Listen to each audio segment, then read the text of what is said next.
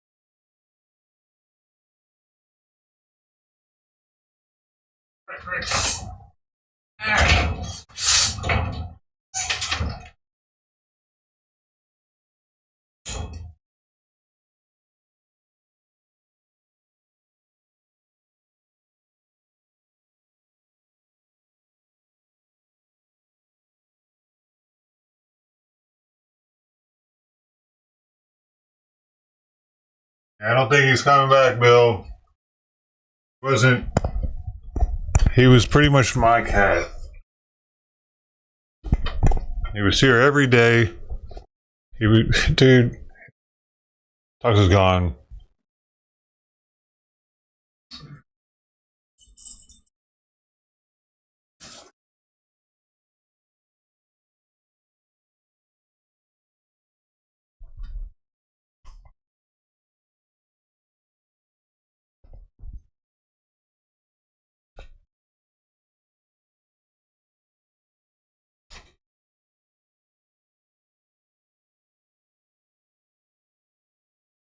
Gone.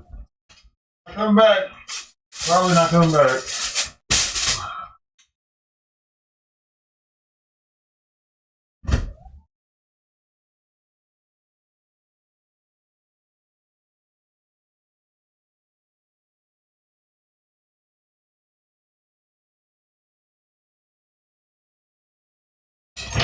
Huh.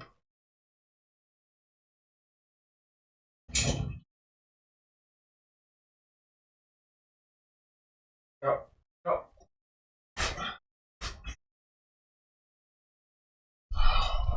Fucking D-Live bot still isn't working.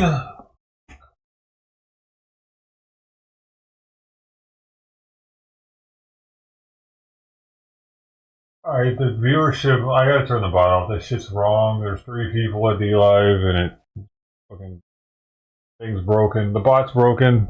Everybody's having problems with it. Oh, look what we have here though. Oh.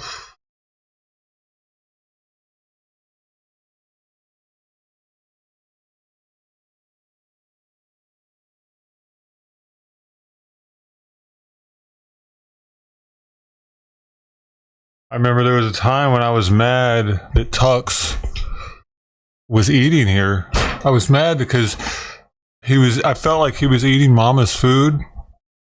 And it like kind of really it upset me because Mama was the cat.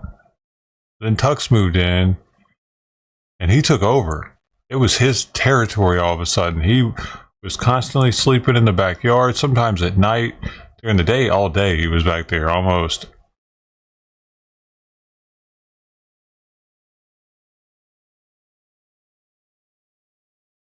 But then he became like, man.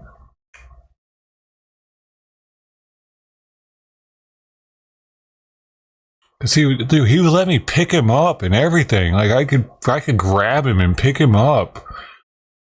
He would roll, like, he cared, sometimes he cared more about me petting him than he did about the food. He just wanted to come in and hang out.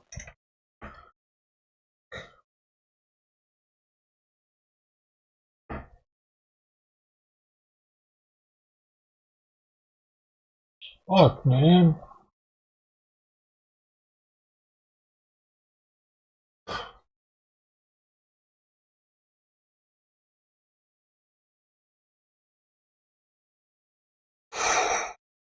He looked at me different than the other cats. He looked at me like he was my friend, man. These other cats they don't give a shit. They don't, not the same, man.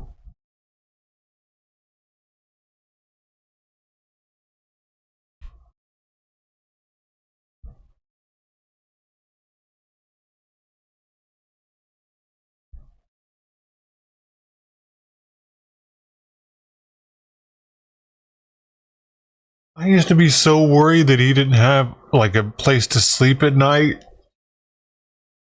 that I didn't even want to look out there because it would make me feel super depressed if I saw him out there at night in the backyard.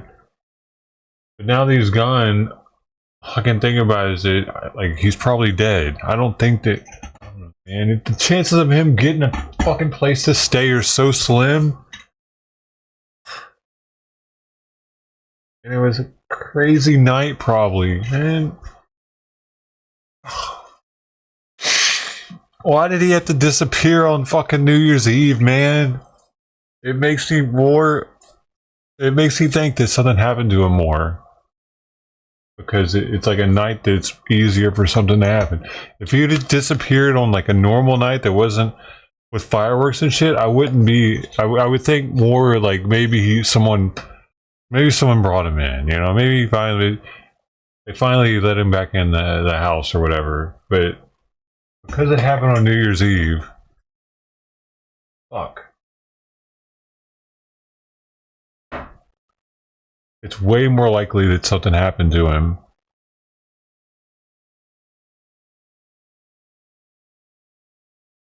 Yeah, but he slept in my backyard all day, dude, for months. I'm talking about for like 3 or 4 months. He's been.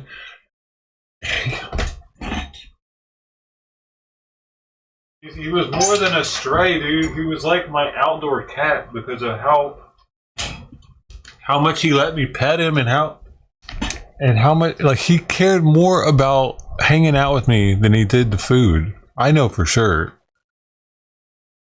Like, sure, he was hungry, but every time I petted him, he would raise his back up to try to get me to pet him more. By the way, good morning, Bravado. I'm sorry, it's just depressing.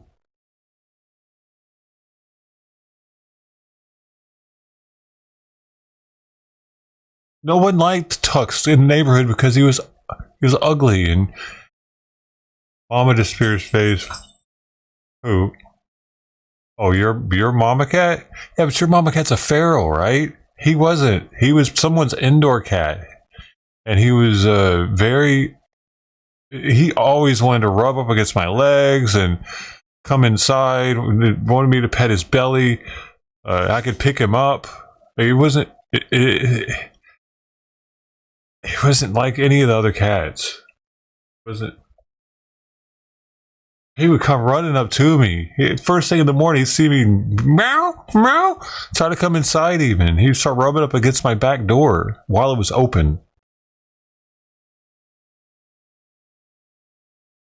And I would like I'd push him away with my foot and try to get him because I'd freak out thinking he was going to run inside.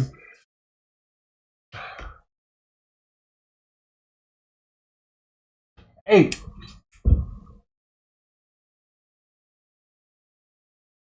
All right, so I can understand her disappearing, or any of the other cats that I don't have this extremely close relationship with in comparison. Like, it's very odd that he just disappeared. Look, this is. I'll show you where he used to sleep.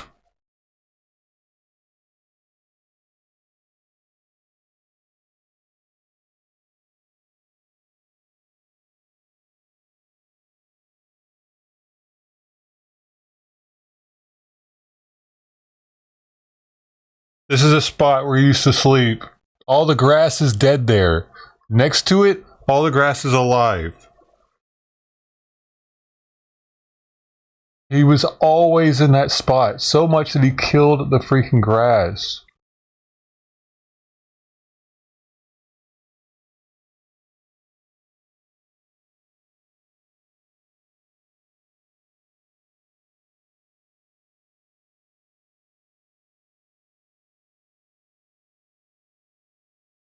No, he was way more than let me pet him. I could pick him up, dude. I could have probably bathed him if I don't know. I like, he was, he always wanted to play and like, I don't know.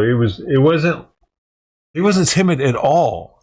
Like at all. Like I didn't have to be like, come here, little guy. No, I had to be like, get away from me. No, get away. Stop. No, get away from my feet. Stop trying to rub up against me. He was like that. It was like me trying to get him to stop trying to love on me so much.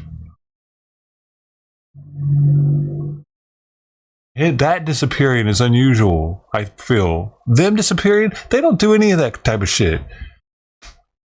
I've even petted his brother before, and his brother's kind of skittish from me. He doesn't come by like Tux did. I saw him just the other day too, like after Tux's disappearance. And I was able to get kind of close to him. I've even petted him. I took his brother's collar off. Even all the collars that are to the right of the food. There's 3 collars on the right. One of them's pointed to underneath the house, and there's 2 up against the wall. All those were taken off the tuxedo cats. Yeah, Tux 2's around. Yeah.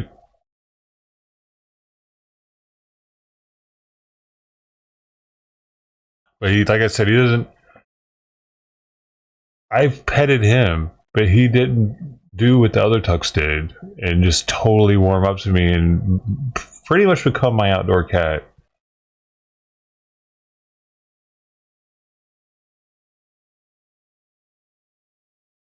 Well, it seems Mama doesn't like that gravy fancy feast. Oh, okay. Mama's getting fat today. That might be a male, dude. I don't know. I read that their cheeks do that whenever they're not fixed. Their cheeks puff out for males if they're not neutered. And she's got that on the sides of her cheeks, so I don't know.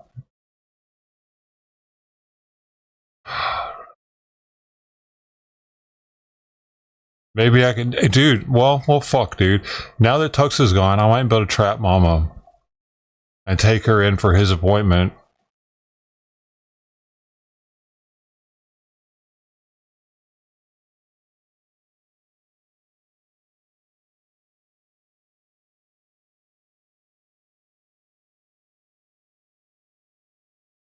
Yeah, kind of like a Heathcliff had fat cheeks in the cartoon. Heathcliff.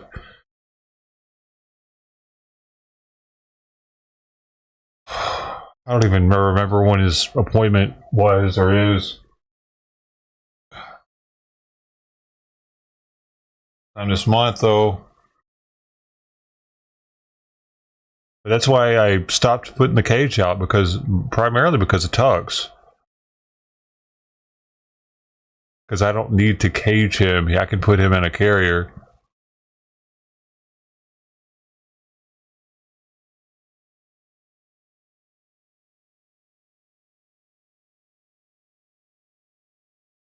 I think I should put up flyers.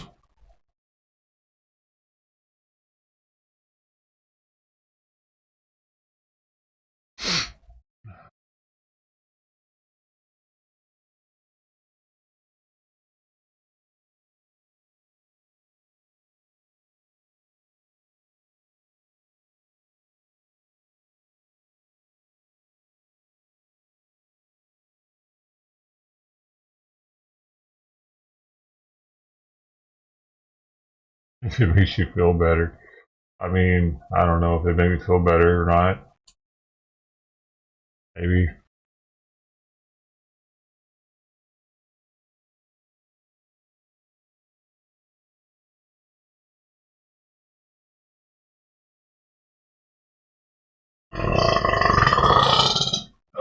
I still keep wondering. Sorry, I still keep wondering if he's in the neighbor's garage. I don't know. I'm like, what if he just got locked up in there?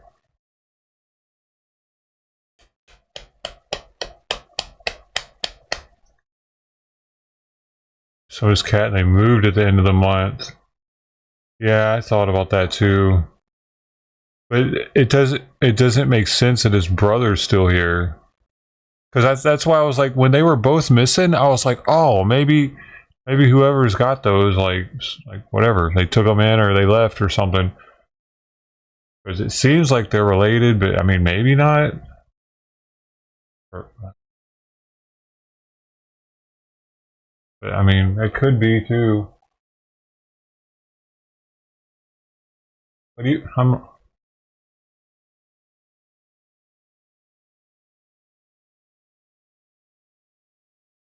That's always looked so dirty, too dirty to be someone's indoor-outdoor cat. You seem more like someone's indoor cat that they kicked out. They're like, get out of here.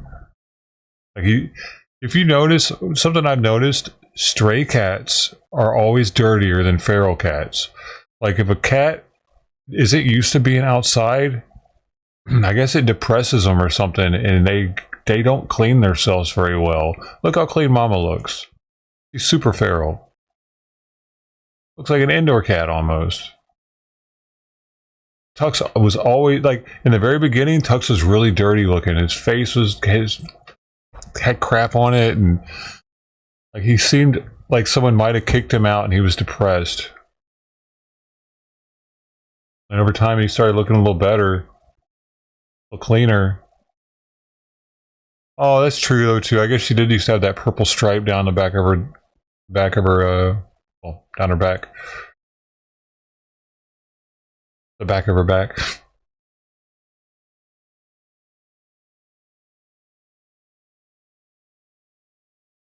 Yeah, that was when she had the Giardia.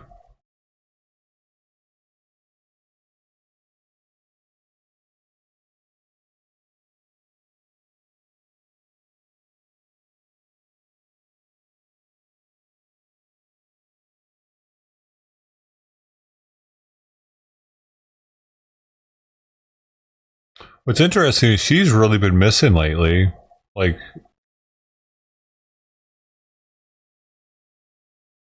she knows Tux isn't here anymore. She wouldn't be here.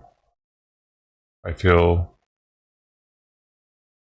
Wonder if she knows, because that first day when Tux wasn't here, cats are coming by that hadn't came by that early in forever. As if they knew.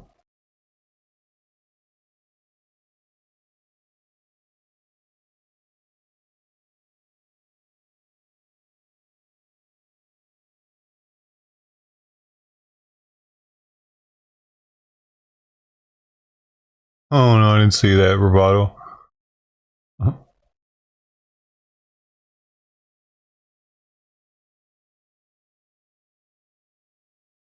Simpsons.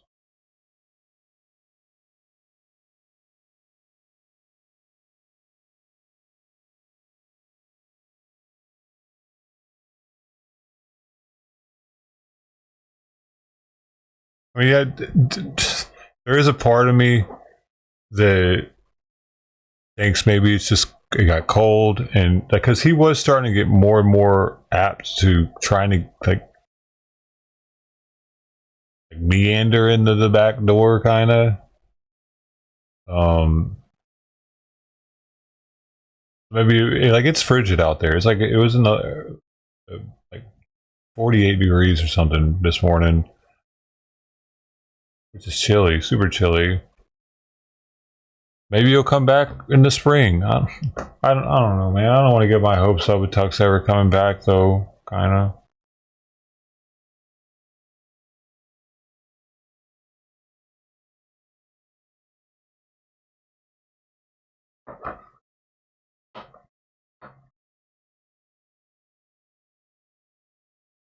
He really did deserve a better life than he had outside.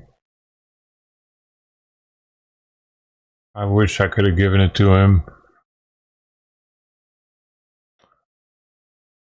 If I wouldn't have had Simon, I might have. Like, I just.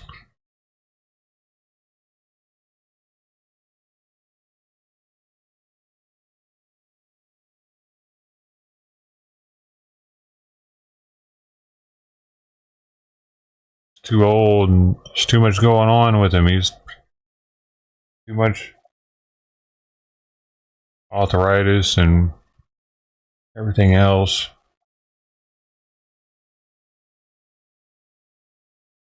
Tuck should probably bully him.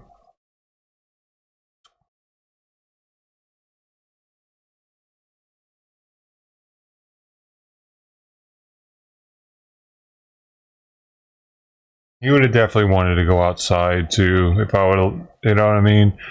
Tuck's a kind of a free spirit, I think, which is why like, I'm wondering, like, why he hasn't gotten out yet. He's got to want to come see me, right?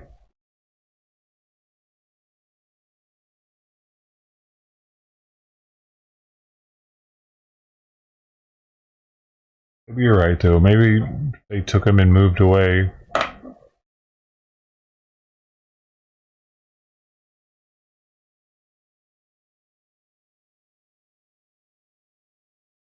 Who the hell moves on the fucking New Year's Eve, though?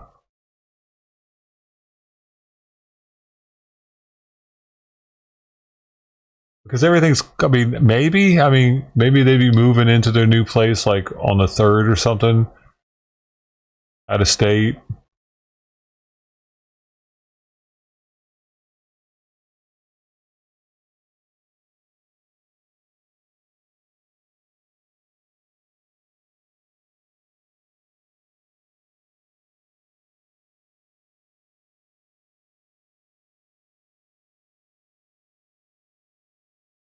Yeah, maybe.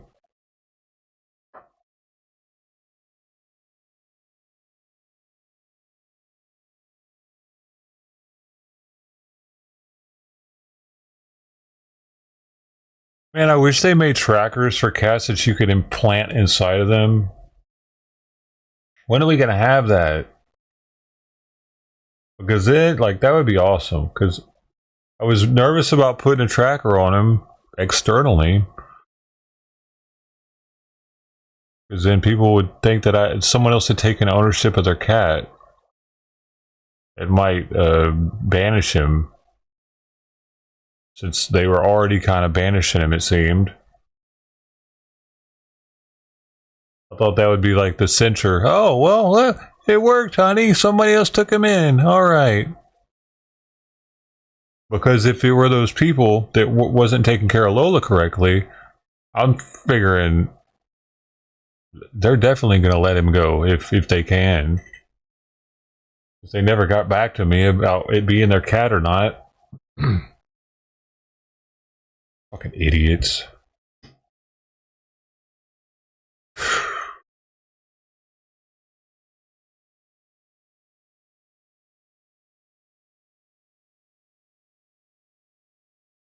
It'd be nice if they'd like send me a picture of Lola after they took her to the vet and got her help. She needed help bad. She was bleeding from how much she was scratching herself. Remember that? Poor cat. It was a beautiful tort or whatever with the brown and black. Poor thing. Looks so bad. And they thought it was, they're like, hey, oh, she's a little itchy. Yeah, I'm like, she's bleeding from scratching herself. What's wrong with you people? It's not normal, man. Help your cat. Fuck. I guess.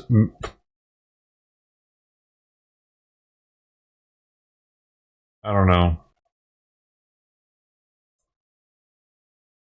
They probably didn't, dude. I have no idea. For all I know, they killed their cat.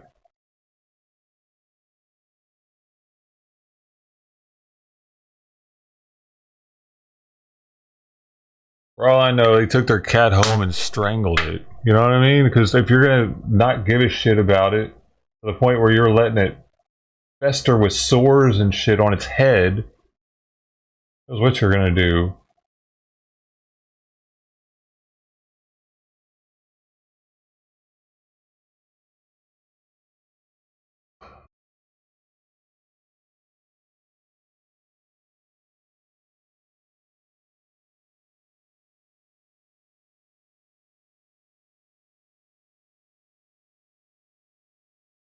Well, Lola, every day when she would get out, she would just hide in that bush, scared.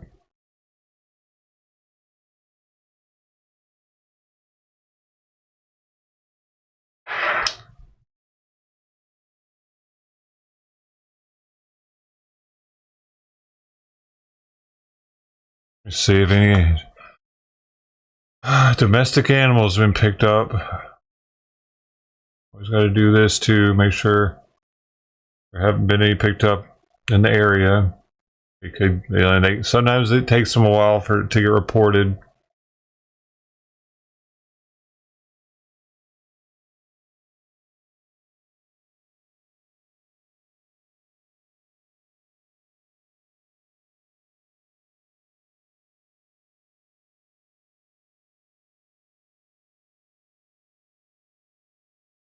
And animal pickup. What do we got? What do we got? What do we got? Wild animal. Wild animal. Household pet. No, I've already looked at that one. What was that one?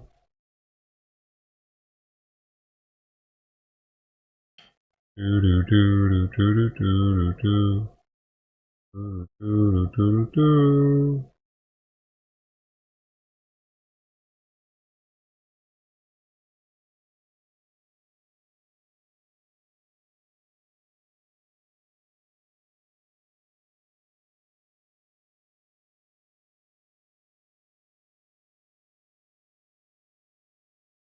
That one says there was a tabby cat. Oh, that's not him. No household pets. Only wild animals. Well, mostly.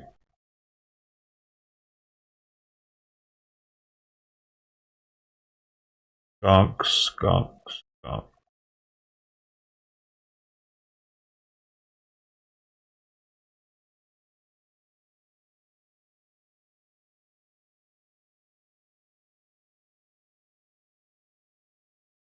Skunkity skunk.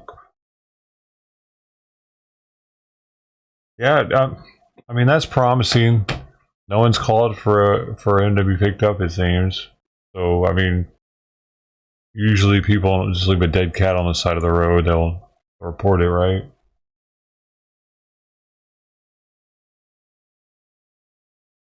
He could have gotten into some poison and died underneath the house too, though. Crawled up and died somewhere under, like, not in the open. Somebody could be putting rat poison out around here. I know for sure they are, actually, because I saw a post somewhere recently where someone's dog had gotten into some rat poison. It was pretty close by. They knew because the vomit had green shit in it. They took it to the vet and they got it worked out, but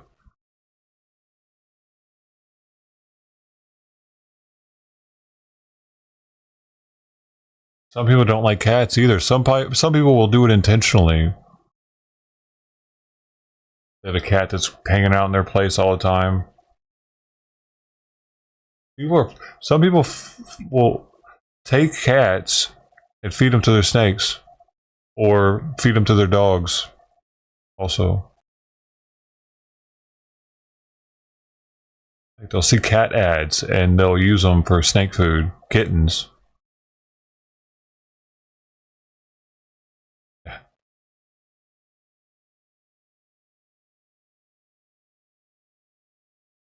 It's scary out there for a household cat, for a stray.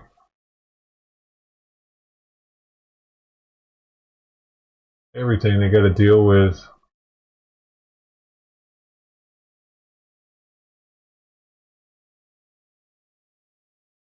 Man, I hope that was somebody else's cat and they took him back in, man. Wish I could know somehow.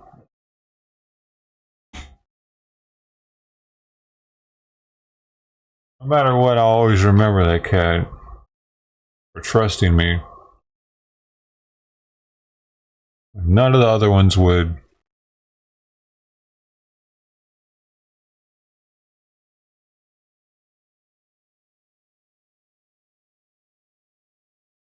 There's a lot to learn from Tux.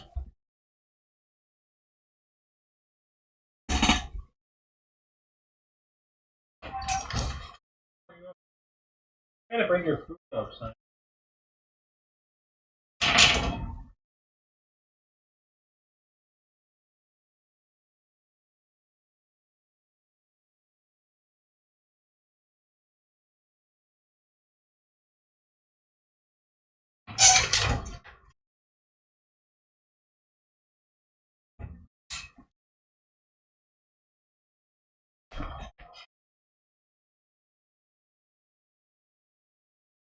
I need to put more food out there. At least one more can. Combine those two plates and put another can out. Do it in a minute.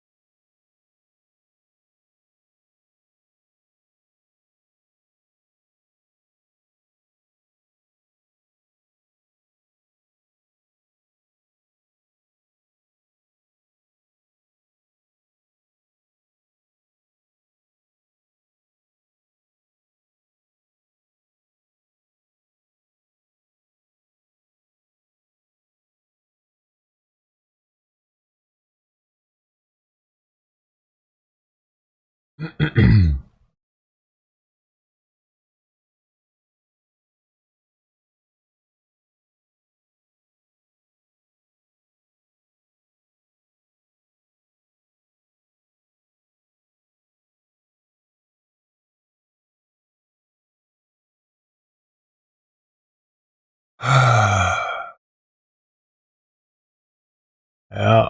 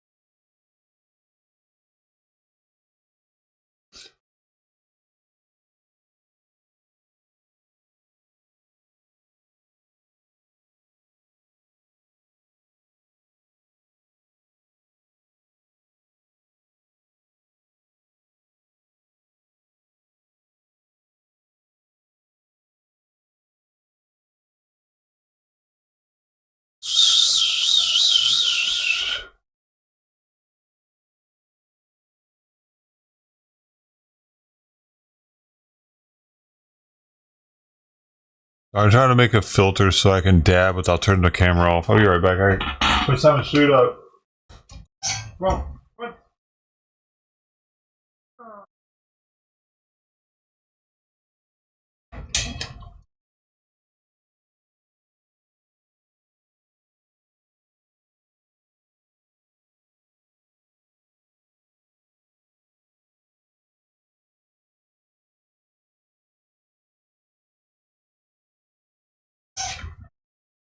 Want to go back out? You just got here. Come here.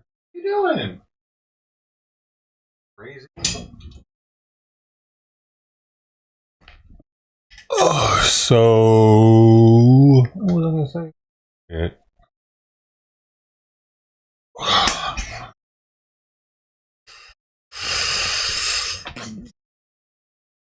I'm just trying to make this a little more obscure. Hold on. Let me,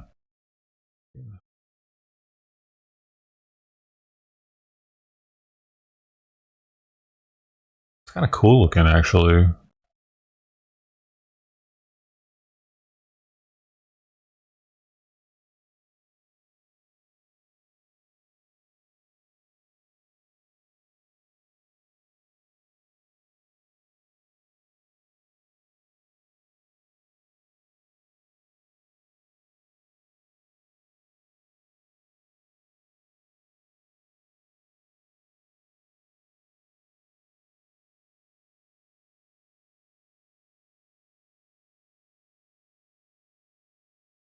Hey, later, Bravado. Thanks for hanging with us for a little while.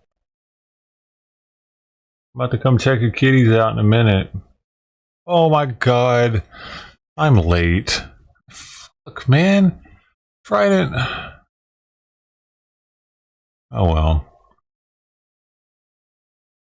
You'll come back later.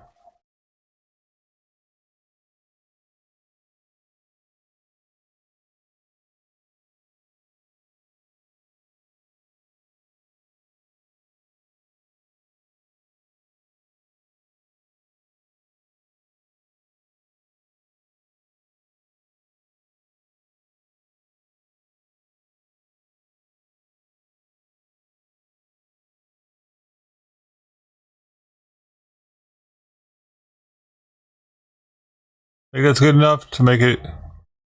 No, maybe not.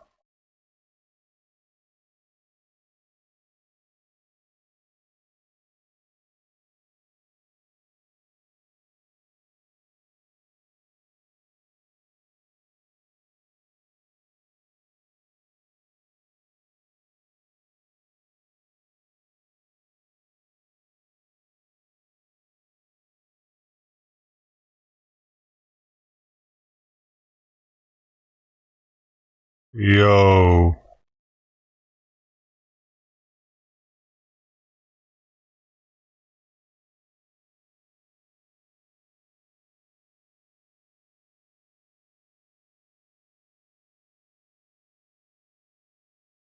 That's probably good enough. No, I needed to stop doing this. Dang.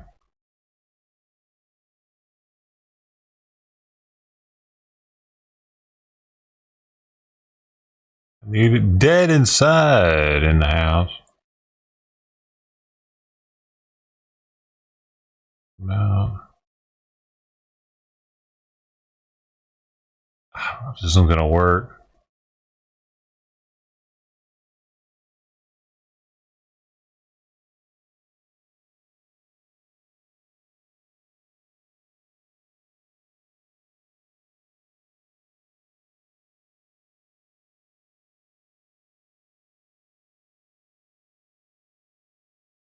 I think I might need a different shader.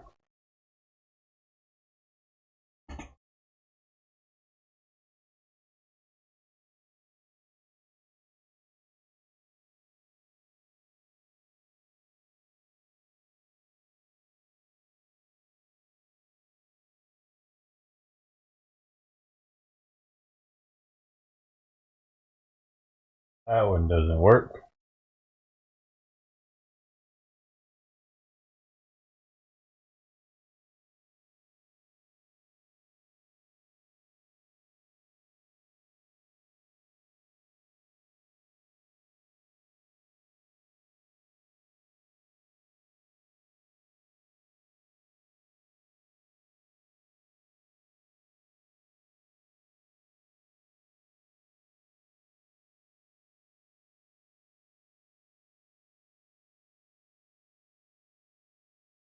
I could have sworn this.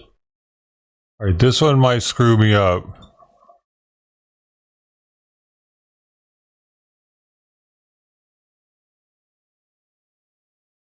Ah.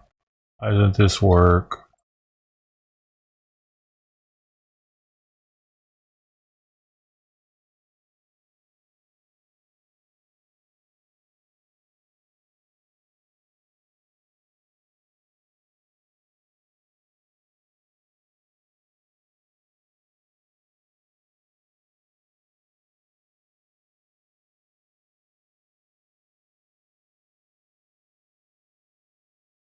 Right.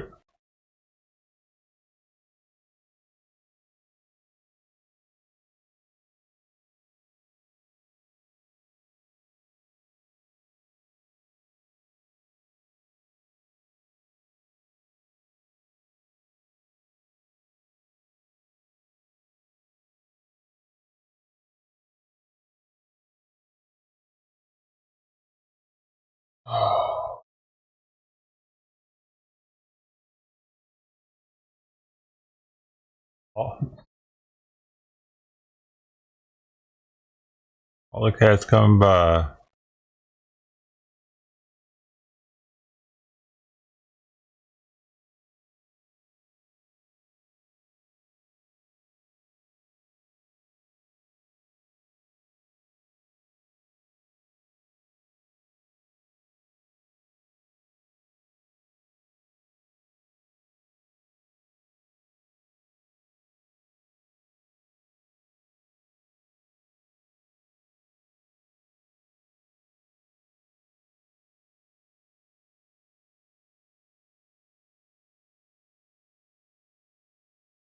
There we go. This is the one I need. Yeah, this one will do me good.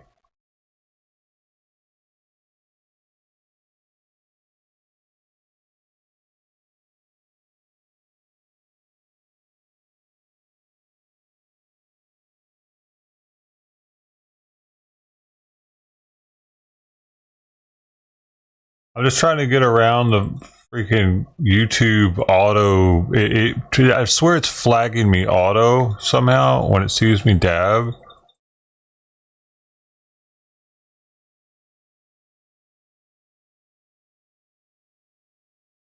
Oh yeah, that'll get me good. Oh yeah, baby. That'll help out.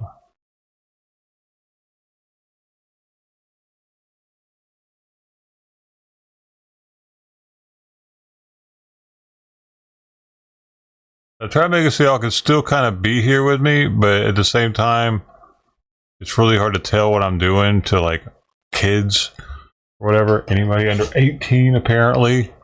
Can you tell? Can you tell what I'm doing? No, that's pretty good, right? And see, I can just turn this off like this. Click of a switch, it's gone.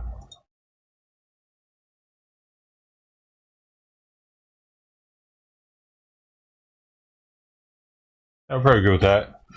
I'll try this one out. What? I used to go feed the Jetty Cats in San Diego. Hey, San Diego, are you still out there? We're neighbors. Are you still live in San Diego? I've lived in Point Loma as in the Navy. I was at the ASW base out there for training, and then after I got out, I went and moved back to California and lived in El Cajon for a little while. El Cajon was not Point Loma, that's for sure. It wasn't bad though. It was near the college, pretty close to the college. Oh, you don't? You miss it? Oh yeah, I can imagine. Where are you at now?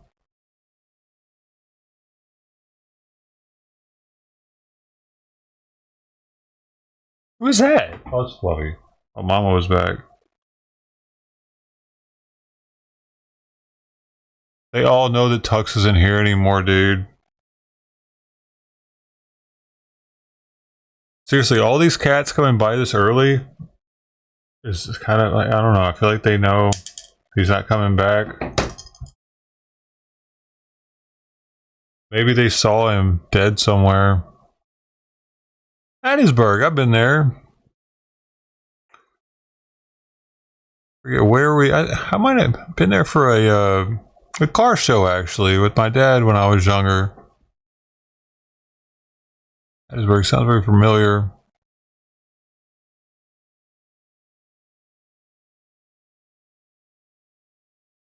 I grew up in Memphis, Tennessee, so not too far away from you, where you are now.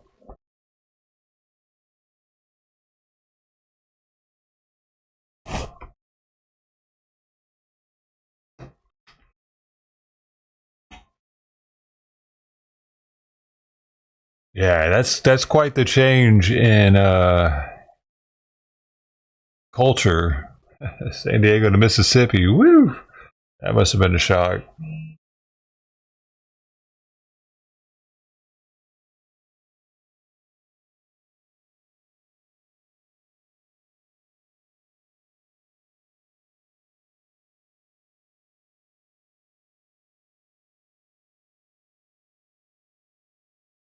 Oh, Fluffy looking kind of round too.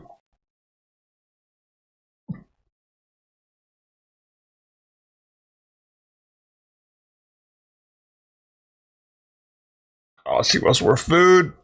All right. Tell you what, I'll be back. I'll be back.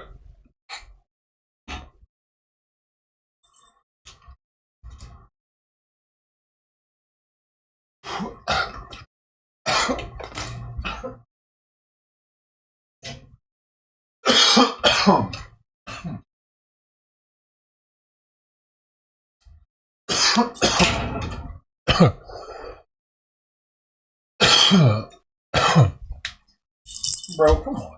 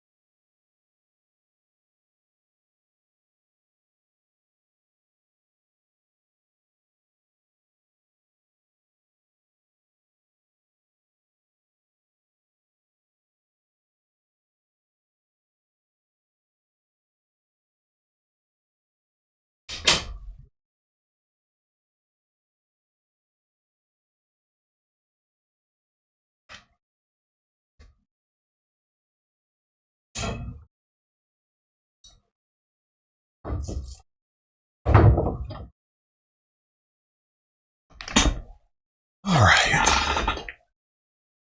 Where'd she go? Left or right? Or did they jump the wall? Jump the wall.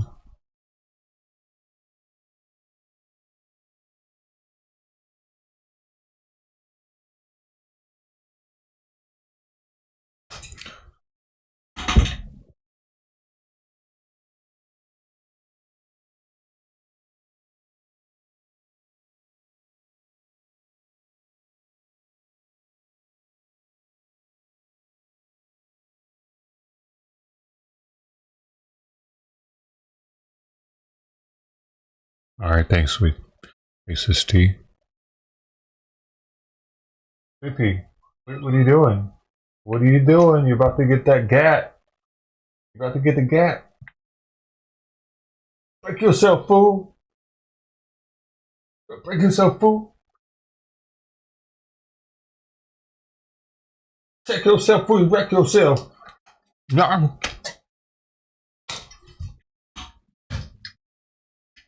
You want out? Why do you want out? Why, like, bro?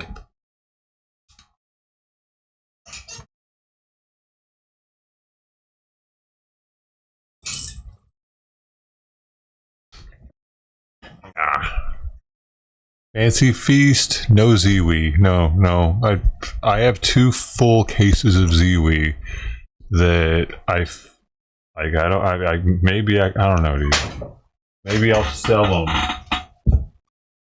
Maybe I'll sell them or something. Poor sap. You can try feeding them to some ferals. I've given up on the Ziwi, kinda. I don't want to waste any more of it.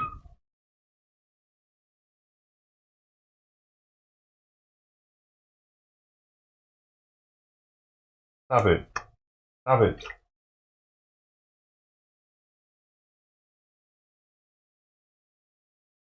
Simon's like we're like jail guards. She's an inmate. Every now and then she escapes.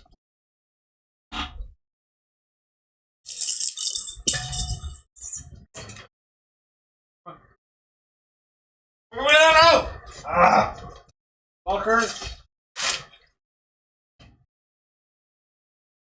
You do that shit on purpose. I know you do, dude. He like moseys in. He knows what he's doing.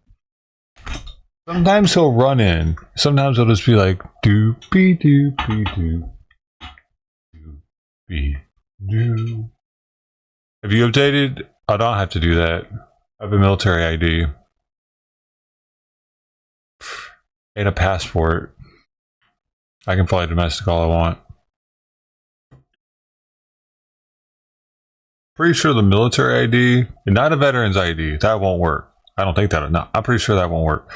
Veteran's ID can't be used as official ID, I'm pretty sure. Maybe it can, but the military ID definitely can. And a passport, I have a passport card also that I could use. Yeah, y'all didn't know I'm worldly, baby. I renewed it a couple years ago when Biden first went in office. Actually, I renewed it. I guess was it 4 years ago already? Or 3 years ago, probably, because he was in office already, I remember, by about a year. And that's how I was like tripping out about the passport. It was it was after all that shit that I renewed it, because that went away. So it was probably about 2 years ago. Y'all remember when I did that? You need to renew it, yeah, every 10 years. They've made it easier though, apparently. It's all online now. I read something about like it's some new system they put into place a year or two ago where you could renew online, maybe? Or am I tripping? I think it was after I had already renewed. I'm still contemplating getting a real ID, because to get a veteran designation on your California driver's license, for me to get that, I have to actually go into the DMV anyway, so I might as well get the real ID at the same time as the veteran's designation. And it'd be kind of nice to have that on the ID, on the driver's license. I mean, they already, if I get pulled over, cops already know I'm a veteran because of my license plates.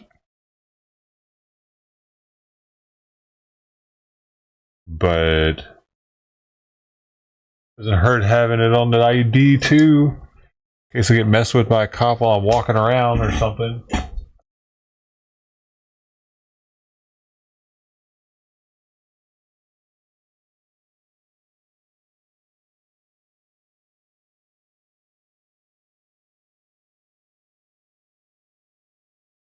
Passed out? Wait, out in that? Well, I gotta go check on somebody in the alley, dude, and see if they're alright. So yeah, I'm taking my fucking... I'm taking some pepper spray.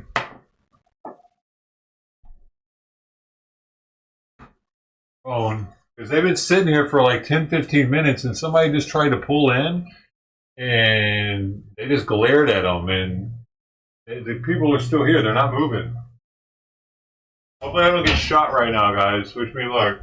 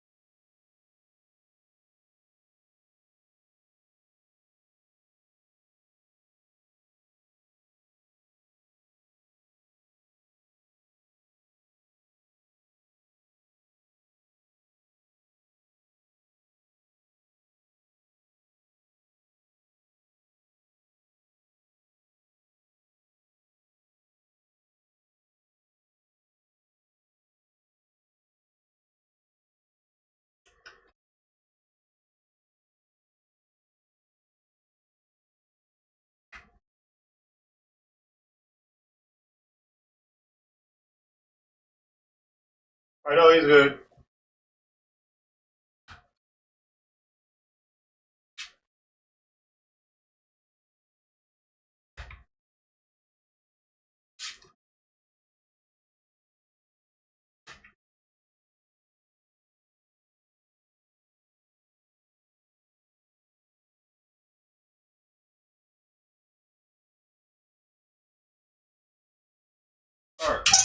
Alright.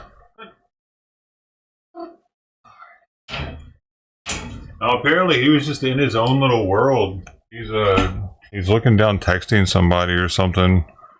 But it looked like he was nodding. I don't know if he was in like an overdose or something, because he was just like this. He was like this. I couldn't see if his eyes were open. He's not there anymore, he left. But he'd been there for like at least 5-10 minutes. And I noticed somebody driving by, and they were looking at him like, and just stopped, because they wanted to come down the alley. And they said, fuck it, and they just kept driving. So since there was no back and forth with him, I felt it was my obligation. He's right next to my house. To go make sure he's alright, man. You know, the human decency. I wasn't mad. I wasn't like, hey, what the fuck are you doing, man? You know what I mean? I genuinely thought maybe there's something wrong right now. Because he was out there when I was doing the food.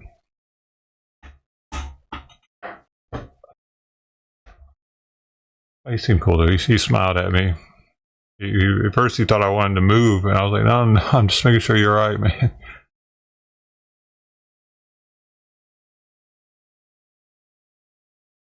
I mean, people be nodding out lately. Food is out. I'm going in. I'm going in. Going in, folks. Welcome to all the new people here. You're fucking awesome. With a capital F. I mean A. Both. Both are capitals. How about that? That's how awesome you are.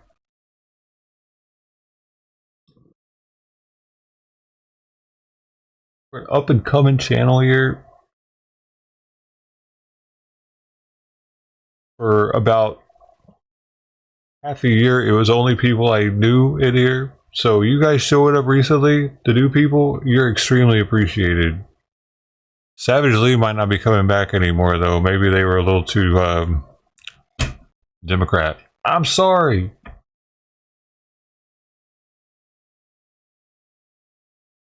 They might not like the Trump rhetoric around here.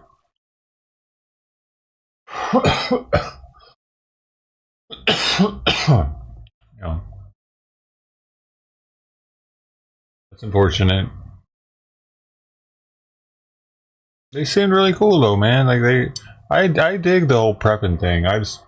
When they started saying that you better be ready for Trump's tariffs, all hell's gonna break loose, everything's gonna be expensive, better stock up, all that.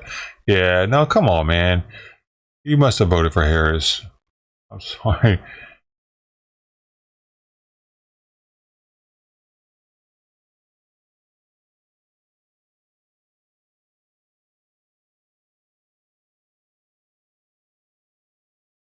Yeah, I probably shouldn't have said anything.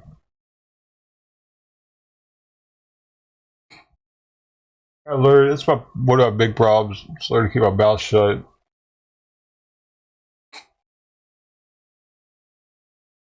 Oh, what? He voted for it. He's glad she lost. Why'd he vote for her?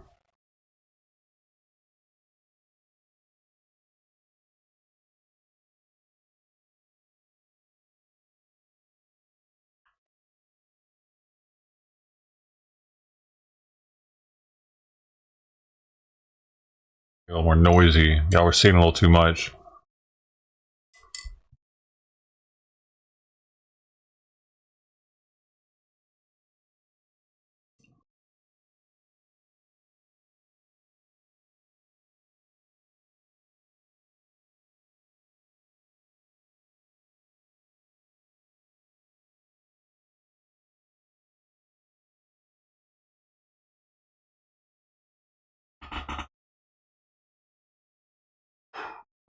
Did you see her swearing in? Oh my God! What's his name? From Texas. Yesterday. That shit was comedy.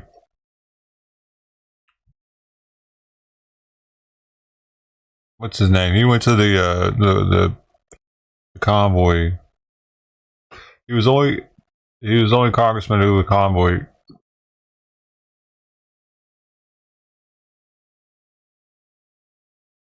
Ted Cruz. Ted Cruz's swearing was hilarious, dude.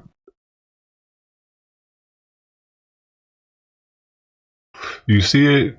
Just do. Yeah.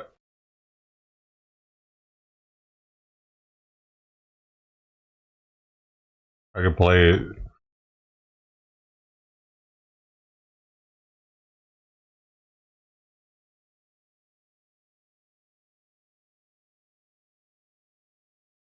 Oh shit, we lost a sub today. They must have been a binder. They didn't know. They didn't know we weren't binders around here. Nope, not a biter. Just because you like cats doesn't mean you're a childless cat lady that voted for Harris. Contrary to popular right-wing belief.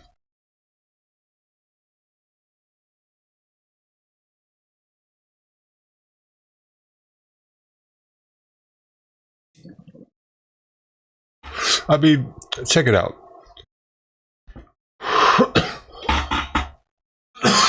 I think there will definitely be more Biden-Harris converts to Trump than the other way around. Because I think Trump supporters had to be in hiding for 4 years, pretty much. We had to hide the fact that we appreciated his presidency for one, and appreciated what he brought to the table more so than Harris or Biden. Career politicians. So now that people can be more open about it, because it's well known that a majority of America actually supported him in silence, the silent majority, that they would say, now that that's finally been shown, people that were either on the fence or maybe not on the fence at all, but just like closed off completely from it because they thought they were in the majority. Majority has, I feel the majority has a strong influence on what it wants, because people want to be liked. They peer pressure is a thing. Like people want to be. They don't want their group of friends to look down on them and shit. Of course, and when you think the majority of the people in the country are thinking Biden-Harris, you're way less likely to buck the trend, because then you might lose friends, you might lose your job, it was like that for some people.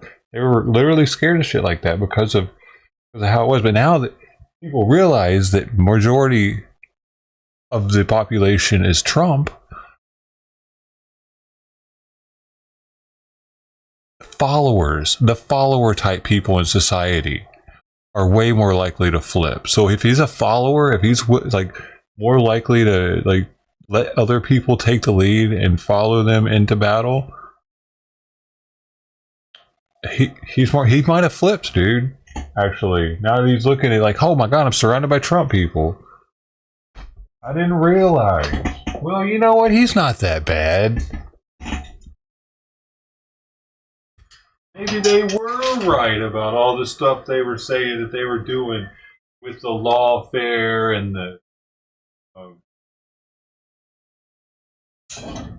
bullshit impeachment and whatnot. Like trying to tie up a bunch of time so that he wouldn't build a campaign with different stuff. Like, looking at how much Kamala Harris spent, how much she owed afterwards, $20 million after spending $1 billion. $1 billion. People were finding out all that shit about how she paid all the people to be there. When Trump, people were coming because they wanted to be there. Rob Schneider, that's what he said. I wasn't paid to be here. So I don't know. Maybe some of the other people could have been, but Rob said he wasn't for the main event. That's respectable. I mean, of course, people are going to want to hang out with someone like Donald Trump over Kamala Harris or Biden. Nobody's going to want to kick it with them. A UFC fight? Can you imagine even doing that? Because I saw Kid Rock and Elon Musk. I was watching that one off stream. The camera was on them like the entire time. And you see Trump there. You see how they interacted, the people that were coming up to him and stuff. It was very intimate to see that like, you don't get that with other people that are trying to be president or that had just become president.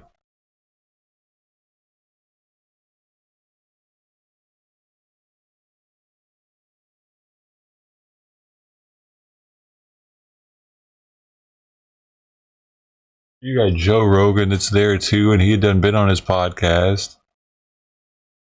And then if you saw the end of that fight, is it John Jones? I forget the guy's name. It's a big ass black dude. Like gets up and lets Trump hold the belt, I think. When that would happen, something like they had a moment. He actually went on the other side of the ropes, and they had a moment.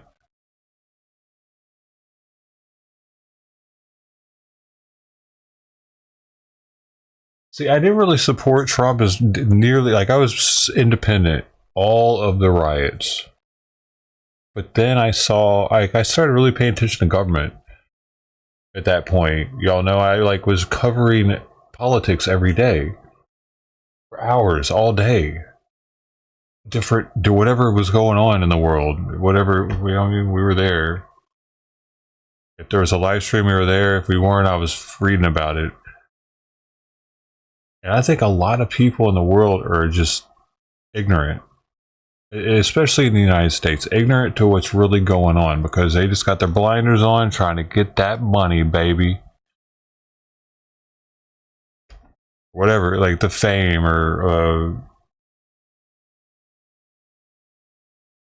the clout or the likes. A lot of people just concentrate on getting that money though. Going to work, working overtime if they can, getting home, and maybe spend a little time on social media and like gaming or whatever. But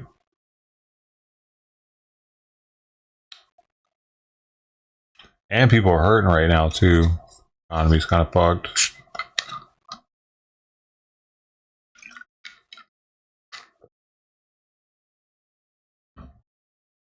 Tell you what, these cats out here ain't hurting. Somebody gave me shit the other day when I had the camera off when I was really down about Tux. It was the second day he was missing, I think. I turned the camera off all day and somebody came by and talking about, why don't you feed humans instead? I forget what else he said.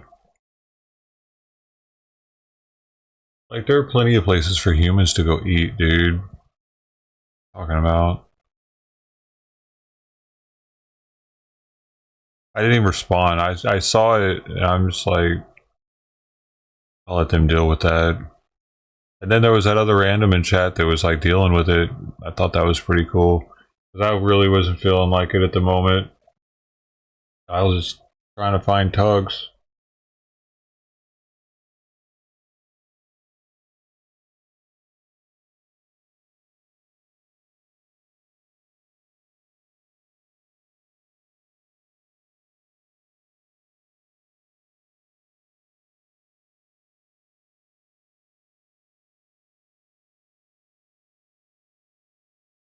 Like, I have a fear of starting to smell rotted meat come up through the floorboard after, like, I don't know when that would happen, if it would happen. If something, like, if he ate some poison and died underneath the house or something. I haven't, since I've lived here, smelled a dead animal, like, rotted. I know that smell. I lived in the country when I was younger, so it's very distinct.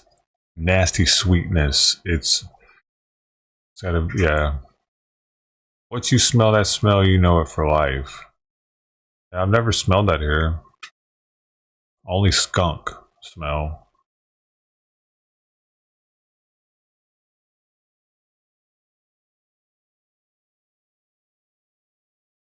I'm pretty sure them skunks are gonna have babies soon too, under the house again. Well, it'll be the babies having babies this time. Bro, oh my god. I'm gonna have to call out animal control for those skunks probably. I feel bad about it. I was hoping they would just move on, but I'm pretty sure they're, because every now and then we'll catch one going back in early morning.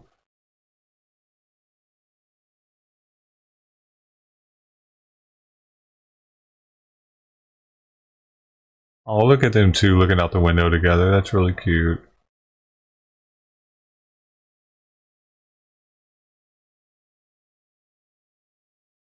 Light.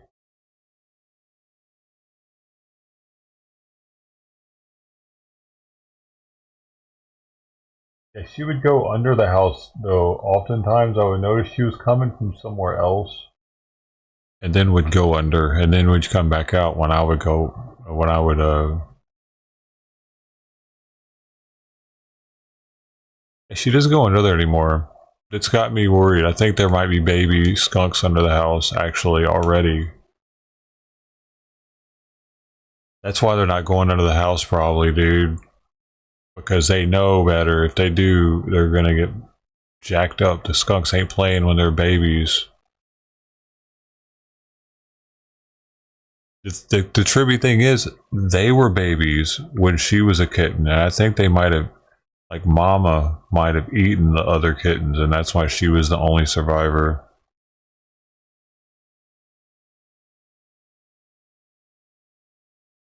But the Mama skunk is still around anymore. There's definitely not that possum anymore. I've seen it forever. I also don't. I should get a trail cam to put up out there. Don't want to get stolen, bro. Maybe I could put it up in the window like that too, though. Actually,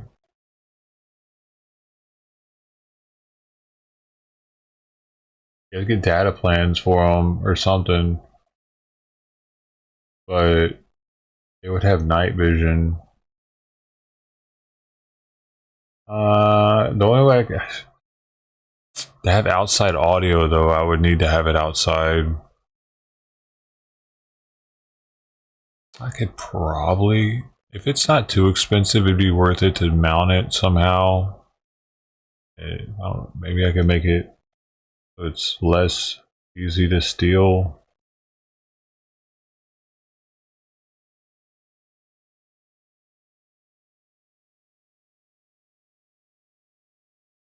And I don't know how they work, but maybe it just will shoot an IP address to me that I can watch it on. That'd be ideal. How do they work? Anybody know? Anybody have a trail cam that does video? That's solar. I'm looking at them. There's some that are solar powered.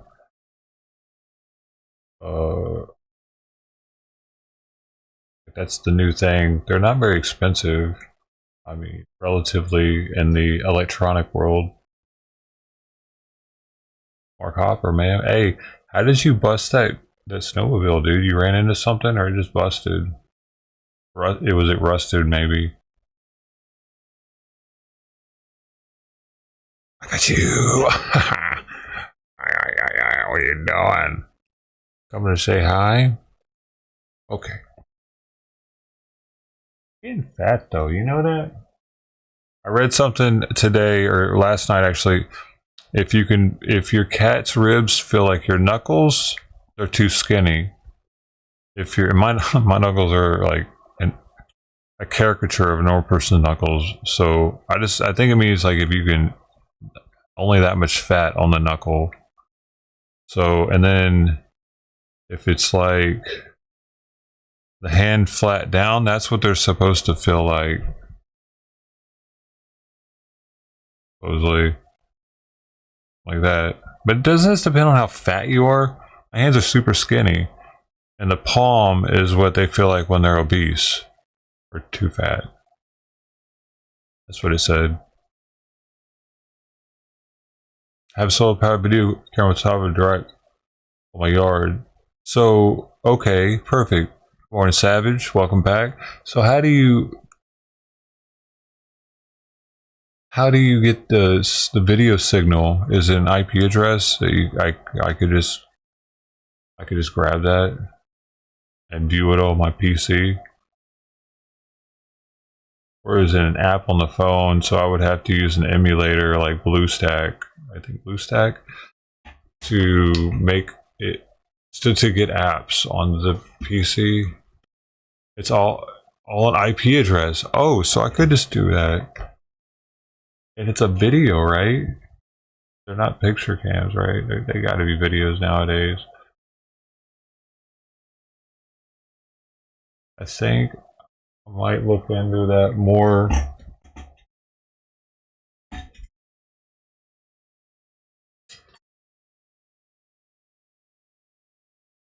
Hi, what are you doing?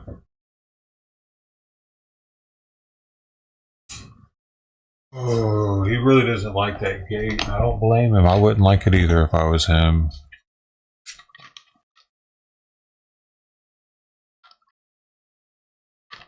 See, there's an app. The thing is, that's what I was looking at. Most of them have an app, and that's why I was wondering if I would have to actually use an app on a PC to make it so that I could grab the signal on the PC, or that's why I think IP would be best.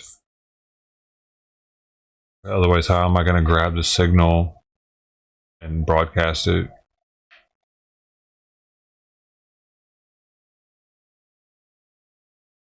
Well, so what should I do? You know what is it? Is what's up, Golden? Lorax IP PO cameras on PC and phone. Would it be easy to rebroadcast it? And does like I need one that has really good night vision and audio, preferably good audio too.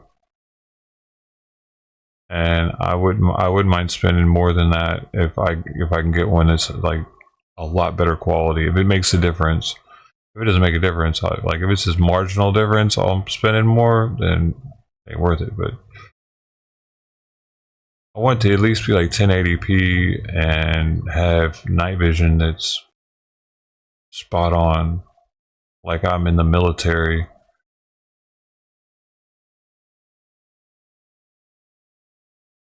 I want it to look the same at night as it does during the day, almost. That's what I'm looking at. And I'm willing to spend more to have that. Worry about that crispiness here. I'm in workout today.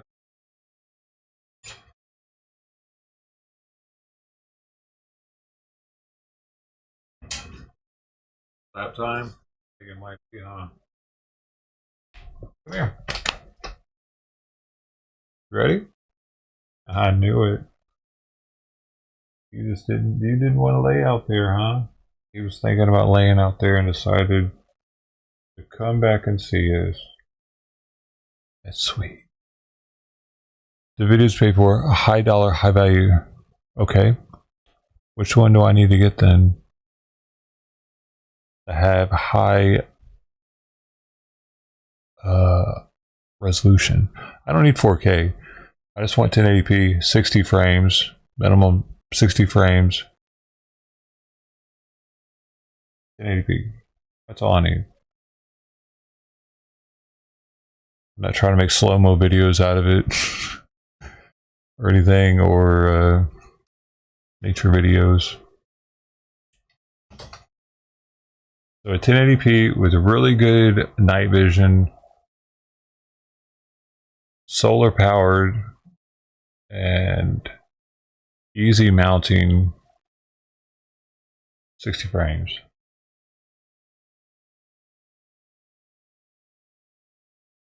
Wi-Fi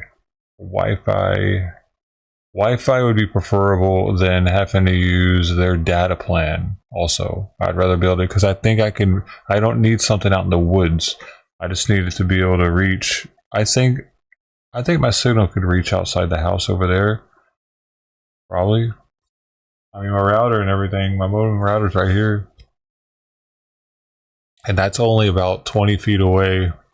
It's literally right on the other side of this wall for me. And yeah, like 15 feet down. So I don't actually need it to have a plan. Just Wi-Fi. Ethernet. Yeah, I'm not gonna have a cable go into it like that though.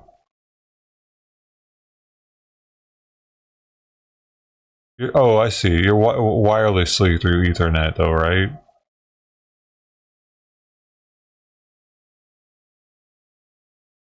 Power. Oh, you don't have the solar one, so you actually do have cables go into it.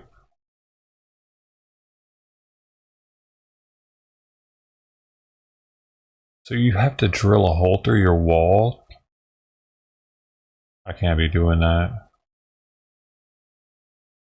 No, I don't know. I don't know about drilling holes through walls like that. That's not in my expertise. I know the cable guy did it, but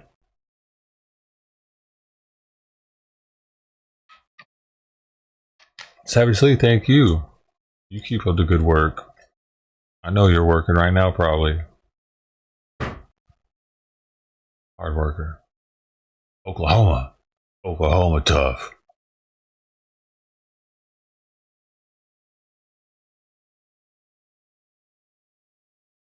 I don't want to run anything. I just want to have the solar power, but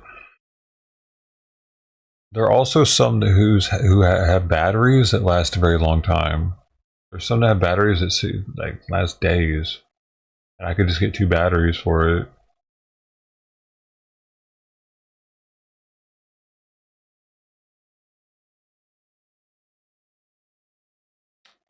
I don't want to do wires. They don't have any without wires. I want a battery powered. See, these are my. This is my list. Battery powered, Wi-Fi,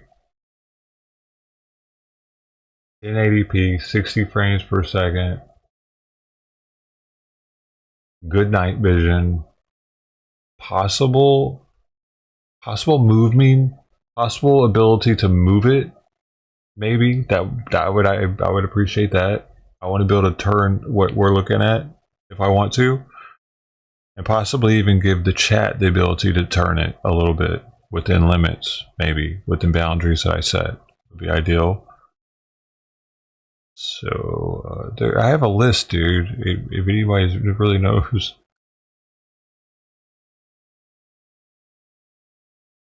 Yeah, the point till zoom thing. Yeah. Motion. That's okay. I'm willing to spend it for kitty cam, dude. Because if cats just continue to show up, there's something here. And cat videos are the most looked up thing on the internet, dude. It's a good name. Ted picked it. Dude, when he said kitty cam, I was like, Ted, there's no way that's available. I was like, that's it. We're going to be a kitty channel. We got kitty cam. I mean, it is tax deductible, but I haven't made shit off streaming this year, really, enough to have to care about it. Well, I mean, this is a new year. There is that.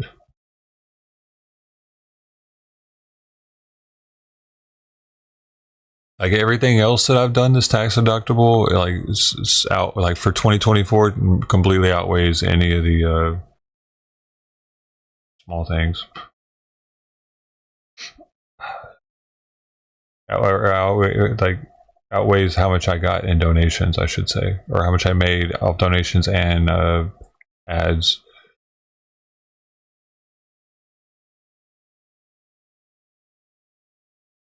I've dramatically slowed down on spending for streaming, though. 2022, I was going all in. 2021 and 2020, all in years. Network video recorder. Why?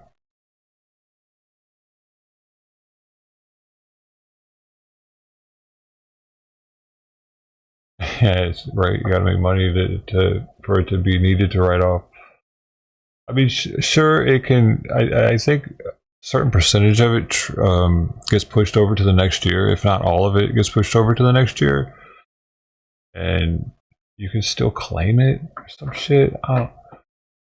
It's confusing, man. So right, I can't remember now.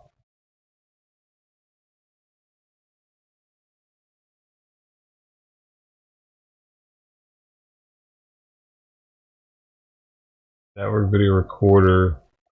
Specialized computer that records security video surveillance footage in digital format to a hard drive. What? Why would I do that? Do I really need that?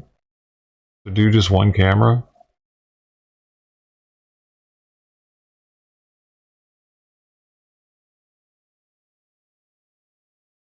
This is like if I want multiple cameras, right?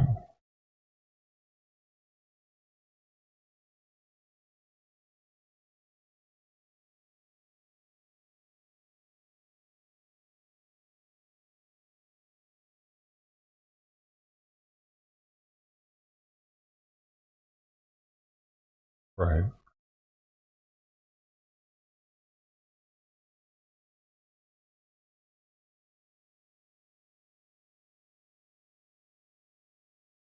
I mean, not necessarily. I could always record on the computer at the same time with OBS as I'm on as the stream's going.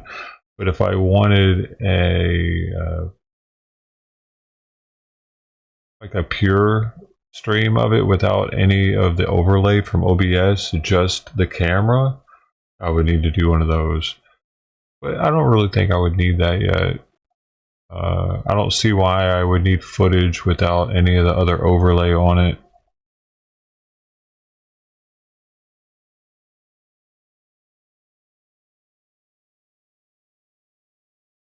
Without this stuff, this.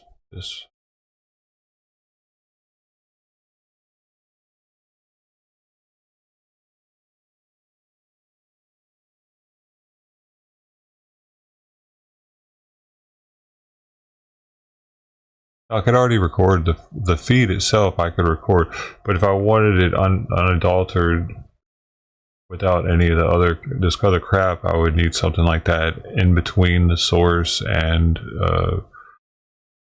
the computer, between the camera and the computer.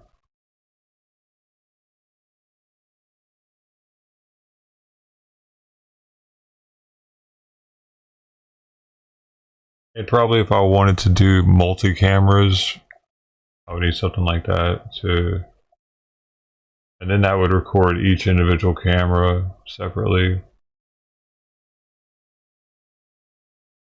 But with OBS, I can record the stream, or even I can record when I'm not streaming. I've done that before. Like days that I'm not streaming, sometimes I'll want to take a nap or something, and I'll just start recording, and that way when I get up, I can go back and look through and see if any of the cats popped in.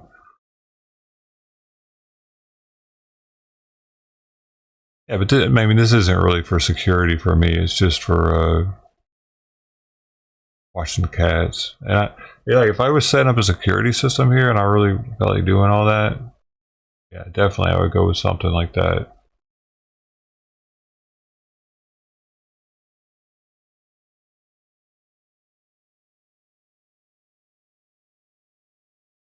I'm renting though, man.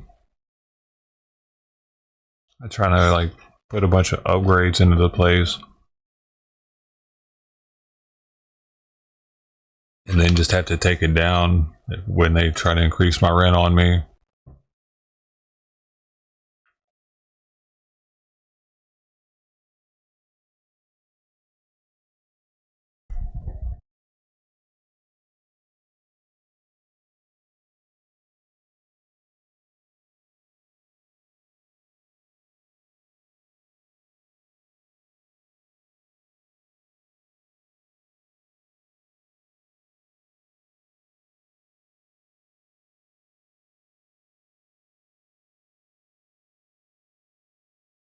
I need to figure out which camera though to get battery powered,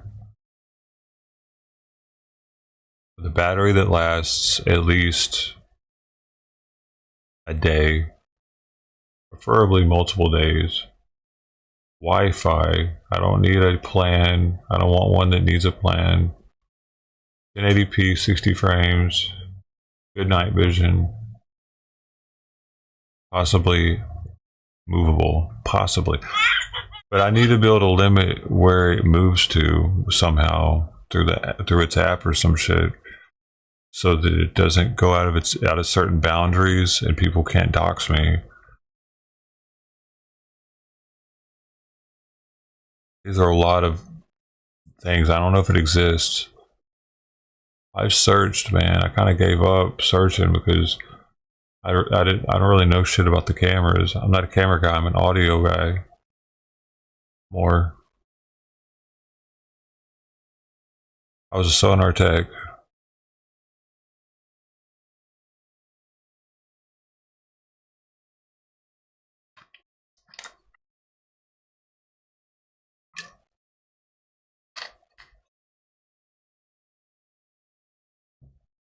AEF. See, there's sonar techs and their advanced electronics field sonar techs. Drastically different. Sonar techs, well, they just operate the sonar equipment. AEF sonar techs, they operate it and do maintenance on it and fix it and everything. Without them, the ship could actually go down and the ship would have no sonar without the AEF sonar techs. Much more schooling.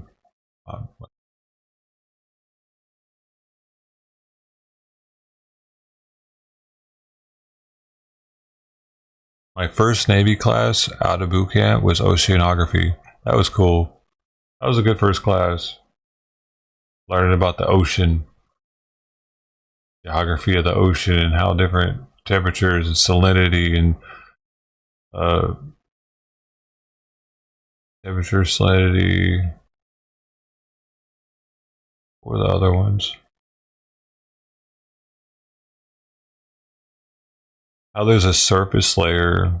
That blew my mind. I didn't know anything about that. How surface layer works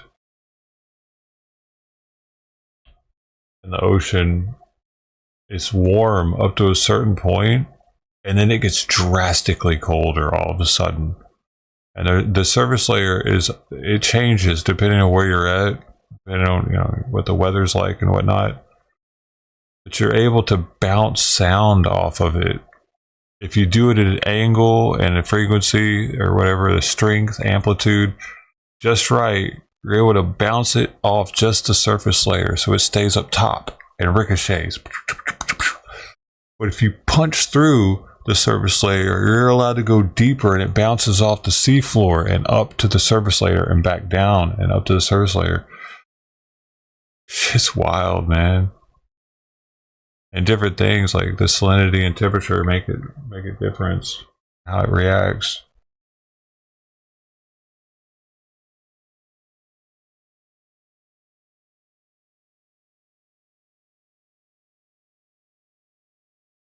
Oh, see, you're on the sub. See, I don't know anything about, I think, sub tactics.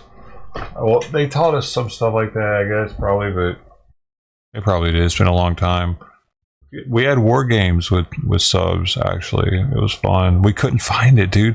None of us could find our subs, which made us all kind of feel like, hey, I wasn't mad at it. Our subs probably could find our subs, but dude, unless we're doing a towed array, it's damn near impossible to find a nuclear sub. Ours especially. Things are covered in styrofoam. Some kind of anti sonar material.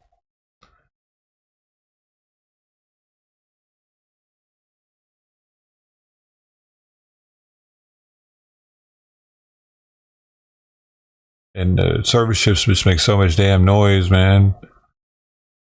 But if we would have had the towed array out, which none of us were trying to put that fucking thing out. Hell no, it's a huge mess bringing it back in. Gotta clean it off. It goes out for like I don't know, it's like a quarter mile or some fucking retarded length. Something. It goes out for a while. I can't remember now. Long enough to where it sucks to have to bring it back in.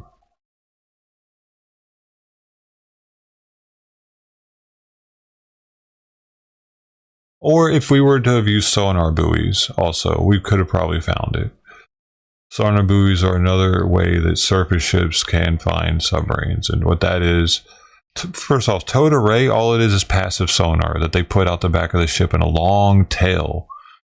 So it gets away from the ship, so it's not picking up the ship noise anymore. And it has a 360-degree array of ability. The other one is a triangulation with sonar buoys. They have to put out 3 of them, of course, for triangulation, and they drop them out of an airplane, a P-130, I think. I can't remember now. And then they just start listening. They might even have active sonar buoys now. Pretty neat.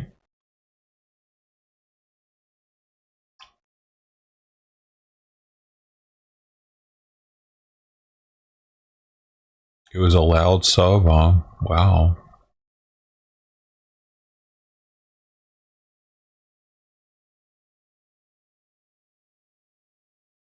Yeah, dude, it really instilled a feeling of like,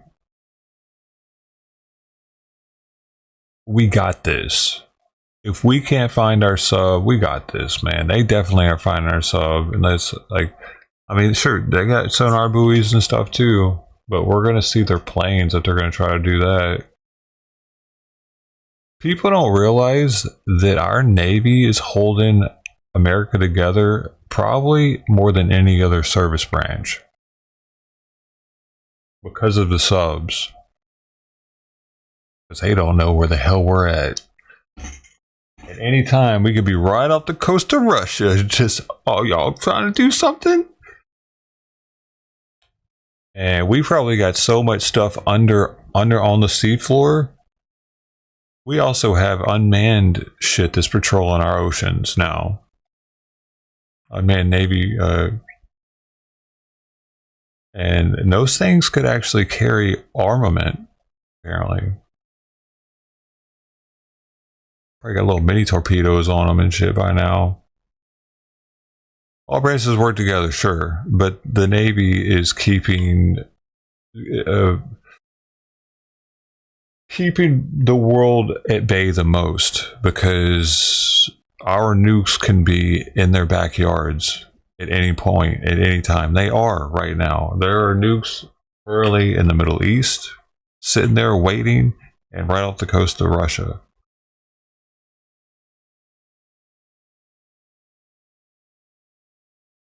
But we don't really need to be in a rush because we got Alaska. But still, it doesn't hurt. We got it. We're there. We're there. We got to be there.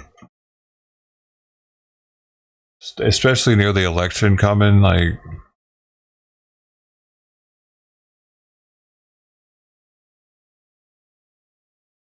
it's that anonymity or ability to just them not. That's what's keeping. I think that's what's keeping people from getting kind of crazy.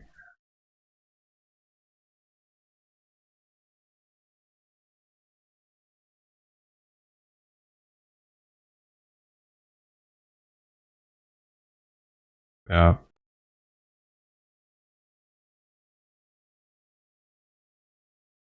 But their numbers are down because everybody sees the Navy as some pansies.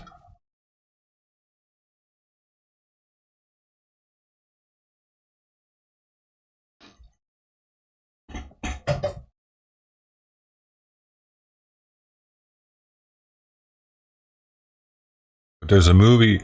If you think that, there's a movie you should watch about sailors in World War II that were. It's a true story. They got stranded, and the safety regulations weren't as good, so their lifeboats were like some styrofoam with some netting underneath them. So they started getting eaten by sharks. And it's a story that I hadn't even heard of until like last year.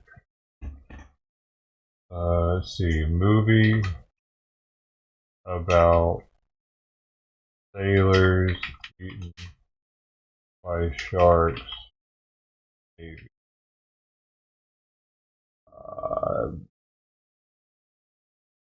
Do you wait? Is that the one? USS Indianapolis. That's it. 2016. It has it only got 5.3 stars. It's not very good for IMDb. But during World War II, an American Navy ship is sunk by a Japanese submarine, leaving 890 crewmen stranded in shark-infested waters. Nicolas Cage is the main actor. As Captain McVeigh. Also got a bunch of other people. Oh wait, Tom Sizemore's in it. He's recognizable. I remember he's like the in charge. He's the highest ranking enlisted. I think he's the Master Chief. So it's pretty good though. Well, James Remmer's in it too. He was in Oppenheimer.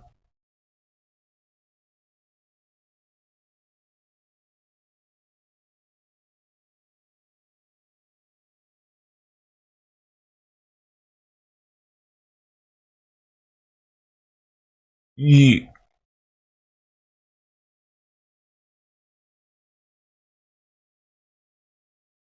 The Germans lost even more on him.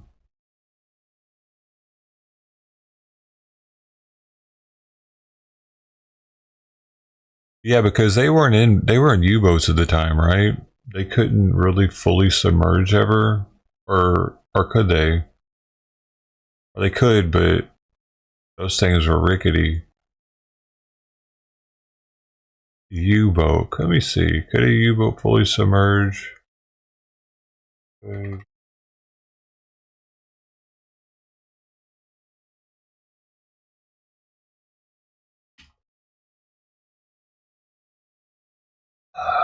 Could fully submerge, but unlike modern submarines, they typically spent most of their time on the surface due to limitations in battery power. Oh, because they were diesel electric, right? Yeah, that makes sense. They would have what? They didn't have snorkel ability, because that's what China had a lot of. When I was in China, had a shit ton of diesel electrics, which they're only known for being in certain waters because their range is extremely limited because they have to refuel. You know, they have to use their diesels to recharge the batteries, and then they can submerge with a battery, and then they resubmerge and they run off the diesel again. So they're normally near the coastlines of China, where they would be at, or closer to the actual country that they're coming from. We had a book, dude. In sonar, we had a book that we would look at different things. Depending on what area of the world we were in, we would check the book as we were listening to cavitation. We'd have to count cavitation, figure out if it's a trawler, if it's a sub, like what we're listening to, and at the same time is looking at it on broadband sonar to find out its location. And then we go to narrowband sonar, a passive sonar, if we were trying to pinpoint things like frequency of their electrical system. Sometimes that would show up, or other things that were common for subs that would be in that region at the time. It was pretty interesting, dude. I was really good at it too, actually. That part of it, I was. Had a good ear. Basic acoustic analysis is the name of the class for schooling for it. At the Anti-Submarine Warfare Training Command, Point Loma, San Diego, right across the street from the old San Diego boot camp. That was where we went to get our shots and shit. They had the clinic there. It was a medical clinic now. I snuck a girl. I've snuck, I think, multiple girls. Maybe I know for sure one. I remember her crawling on her hands and knees. There's this walkway that goes from the parking that's on the boot camp side to ASW command. We were on our hands and knees crawling over that thing going, I think it was Harbor Street, Harbor Drive or whatever. Got her into and then the next morning, dude, I had to get her out of my barracks. We were fucking, I didn't have a roommate, so I didn't have to worry about getting snitched on by that. But then somebody saw us as we were running through the hallways. We were supposed to have women in our barracks, man. I was in school. I mean, I don't even think they allowed that after school, from my memory serves me correctly. But it's way easier to get away with it when you're in school, I think. Hey, we did though. That was wild. Good times. Sarah was her name. I know her last name too, but I'm not going to say it because you'll be able to find her because I have. She works at the San Diego San Diego University as a teacher. She had a major in English and a minor in Japanese, so I'm telling what she's doing there. She worked at a bookstore when I met her. She was 29 and I was 19. I thought I was doing something. She told me she loved me. I made her cry though because I told her I wasn't in love with her. That was a really weird thing. A 19-year-old telling a 29-year-old that.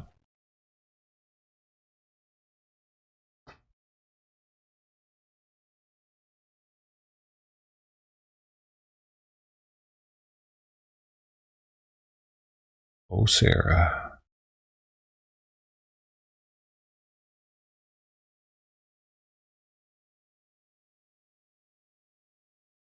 Doobie doobie doo.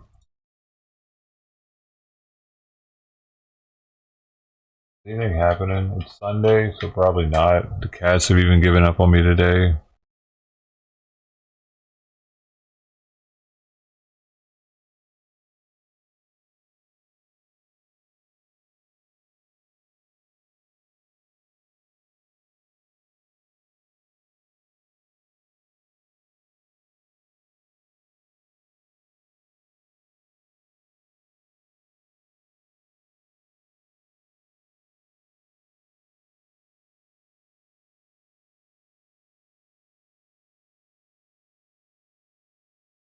Oh, Greenland takes action after Trump hints at re-ownership of the island.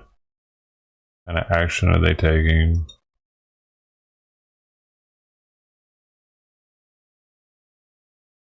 It's like fake news.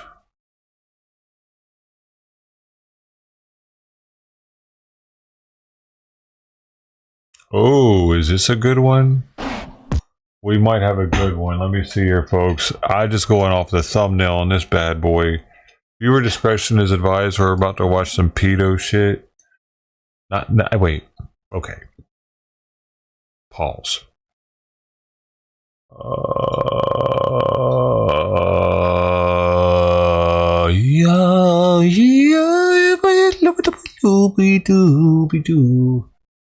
Viewer discretion. Cool stuff. I can't wait to wear them in the... What the hell, bro? Let me fix it. Dude, I had technical difficulties this morning. I could not make it so the computer would let me stream the game if I wanted to later. It was not letting me. Videos I got it and fixed, use the so promo code POACHERS just for in case. 10% off your order. Get you a discount on it and get you some awesome... So without... Behind the scenes here is epic. That result from young people and adults conversating online if left unchecked. We conduct thorough interviews with Here? young adults in an attempt to understand their perspective on why they partake in these conversations online with people that are not of age. The goal of the interviews, you read that right. and the videos themselves, Pause that and read it. Pause this one and read it too. We do not condone any of these actions. These videos are strictly used for educational purposes. We strictly adhere to YouTube's community guidelines, such as not revealing someone's personally identifiable information and other that's important. with potentially illegal activities discussed in our videos. Law enforcement in the respective jurisdiction we conduct these interviews in is notified each interview and video filmed by us. Vigilantism. Trigger warning. Some of what can be discussed in these videos is sensitive to some, emotional or stressful. Sure. The only goal of these videos is to educate the public. At the end of each video, as of September 1st, 2022, there will be an educational awareness. Okay. I did my part. Oh wait, here we go. Pause this and read this. It's important.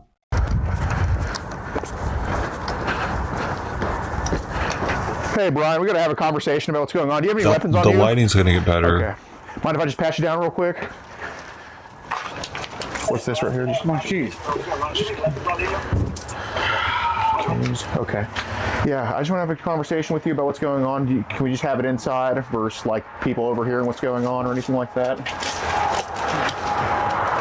My mom is... Before it starts, I need to acknowledge Ted's comment right here. Yeah, I don't know if you remember, but I mentioned it before. My first job that I was offered was nuclear missile technician. Was my first job offer at MEPS. And I asked them where the school was. They were like Groton, Connecticut. I'm thinking, what? Connecticut? I wasn't thinking Connecticut when I was thinking Navy, you know, at all. So that was really throwing me off. I'm like, yeah, maybe not. Maybe what else you got? And we got sonar tech, AEF. And I was like, oh, I don't know. What's that all about? And they had a sonar tech there, and he's like, "Come on in, tell this guy about sonar tech." He's like, "Yeah, man, schools in San Diego, pretty cool." And I was like, "Schools in San Diego, sold. Let's do it. Sounds good to me." I wasn't trying to do no snow. I was trying to be a sailor. What are you trying? I ain't trying to go skiing.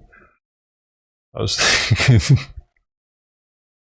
trying to be in the tropics or something. Shit, my grandfather was in Pearl Harbor, you know, like I'm trying to go up north. I'm trying to follow in the footsteps if I can, which I did. We were the same age when we were stationed there and the same rank. Sorry. Pretty crazy. Is she in? Did something. I have friends over there. I could go get my mom. Okay, well, can we go inside with your mom then?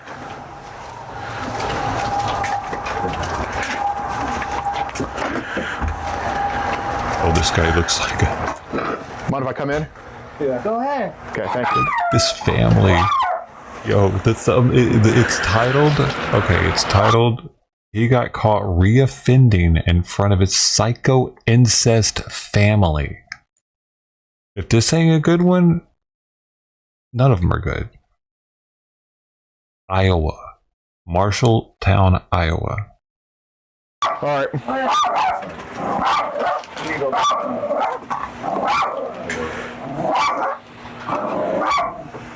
God, it's a little gallery in here.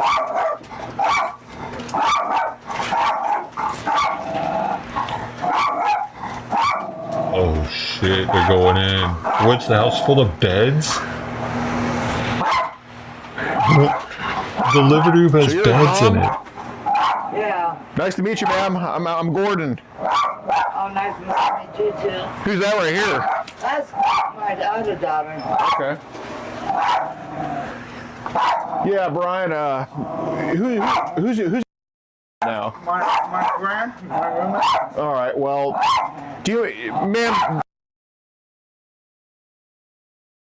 ma'am, do you mind if Frankie chills in here when we talk to Brian? He kind of just he did something we need to talk to him about. What would happen? That seems pretty Nothing too chill. serious, just some internet stuff. Yeah. That's all. So none of them are even getting Well, I think up. it's best Frankie. It's kind of a private thing. I think it's best Frankie just comes in here while we talk to him. I don't care. Okay. Let's get Frankie in here so we can talk to you in there if you don't Oh, mind. still laying in bed. Let me get him. All right, let's get Frankie. Why Like, would you one- do, Brian? You want to stay the night? You come over to stay the night? Get on What in. did you do? I'll talk to you after, ma'am. Mom, you want me to go get Scott? No. What did you do? I'll go get Zachary then. Who's Zachary? My brother. The camera crew there I just want to nowadays. know what he did. It's just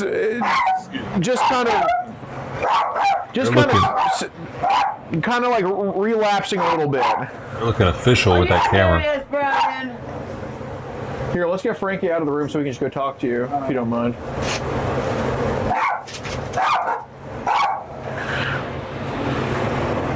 We're just gonna talk to Brian a little bit. That's Yeah, no, nothing too. No, it ain't the point you guys talking. I'm glad you guys are. Yeah. But why? No, there ain't no side to it. I told you about that stupid. Leave people alone on the internet. Leave people alone. Because they do not go by what they say they are. Okay, there's a lot of kids out there and stuff. Stay the out of it. Stay up of it. Because you know what? I could say I'm somebody else and I'm not. No, Brian, for real. I'm glad they are. I really am. All right, What's that camera for? safety reasons, that's all. We're not getting you on camera. Let's get Frankie out of the room so he doesn't overhear what's going on, and so we can just talk to you. What was your name, ma'am? Twyla. Twyla? Gordon, sorry to meet you this way. Well, nice to meet you too. Yeah. Nice to meet you. Dude, they sound like they're strung out on something. Nice. Yo, that's a pink ass door. That's the pinkest door I've ever seen. any weapons in the room? No. Okay.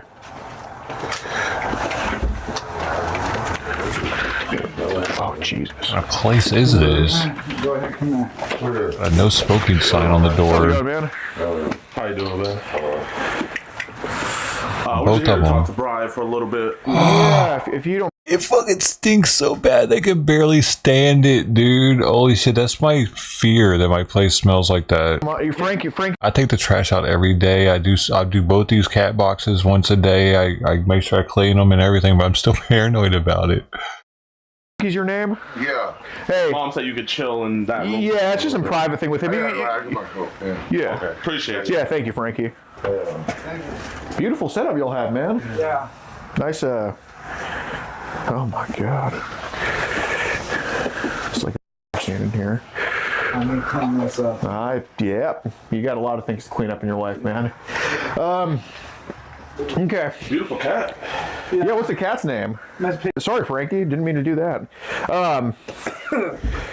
All right, I'll just sit on the bed next to you here. Oh, God. It smells good in here. It smells tremendous in here. I never thought the smell of cigarettes would actually mask something even worse. Okay, well, I don't want to overcrowd you here. Go ahead, sir. Thank you, Brian. It says no smoking. So, my it name's Gordon. I'm sorry to smells- meet you like this. My name's Wow. Marcus. How you doing? Yeah. Yep. Sorry to meet you Cigarettes. like this. It's voluntary Mattress. to talk to us. You can kick us out at Alright. any time. Don't feel like you're forced to. But I think it's important we get this taken care of. You know what I'm saying? So, I won't kick you out. okay. You I understand thought what I my just told mattress you? is bad Alright. with my sweat stains. And I know it's a lot of us. You can kick one of us out. You can kick all of us out. You can just, it's your domain. It's your property. And we're going to respect that, okay? All right. So, do you know what I'm here to talk to you about? No. Okay. Well, let's start with this. Who's Mandy? Are you Frankie? No, that's my brother. Brother, what's going on? Oh, we were just talking to Brian. He's just kind of relapsing a little bit. That's all. And we just want to make sure he's straight, and that's it. No, But doesn't get. No, Frankie, don't. I want to know exactly what happened. well, I think Please, tell me, Brian. She's his legal guardian, so. That's my dog. Oh, it's okay, Chief. well, Brian, I think you should just tell her then. What happened? That's up to Brian to tell you. No, It's, what did you do? I talked to a You girl. guys need to clean up this room. It stinks. in here. We will. We also do a cleaning service, so as we talk about this, we could. Yeah, we clean up. More brains than anybody else can walk this planet Earth. I think you do too. Yeah, absolutely. That's why I don't get hung up on You know nothing. what? Oh, that's You should be using your brains, not your nuts. yeah, that's a very, very sage advice. What's your name? Well, the title of this is Incest Family, so they might actually be like the Whitakers, and those people aren't like rocket scientists, are they? Or people. Zachary. Zachary. I like you. How old are you, Zachary? I'm 28. I just turned 28. Well, you He look. sounds a little Take camera. retarded. This is for safety. Right. He hit blah, blah, blah, blah, blah, blah, blah. No one's going to hit nobody, but, like, we're just here to have a conversation. Just Right. documentation, safety. That's all it is. Hey, Men lie, No, women he's lie, very cameras bright. don't. He is. Yeah, I know. So is he your oldest or is he your oldest? No, this is my next to the oldest. Oh, so is Brian your oldest? This one back here is my baby. I get my coat. I'm cold. Go in the room, Frankie. get my coat. No, just go. cat's skinny. God damn. Cat's What skinnier did than you the do, Brian? ferals out I want to here. know what you did. I think she over 18. Yeah. What did you? I think she is over 18. What did you talk about? Me. What did you do? Yeah, Brian, just be honest with her, man. That's all. What did you say? What did I you can tell you what he did right now. He probably talked something inappropriate and all that. Yeah. Yeah. I'll be I'm not honest. stupid enough. Yes, Mom. Zach, I can just stand here and just tell the way he's talking. His head all slumps down. I can read body languages. I know what you did. Yeah, we should have him join the team. Yeah, no, Zach, you're Is that right? you're the Einstein here. Well, I'm not nice there, and it doesn't take. Right, it doesn't take a lot to figure it out. Right. I took the words out of your mouth this time. But I just, you know, I know you guys are upset and everything. Totally understand that. You know, we just want to talk to. Listen. Yes, ma'am. I do not want him to go back to jail or prison. Well, that's not what we're here for. I don't want him to. Yes, ma'am. Okay, I have told him about the internet. Yes, ma'am. The internet gets you locked up. Yes, Mom. Right. So. And it gets the key to the away. Yes, Mom. Right, so ma'am, that's why we do want to just have a conversation with him, make sure he's straight. 'Cause We want to make didn't sure have this never happens again. Right. You know what? Go ahead. Yes, ma'am. You know what? Do all your investigation, talk to him. But when this is done, you'll leave. I'm put my foot up your ass. Okay, that works. Okay. And if there's any I just don't want them called. Yeah, we're not here for that. We're not here for that. So we'll. I want to make sure that this doesn't happen again. You know what? Please do. Yes, ma'am. Okay, because he should want to listen to me. Right. Right. You know, he thinks everything's a joke. You wait till you leave, right? Okay, then. I got words for you. Hell yeah. I mean, that's a good brother. Dude. How could you do something like this with a family that's that supportive? Sumo wrestling, or do we need to start that ourselves, or? I gotta tell the brother's looking at me or y'all. What's Fur doing? He's getting an SD card because he's about to run out. Okay. So Brian, what the hell's going on, man? Yeah. We don't even have to do the BS. Like, Yeah. let's just cut to the chase. I almost lost my stepdad. He almost died 4 months ago, and my grandma passed November 1st, and not thinking You just hit up a 12-year-old? Pushed into a dark place. Yeah, after I lost my grandma, and Cat's like, save me. my stepdad almost died 4 months ago. I got you.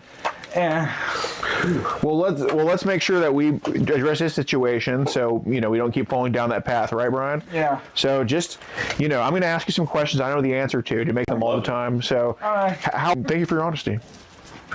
Let's see the litter box. And Sorry, my hands sweaty. no, you're good. I think your hands are the least dirty thing in this room. So, as a matter of fact, I'll grab onto them the whole time if you want me to. So, That's disgusting. Brian. I'm sorry, my hands Yes, are ma'am. sweaty. My son told me to ask you this. I get it. All right. Now, on this next episode of Inbred in Bed. Do we have your permission to lock the door? Is that cool with you? My mom had keys. Yeah. Oh, my God. Okay. Oh, God. Okay. My mom had set keys. Too. All right. So, okay, so Mandy's 12, right? Yeah. Okay. So I have. Be honest. Yeah. Be honest. Thank you. I have all the chats here from start to finish. I know what was said. So I don't want to. I want to spare you the embarrassment. I don't want to read them. And if you're willing to be honest with me, I don't feel the need to read them. Whoa. So what was supposed to happen? Oh with my Mandy tonight? God. Yeah. And then what? I'm not mad at you. I'm just asking. Say. What'd you say? You gonna have to quit Mandy? It was way worse than I thought.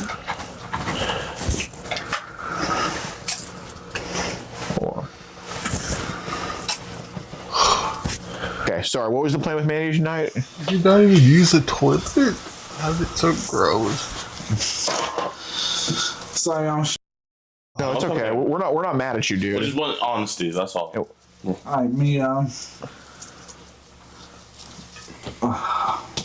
good. Meet up and what?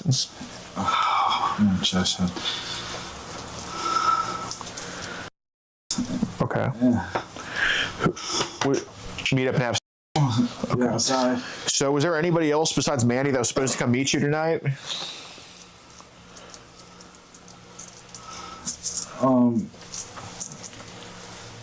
Her friend, and I don't know her name. How old was her friend? I think so. I think 11. I think 11. Okay. What was the plan with the friend tonight? same thing. Yeah. Okay. So with Mandy and with her 11-year-old friend. Okay. So, Brian. Be deep, bro. Be deep. Yeah, you're good, man. You're doing a great job. Every honest answer you give, the more we want to work with you, man. So You're on the sex offender registry? Yeah. Okay, what's a sex offender registry for? Like, what are you on there for? I got blamed. I don't remember how it was. I was over in that family house, help them clean and mow the lawn. It blamed me that. I want to say 8 or I don't remember. 8 or 9-year-old. I don't remember. So it happened. But they say you touched an 8-year-old boy. Yeah. Okay. It done one test on me, and You failed the lie. No, I tell the truth. Oh, you told the truth. Yeah, because my dad last name, my whole family went. Your whole family were offenders? My real dad and my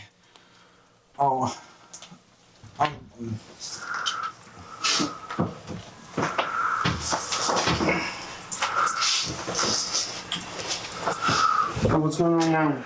Oh, he's just telling us about his past. Maybe talk a little bit better. Yeah. Do you know why he's on the registry list? Because of my last name. Because it blamed me touch 8-year-old. Well, his dad, a little kid. My aunt. And basically, it's before that. His dad. I don't know. I know you used to say this about that person, but he's messed up in the head. Okay. I mean, he's really messed up in the head. So was it his dad that touched that 8-year-old kid, or was it Brian? No, his dad. Okay, so how did Brian get in trouble? Exactly. That's a good question. They blamed him because of what his dad did, so he blamed him off his last name. Okay. So your dad's name also Brian? Oh, his name Dennis. Dennis.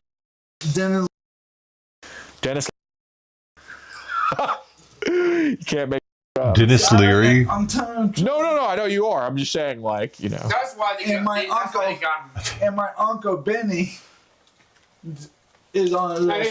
His whole family is just. Are you his blood brother? No, I'm my his stepbrother. Stepbrother? Hell no, I'm not his brother. He's like my real brother. So do you all have the same mom, or? Yeah. Yeah, I got the same one, but not the same dad. So you guys are half brothers. Yeah, basically. But you said stepbrother. Yeah. Those are two different things. No, it's Wait, so is your older sister also the same mom, or is she? Yeah. same mom, different dad. So your mom got with a black guy? Yeah. She likes black men. Hey, nothing wrong with that. I would never think somebody. You would never think that. When you look at my mom, don't judge the book by its cover. No, I would. Gordon.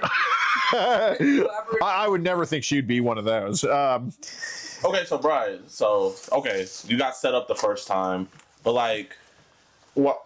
This wasn't your dad. These were you texting, right? Yes. So why were you? I mean, come on, man. I know. Why did you do that? Why would you talk to a 12 and 11-year-old? I wouldn't think after I lost. Brian, you never think. You always let go to your head. Wait, so has he smashed before? Yeah, What? to be honest, yeah. Who? But that was a long time in ago. high school. Okay. What was she in? Kindergarten? No. No, she was in high school. Jesus. All right. I So don't really find this amusing. no, it's just insane. Like how he just doesn't learn his lesson, and that's the amusing part about it. We don't think it's a funny You situation know how at like all. sometimes you laugh when like it's like, but you're not really laughing. Just like I can't believe this. It's like a nervous laughter. Right. I mean, so you're his youngest brother. Yeah. He's 28. And how old are you? Just turned 35. Oh 35. shit! 12. That's almost a 2-decade age gap. Yep. So, Brian, I'm curious about this message here. Here it says, "Would you have long-term serious relationship with me?" What does that mean? Sorry. You're good, man. They're drinking that Dr. Thunder though. What is a long-term serious relationship? Did you mean serious here? Yeah. Okay. Why did you? He probably makes it sound like that because he can't spell. Yeah, I got you. Why would you want a long-term serious relationship with her? And I'm not judging, I'm just asking.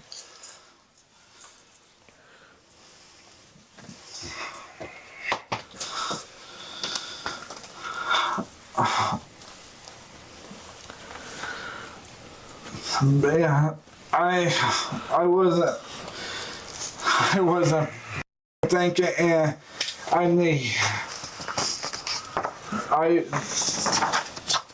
I know. No, I know you weren't thinking, but what were you thinking at the time? I thought it is right. I know it is wrong, and You thought it was right at the time? yeah, and I know it is wrong, and Okay. So, I want to ask about this too. What's this picture right here? Or these two pictures right here? Your what? Your. Why did you send your to a 12-year-old?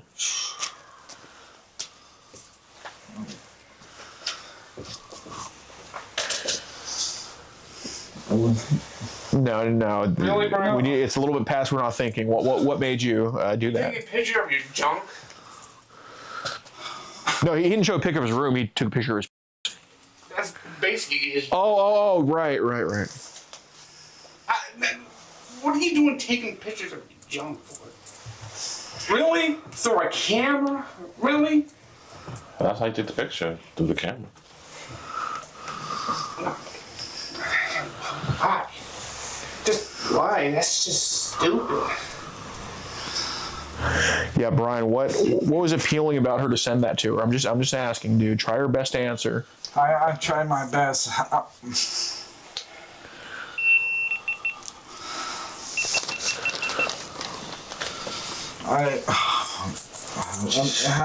could I answer?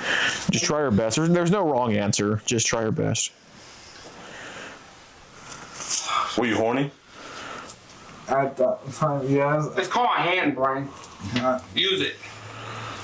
I bet most of the people and men in this world have used their hand once in a while. Yep. Am I denying? No, you're not denying. No. We've all been there before. It saves your life Yeah. from being online. Hey, Brian, are you attracted to people of younger ages? No, I'm not. You're not? Okay, well, Brian, we've seen kind of what you've browsed on Facebook and what you've kind of looked up online, and the reason he asks you that is because we've seen kind of what's been popping up on your Facebook, we've seen what's been online, so what I'm going to ask you. We know you're attracted to younger ages, and that's okay. It's something we can get help for, right? Yeah. So, when did you start becoming attracted to those young ages? That's what we want to figure out.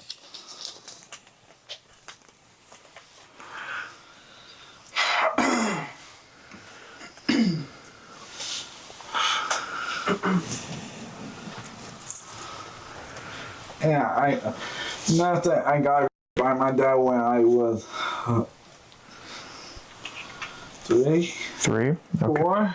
I don't remember. Yeah. Then when mom kicked him out, he used to live with us in a house. Okay. So do you think what your dad did to you kind of impacted how you think about kids now? Yeah. Okay. It's my fault. No, and it's hard to deal with that because not everybody goes through that, and it's hard with your circumstances. So I'm going to ask you this: be very honest with me, okay? Because we're not judging you. We want to get it all out now so we can get help for it, right? So what ages do you think you're attracted to? Like, what's the youngest age you're attracted to, and what's the oldest age? And just be very honest. There's not an age you can tell me that'll make me mad.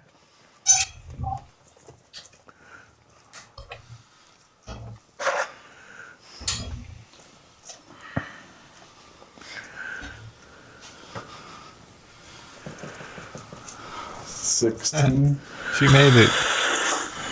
It came back. Brian, just be honest, okay? We're gonna try it nice and fattened up. We just be honest, okay? You don't have to lie to us, Brian. Yeah.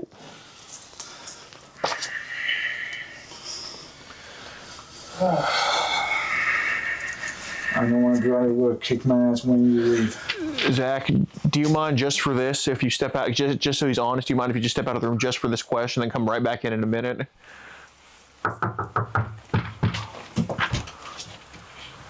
Hey, Brian. Yeah. Are you guys doing this for content? No. Are you sure? Absolutely. Because, a lot of people done this stuff online for content. Yeah, I think I've seen something like that before, but that's not what we're They always have about. the cops with them in those videos. Like Chris Hansen always has the cops. Okay, because I'm just asking, because you see that a lot online. Yeah, I've seen stuff like that, but... What content is, Brian?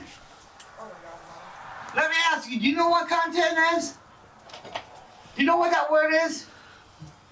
When I ask you about content, do you know what that means? No. Oh, ask them. Okay? It's about, it's like... You shouldn't really know what that word means, boy. Okay? It's just what some people do to... No, with your I'm coming out. All right. I'm gonna stay up a minute. Yeah. We'll get you. Don't worry. We're not going nowhere. I wish we would. All right. Okay. I'm seeing you and my mom when you guys are done. Yes, We'll sir. do. Thank you so much. Thank you, for your Jack. help. Yeah. I have a job for you. Wow, this is just like... This is content. I know you don't know what that word means, but this is content. I'm content with this video. Anyway, Brian, so realistically, what's the youngest age you think you're attracted to?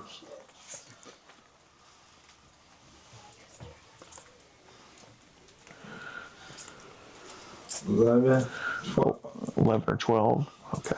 I'll be honest. Okay. Do you find babies attractive? No. So like 4 and 5, is that too young? Or is... Yeah. Well, let me ask you this, dude. Have there been people online that have sent you inappropriate photos of kids? Yes. Where have they sent those photos? On what platform? But Nope, you're good, Zach. Facebook. Facebook. What photos have they sent you of kids? I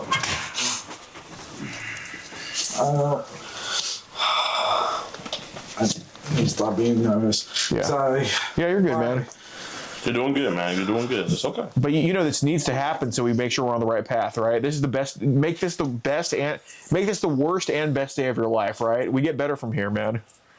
Yeah. So, what photos have they sent you of kids on Facebook? I don't remember. I don't. That phone got broken. That phone got broke. But is that stuff on your new phone? No.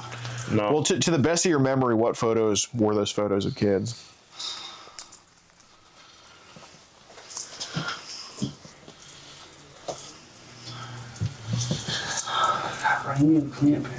I know. I need to clean up when they leave. Yeah, it's not clean like 122 is.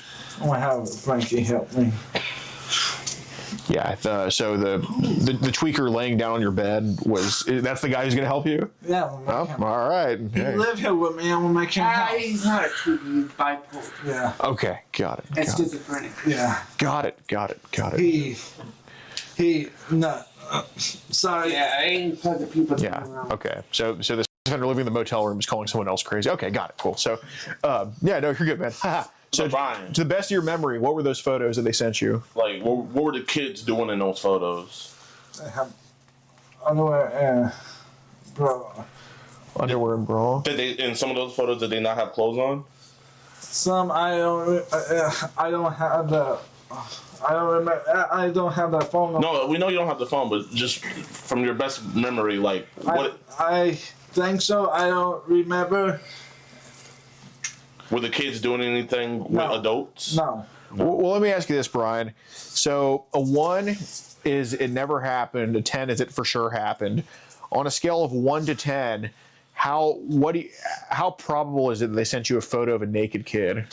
On a scale of 1 to 10, like 10 it for sure happened, 1 it never happened, something in between it might have. I want to say between. I don't remember. Okay. That's why I said maybe 1 or between. don't remember. So it might have happened? Yeah, might. I don't remember. Okay. Have you ever had Telegram or anything? I don't think so. I don't Okay. remember. Sorry. That's fine. No problem. No problem. You don't have to, you know, you don't need to be an encyclopedia here. Have you ever watched Child? No. No. No. Never. Never. No. Have people ever offered you child?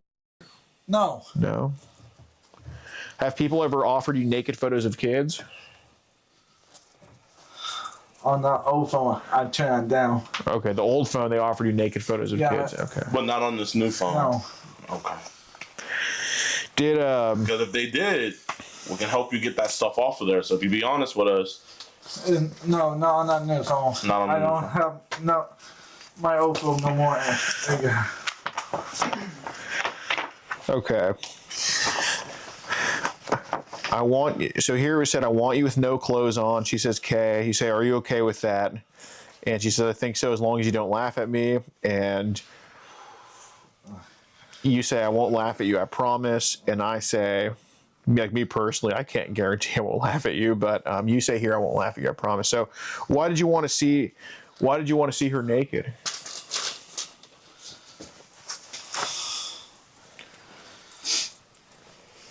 Can I say something? Sure, Zach. That message you just read, Uh-huh. if I was reading that would make no sense to me. Right. I would know that was fake from the get-go. Right. And here you say, "I will lick and eat your out." So why did you want to do that to her, Brian?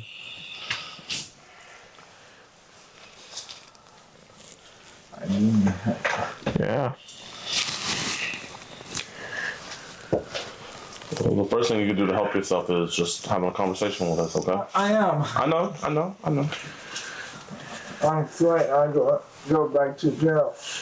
No, that's not what we're here for. We're just here to help you. Yeah. So why did you want to lick and eat her out, Brian? Dude, he's crying because he thinks he's going to get locked up now. He said something about going to jail right there. That's crazy. I'm stupid and I think right. I know.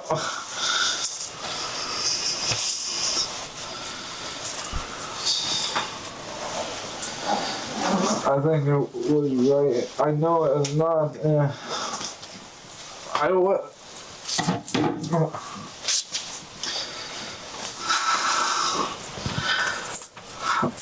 How would I say this? Try your best. There's no right or wrong answer. Just try your best. I don't know what I could say. Well, I know it's hard to talk about. We know that, but you know, Brian, if there's anybody in the world to talk about this to, it's us. We're not, obviously, you know, we're not mad at you. We just want to get it taken care of, right? So why do you think you wanted to eat and liquor? I think it is right. Yeah, I know it was. Is it because you're attracted to 11 and 12? If that's what you're attracted to, that's okay. We're here to talk about it. Yeah. You were attracted to her? Yeah. Her age? I'm sorry. I don't think he was attracted to her age. He's probably attracted because she's a girl eventually. It's my fault. Well, here it said, "Did you tell your sister I will f both of you young girls?" Yeah, that's what he said. Yeah. Go look at that guy sitting there. I would have flinged my shoe out as you hit you right in his big fat ass head. But I don't want to hit that dude and get his salt charge. Oh, that dude could dodge it. Right. Brian, did you want these two girls to, this is what you said, do you want to try suck you and your sister? Did you want them, hey Brian, can you look at me please? Sorry. No, it's okay, just look at me, it's okay. Can you look at me in my eyes? Yeah, I'm looking at you in the eyes, I'm gonna look you in the eyes, man. Did you want them to try to suck your Be honest. No. You didn't? I'm shaking it. No problem. Hey man, if you were horny, it's okay. I was. And So you wanted them to suck your? Yeah. Yeah. Okay. Brian, am I wrong thinking that it turned you on thinking about an 11 and 12-year-old sucking your? Did that turn you on? No. You didn't? How come you didn't come to the Walgreens? You wanted to meet them at the Walgreens. Why didn't you come? I have no way, sorry. You said what? I have no way, and Do you not drive? no, Mama. No, you don't drive. So how are you gonna pick them up? I was going to call a cab. You gonna call a cab? to go Brian, you get- know damn well don't have no good look at here. Were you trying to find a way to go meet them at Walgreens? No. But why did you tell them that you're going to come over to Newton?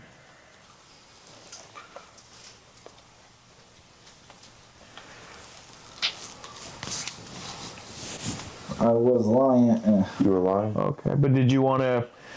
Well, I mean, obviously you gave them this address. So what was the plan then? Were you gonna have it here, or were you gonna take her somewhere else? What were you gonna do? In here? Were you gonna tell Frankie to leave? Yeah. So you're gonna have to with her in here, Brian? Yeah. I didn't hear you. What'd you say? Yes. Okay. How long do you think you would have lasted? I don't know. Not that long. You don't last that long? How long did you last time? You had. Okay, don't lie. Come on. No. Don't lie, Brian. I'm not lying. Brian. Maybe Brian. 10 to an hour. Oh my. I'm not People lying. in hell will have Ozaka water before I believe that you had. I'm not lying. Yeah, Brian, and I know it's hard to remember something that happened 32 years ago, but I don't. It coughed me up. Ugh. I wasn't laughing, it got in my throat. Right. Well, I think what this room needs, I know it's a lot of terrible, unhealthy soda laying around, but I think this room could use some fried pickles right now. Raise your hand if you want fried pickles. I hate fried chicken. Oh, well, I'm sure Brian hates them too. Don't die on me, man. I know, it just smells so good, I can't believe it. Here, Brian, I'm gonna show you something, okay? What is this right here? You said what? This is your. How many inches would you say this is? Have you measured it? Without your consent, would you want to see his? Crazy. I'm just asking, I'm my brother. Well, you would be the first person in the family to. I don't We just feel like gotta- looking at my own brother's penis. Well, because you would be the first person in the family, including him, to see his in 10 years. So. Even my mom would tell you that too. Right. I'm his brother, so.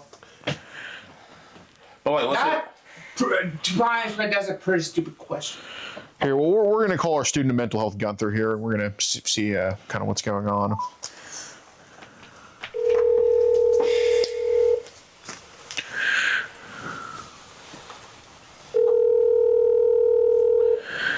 See if he's awake, sorry. Hey Brian, can you do me a favor? Can you say shout out? Hello. Hey, Gunther. Yes, Mr. Flowers. Hey, we're doing that thing tonight. We have Brian here. He is an RSO, and he needs to get help severely. Brian, my name is Gunther, and I'm a student of mental health. How are you doing? I'm good. How are you? I'm glad you're doing well. That's good to hear. I'm okay. I'm okay. So, how long have you been an RSO? Brian? Hold on, I'm too.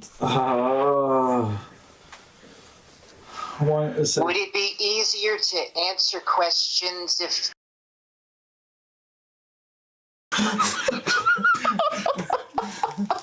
Brian, can you speak? I want you to know you're safe. No, I know I'm You can safe. speak freely. I know I'm safe. You might not believe this, but he sleeps right next to a black man, so I think he likes black people. Yeah, and you should see his little sister. That's good. We got the family here. Okay. All right. That's good news. Brian, how many partners have you had in your lifetime? One, my ex-girlfriend. I thought you were going to say your dad.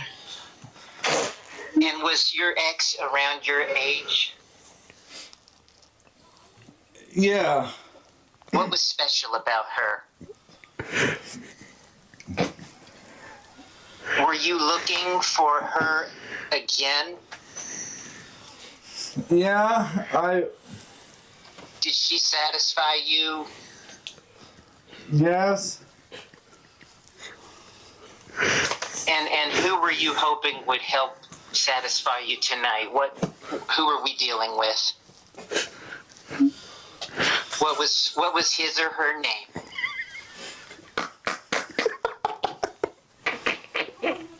Brian. Yelling outside. Her name was. Who you talk? My ex or this one? This one. Her name was. Man. I heard you, Brian. Do you know his last name? No.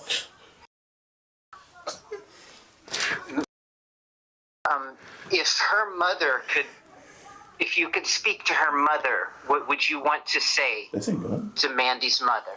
I'm sorry about everything. Okay, all right. I think she might accept your apology. Hold on, Gunther. Mr. Flowers, that room.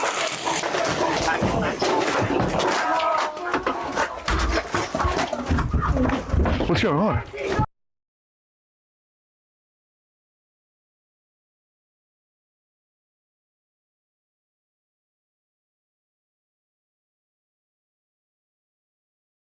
Man, what the hell? Yeah. Oh my gosh. Mr. Flowers, let the police know Gideon is with you. Okay. Dude. Hey. Call the cops.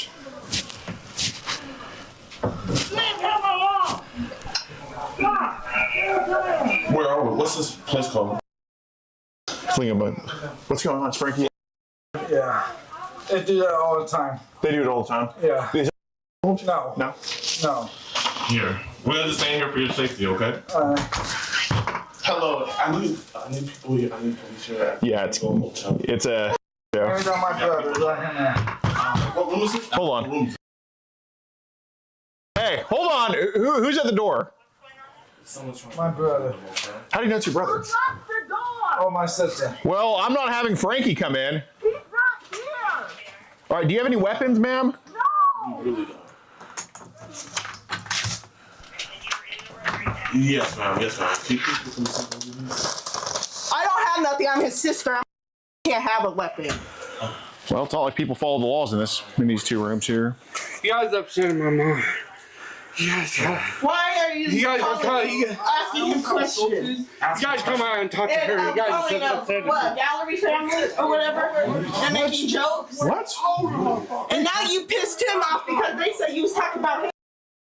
And now he's pissed off. Now he's gonna call the cops. And now I don't want my brother to get arrested. He's gonna get me.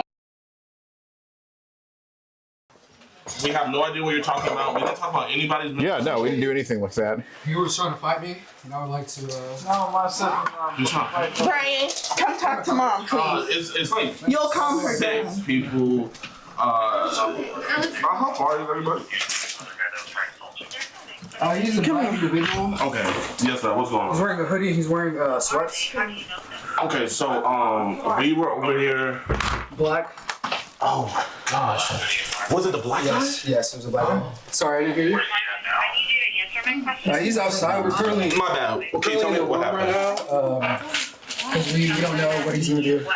Okay, there was a individual inside the room, and he tried to one of our friends. We were over here talking to an individual he's our RSO. He was talking to one of our 12-year-old decoys, and then out of nowhere, one of the roommates just attacked him and tried to break into the motel while we were talking to him. We had his consent to come inside and talk to him. We just don't understand what's going on right now. Yeah, you'll see it where it's all where all the people are. No, we're currently. I don't know. I don't know why there was an altercation outside. I don't know. Did he hit you? Yes, bro. No, that was the individual's sister. I was defending myself back, so. Okay, you don't know any of these people's names, but you can help me out. Yeah. So, ma'am, it's an individual inviting. So, ma'am, an individual invited a 12-year-old girl over for named by the name of Brian. He's an RSO. 768. Who's it? Hold on. Who's at the door? Who? Brian. He said Brian. Thank you. I never thought I'd be sleeping. Hold on. Yes, sir. We're currently locked in. It's going to be about like 4 of us. 7, sorry. It's like 13, 14 people in total. Ma'am, do you hear me? Brian, hold on. Okay. So, yes, sir. Yeah, so basically Brian inviting a 12-year-old girl over for we have a group. We catch online child across the country, and he was messaging an undercover account of ours, and we approached him, and he voluntarily talked to us on camera and confessed to wanting to have activities with this 12-year-old, and yeah, so we were talking for about 40 minutes, and then when I sent one of my people to go call the cops, there was an altercation outside, and you know, we did not initiate that altercation. One of Brian's roommates by the name of Frankie, who is initiated that, and we're all in the room right now, me and the 5 people with me, but they're all outside, and we do have the evidence of Brian soliciting this minor force, and we are all willing to testify that we were not the aggressors, and we do have video footage. It's Alex, ALEX, last name. Why'd you outside? What you call it? Call? Yes, he is. Yeah, so yeah, we have two callers right now. Yes, that's fine. Yes, I understand that, but I'm talking to you right now. Right.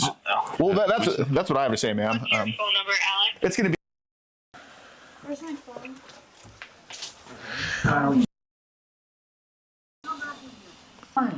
Brian, okay, is Frankie still out there? I don't know, but.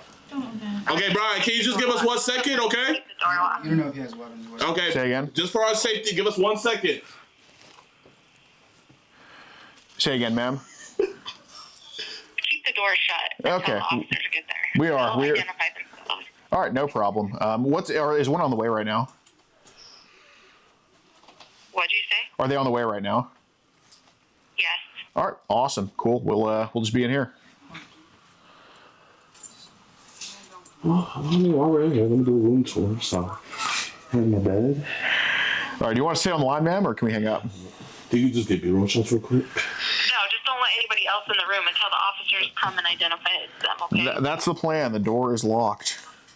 And do you know what Frankie's last name was? No. How old is Brian? Brian is 35 years old, and he is a offender. Medicine. Yeah. Did y'all hear why he got mad? Do you know his birthday? Somebody called the family Gallagher family or whatever. How they? Yeah, he was telling him. Hey, Brian. Yeah. What's your birthday? What? What's your birthday? I don't know what these people are trying to prove. Never if they're trying. Are the cops here? No. So he lives there in room. Yes, ma'am. Yes. Yeah. Get over here real And quick. you're inside room. Is that correct? Yeah, we're inside. Yeah. Wait, here, get this way. Yeah. Okay. All right, the officers are getting close, so I'm gonna let you go. All right. Okay. Like I said, don't open the door until you know it's stopped. Sounds great. Thank you so much. All right. Bye. Bye. So they're mad because I said the guy. I didn't even mean it like Wait, but that. who even heard you say that? I heard him go outside talking to the family and saying like that we were making fun of them. that's why he got mad. The reason why I said the family is because they got black people. Okay, who even is the family? You never seen Shameless? No. It's a TV show where it's like a white family, but like the dad like had a black baby. Oh man, indeed. Man, so evil. I said that. Yeah, it's like. Flowers, what is the Oh, well, Gunther, I think you can add another one to the statistic. I think it got. Oh, get the bag. Get the bag. I think the cops are outside. Maybe. Yeah. Oh, well, Gunther, I think you're still alive. Yeah. Bye. Oh. Wait, here. Holy. We only got one shot and get a B-roll shot in this house. So. Oh, yeah. Cops are outside. Cops are outside? All right. Okay, let's go outside, Eric. Yeah. No, just let them knock because you don't know if they're still out there. Yeah. Hold on. Is it raining outside? No, it's snowing. Snowing. Snowing, nice. Hey. Wait, Gino, should we do a little outro here? Yeah. Yeah. Here. We should have the outro. They would try to break in. Yeah. He's out. He's literally outside. Dude, way to hold your ground, Pablo. That piece. What was the word you said, Pablo? Dude, it's a behavior thing, absolutely. So you're ready to just do it? Okay, so what's up, guys? We're currently in a offender's motel room right here. We've similar to the offender, we've stepped in tonight just in different ways. We had to barricade ourselves in here because his black schizophrenic friend got mad that I called them family. Right. And they tried. Right, and I mean, this is the most inbred family we've ever come across. And cops are outside right now. Yeah, the cops are outside. We'll keep you all updated, but right now we're seeking shelter in Marshalltown, Iowa.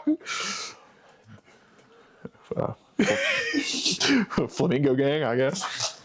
You almost got him to shout out. Gunther. I think we're good.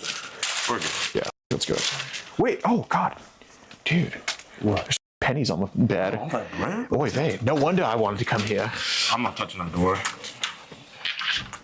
Hey, we're coming outside. Step away from the door.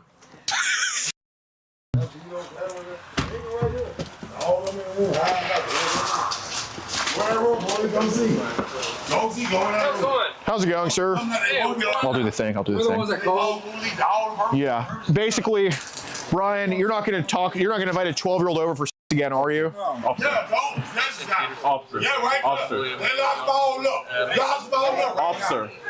Officer. So, Brian, basically, you invited a 12-year-old over for right? And you're not going to do that again? Okay. Is what I said correct, though? You invited a 12-year-old for and you are on the registry? You did send your pics to a 12-year-old? Am I saying this correctly? Okay, and we have the messages here of you doing that? Okay, so that's what we're here for, sir. We have a group we catch online child across the country.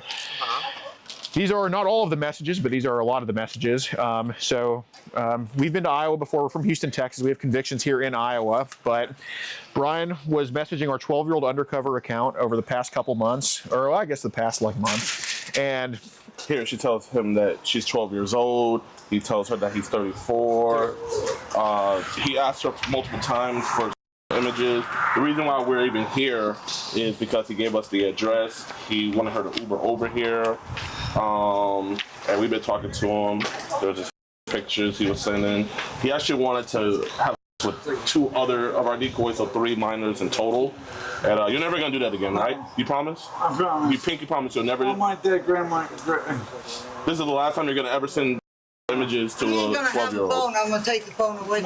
You also know about him doing this? He'll never do it again? I never do that. No, I'm saying, but he'll never do this again? The Whitakers. Okay. So they're saying you were messaging what you thought was a 12-year-old girl, asking her to come here with food. What's that? Yeah. Yeah? Okay. You don't do that for Obviously, animals. that's, you know, not legal to do. Don't do that. But you're also a offender, correct? Yes, he is. Okay. But you know what? Can I see that? Yes, sir. Paperwork here? And you can hang and you can keep that, officer. That's for you. And we have the rest to send y'all digitally. You have all this digitally? Yes, we do. And we have the video interaction with him as well. Do you have like a card of like the organization you're with? And it's in my car. Your name? Yeah, it's in my car somewhere, but you can do your name. Yeah. You can find us online. Well, obviously, I just need to know, like, you know, like what. How many convictions do you have here? Well, we have multiple convictions here in Iowa and multiple arrests. We haven't been here, but our most recent conviction is in Jewell, Iowa, in Hamilton County. So, looking at these messages, when did these take place? Started November 15th. Right, but like this particular string of messages, okay, November 15th. Right. It's kind It's of all dark, in- obviously. Yeah, it's all in order though. It goes like a book. But yeah, this is him on the registry, sir, right here. Right. Yeah, I'm familiar with that. These are your text messages, correct? Okay. Just don't want anyone to say we're lying. And this is your account right here. You promise never to do this, I guy. promise you. Okay, man. When was this girl supposed to be here? She was supposed to arrive at around 8 o'clock. We 8 actually o'clock tonight. Yeah. Where was she coming from? I don't know, but she would know. Can I just talk to him for a second? Oh yeah. Newton. She was supposed to come from Newton. earlier he was supposed to meet us over at Do I go in and go to Walgreens. the bathroom? I need to go to the bathroom real bad. Right, I understand that. I'm just trying to figure out.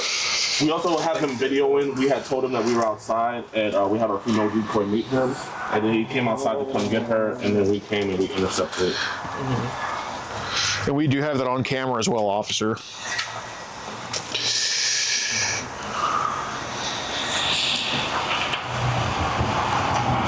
Brian, you really promised never to do this I again. promise you, on my dead grandma. My mom just died last month. On my dead grandma's grave. So you promise you'll never ask On my dead grandma. a 12-year-old to suck No.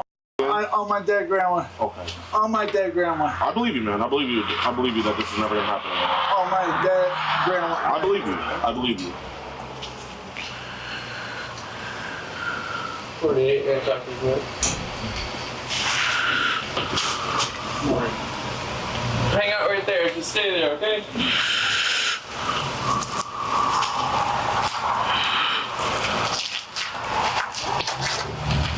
What did he hit you? Right here on my side. Jesus Christ. Did he punch or kick? It was a punch. What a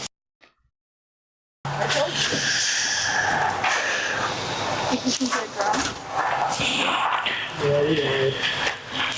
We're probably gonna put the charges. We're on YouTube, dude. Wait, Pablo, what's your last name?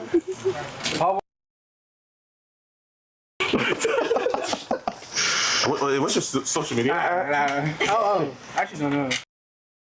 And what's your billing address? Alright. And your mother's maiden name? He gave Pablo knowing there's like 100,000 of those in Houston. Who cares? It's our goal. All right, let's do a little chant. We didn't want the police to come, but after he hit our friend, you know. No, I understand. Well, ma'am, I got a And question. I said the Gallagher family because, like, in the show, they have, white and black people in their family. Well, ma'am, I have a question about that. So, was it? Stop! Not, The fuck, man? Because I know Frankie I might wish get a you little would bit stop offended. doing that shit. How are you related to Frankie? It doesn't matter. Okay. That's my Family friend from a long time Great ago. company y'all keep. Yeah, because he hit our friend really hard. I know. He's crazy. Okay? He's crazy. Yeah, I never would think the offender would be the level-headed one in the friends group, but here we are. Yeah, no. He's so he takes stuff real serious. Yeah. What the hell the cops said, Well, man? I'll around him. Well, I guess we gotta let you know. He wanted to have 3 12-year-old girls suck his. He also. Yeah, but you're talking to him like he's an adult, and he's. No, we're talking to your mom. No, I know, but when you was texting him. What's your name? I think he's 35, ma'am. Yeah. He said multiple times. He said, "You're not gonna call the cops, right?" So he knew. Yeah. Like, I know you might not think he's very smart, but we do. We believe in you, Brian. We know that you knew that they were not legal. And then your name? There he is. Okay, how you spell that? To be fair, if every underage. Do some things here. Hey, just go pee. You gotta pee or poo. Just go pee right there, man. They have the owner have cameras out here. Well, I mean, I doubt they were. Well, Brian. It's a 12-year-old girl, so I don't think it really. Brian, just listen to me, man. Please stop talking to him like that. Yeah, ma'am, I'm here to help him. So, yeah, No, as far as, like, I know you guys are here to, obviously. We're here to turn in a defender. But let's not berate him or anything, okay? Right. Yeah. Last name Henley, first name. Yeah, Brian. Oh, wait. Don't say use the bathroom, just say decorate the floor. Yeah.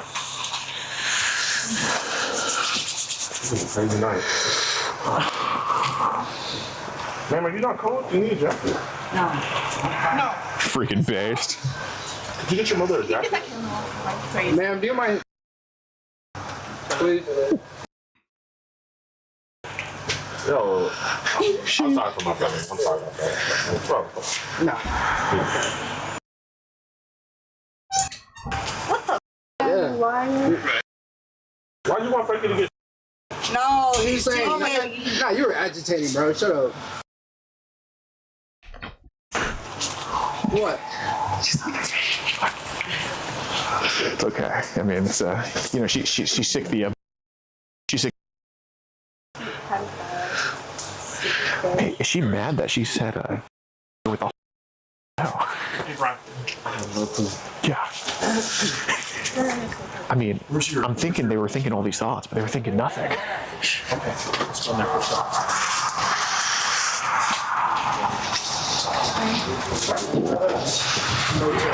Get the light out of my damn face. When you were in there, is there anything concerning me? No. We were very peaceful. Brian was peaceful with us. No, there's nothing, no property in there that you saw. I think all the property's covered in.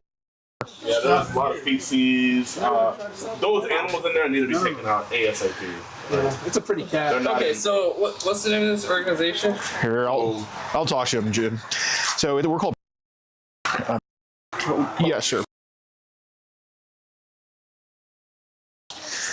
Oh, and I forgot to say we're just in Ames like 2 months ago. Ames. Yeah. Okay, where are you guys out of though? Houston, Texas, but we've been all around Iowa multiple times. We have pretty good success here.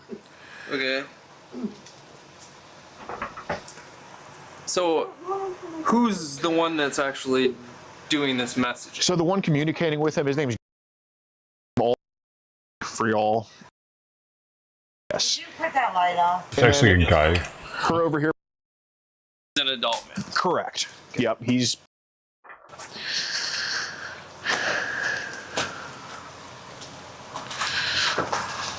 Man, that was a long piece. And I guess what's. He just works for us. Okay. And he poses a 12-year-old girl online. And so the pictures we use of the 12-year-old girl are him like in like an AI filter to make to look like a 12-year-old girl. So no real image of a kid is used. And Okay, no real image. Okay. Right. It's an AI. Right.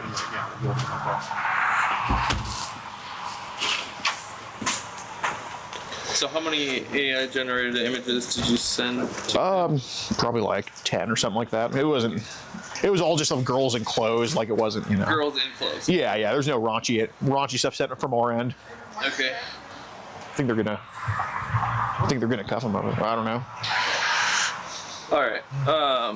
Do you have your ID with you? It's in the car. Okay. But I can give you my full name and everything right now, or whatever works for you. All right. Are you out of Iowa or? No, Houston, Texas. It'd be easier if you had your ID then. Okay, no problem. I can just. If you guys, Well, I have my DL number if you need that.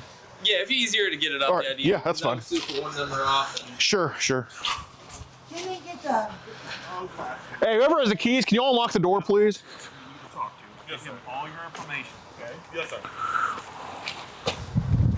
I think everybody in this town's a little retarded.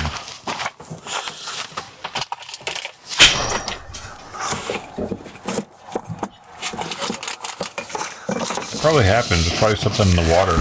Officer. Oh. There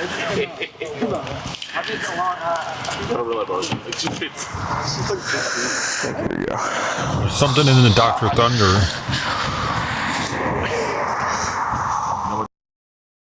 Oh, they don't drink water. On YouTube. Only Dr. Stream Thunder. is coming out. Live on YouTube right now? Yeah, yeah. This is YouTube. What's going on? What's chat say? All right. So,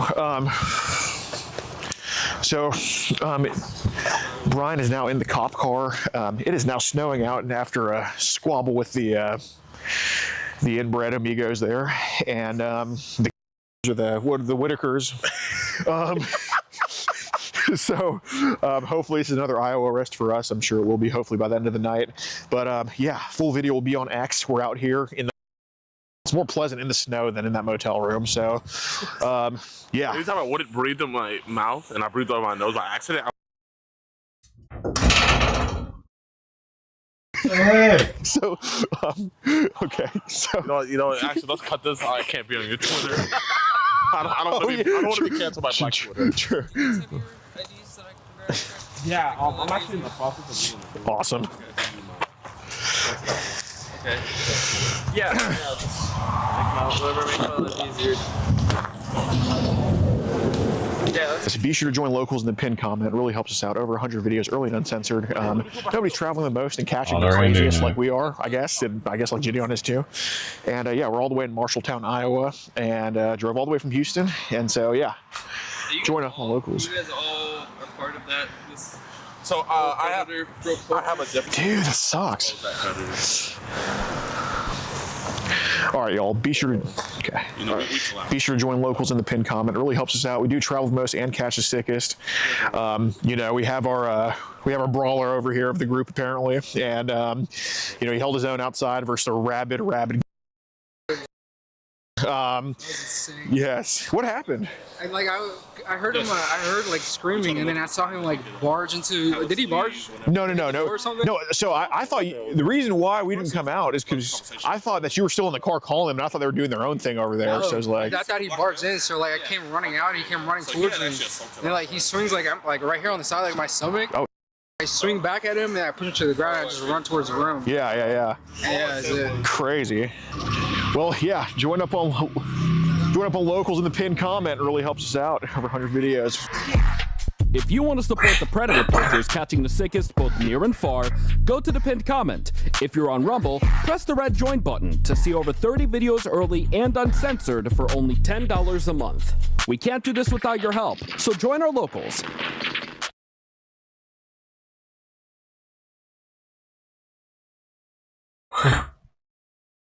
Favorite song.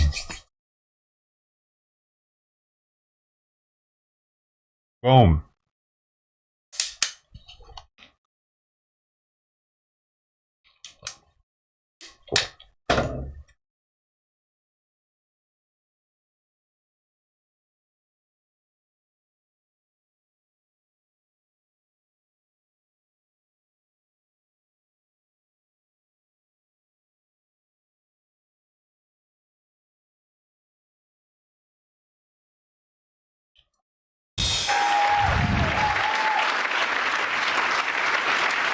I was watching this. Secretary of State we and watched this. presidential candidate We Hillary started Clinton, it right one here, of the actually, 19 right before she got President hers. Biden awarded the Medal of Freedom last night. Another was controversial Democratic donor George Soros. It's time now for our Sunday group. Fox News contributor and Outkick columnist Mary Catherine Ham, former State Department spokesperson and Fox News contributor Marie Harf, Doug High, former RNC communications director and founder of Douglas Media, and Mario Parker, Bloomberg managing editor for U.S. Economy and Government. Thank you guys for being here. Good morning. Morning. Good morning. All right, so these recipients, Mary Catherine, I mean, there was a long list, but a number of them were prominent critics of Trump. Do you think that Biden was trying to send a message with this list? Yes, but I think that most presidents do, and I'm going to surprise everybody by saying that I think it's good that Hillary Clinton got this award, because not a lot of novelists and fiction writers get the award, and yet the Hillary Clinton campaign financed and created one of the greatest works of fiction in living memory in the Steele dossier. And despite it being total fiction, it enthralled the press and the intel community and federal law enforcement for years. And so I applaud her for that work of fiction. I'm excited about the work she does in the future on her totally fictional presidency. I was going to go somewhere else, but I got to let Marie say something. You really came in hot this morning. I love it. My friend Mary Catherine I just want to applaud her. Brought the 2025 energy.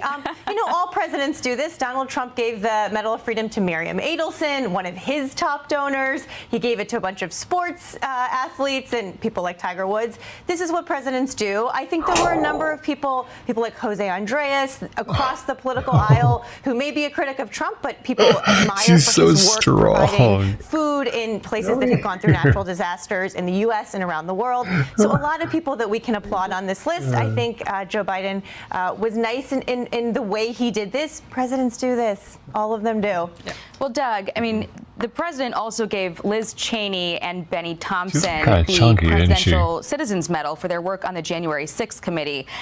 Do you see a jab at Trump on his way out the door with that? Potentially so. Again, this is what presidents do. Miriam Adelson being a good example of that. We could go back to Obama.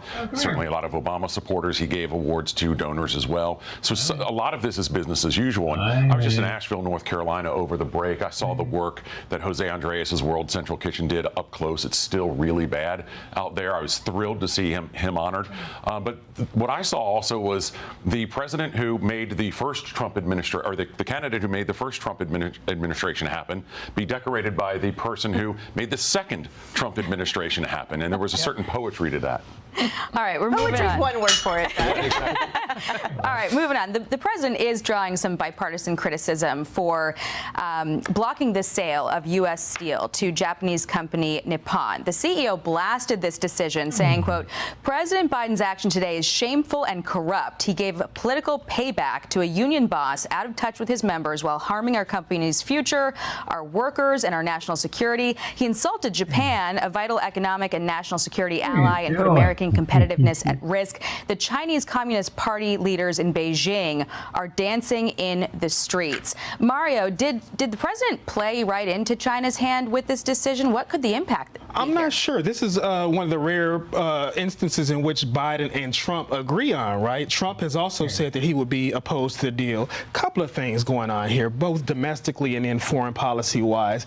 Pennsylvania, right? It's a key battleground state. Unions are involved. Both parties are vying for the affection of the unions. Joe Biden has called himself the most pro-union president of all time. So there's that.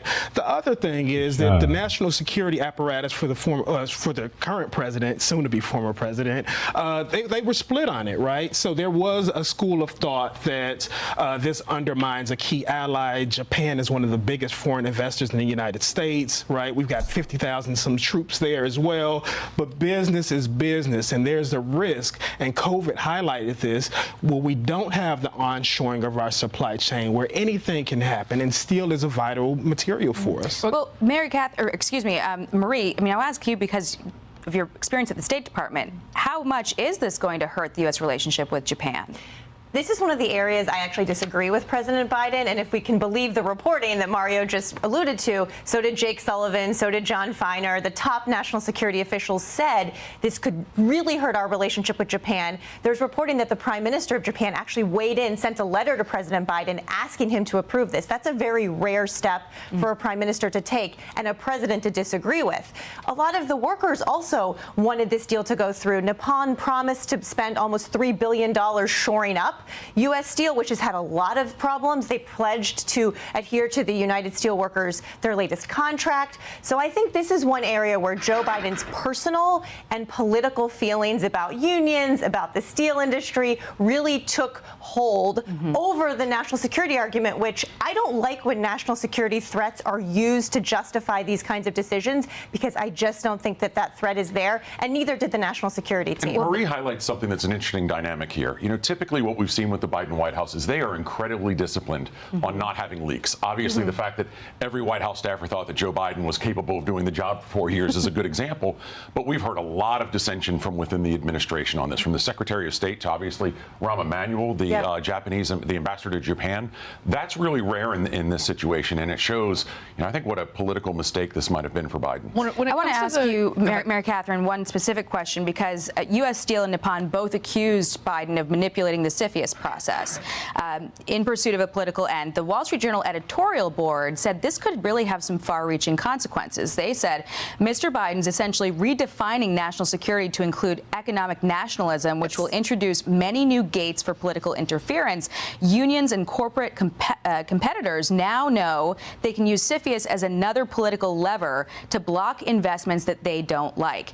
Is this going to send a chill to foreign investors? I think it rationally would. It's sending the message that it's going to be much harder to get through this process and that you're not looking at the normal barriers and the normal things that might stop you. And when it comes to the economic security part of this, one of the things CFIUS report cites is a possibility of less U.S. steel output. You know what else would cause less U.S. steel output? Is if they don't get an infusion of capital that they need to survive as a company, and then you get much less U.S. steel output. Yeah, there is a concern now from investors and economists that U.S. steel could be sold off piecemeal in a bankruptcy. Do you believe there's any argument, Mario, that could win in court? Because you've had Nippon and U.S. Steel both vowing to challenge this. I think what the other panelists have alluded to is something that it's quite a possibility, right? They both threatened to have some type of legal action. We don't know what comes out in discovery at all. And the fact that CFIUS had, before this point, had been a black box in previous administrations. So we're not sure what can be unsurfaced in emails, communications, et cetera, on how this came about. Doug, I want to ask you, to the point made earlier, both Trump and Biden opposed this. Do you think we're witnessing sort of a swing toward protectionism in the U.S.? Yeah, it's also a bit of horseshoe politics. On a lot of issues, the more to the right and the more to the left you go, the more you sort of meet at that place. So, Donald Trump got a lot of labor support, as we've seen. Joe Biden has positioned himself as the most pro-labor president that we've ever had. Not terribly surprising that on an issue like this, they'd be in agreement. Marie, at what cost is this happening? Because, as Mario mentioned, the other company who was bidding for this came up short. And now, U.S. Steel is sort of in the lurch. This is something that Donald Trump and future presidents will have to deal with. I mean, Mario also alluded to COVID and the fact that there was this idea in the last 5 years that we wanted to bring more of our supply chain, more of these critical industries back to the United States. I think most of us agree that in general that's a good thing for a number of reasons. But the world is globalized, and this company, U.S. Steel, needs cash. And there have to be ways for foreign companies to invest in American companies, to continue to do that, to have all boats rise together economically in our country and around the world, and to protect American workers and our supply chains. There has to be a way to thread that needle. And it felt like this deal was possibly one of those ways, with U.S. Steel, with Nippon pledging to maintain some of the guardrails that we care about in this country. Union contracts, for example, pledging to invest in this company. So this is something that future presidents, that Congress, that all these folks are going to have to deal with. And this idea that we just go back to protectionism and that we sort of close our doors and shut out the rest of the world, it's just not reality. And American companies and workers will suffer if we try to do that. And one of Joe Biden's core promises was, hey, allies, I'm with you. I'm a rational actor and you can work with me. This really puts a damper on all that talk that we've heard from day one from the Biden administration. It was surprising, and it seems like they knew that because they signed off on an arms deal the same day that they killed the sale here. So we'll be right back, panel. We'll leave it there for just the moment. I'm Steve Doocy. I'm Brian Kilmeade. And I'm Ainsley Earhart. And click here to subscribe to the Fox News YouTube page to catch our hottest interviews and most compelling analysis.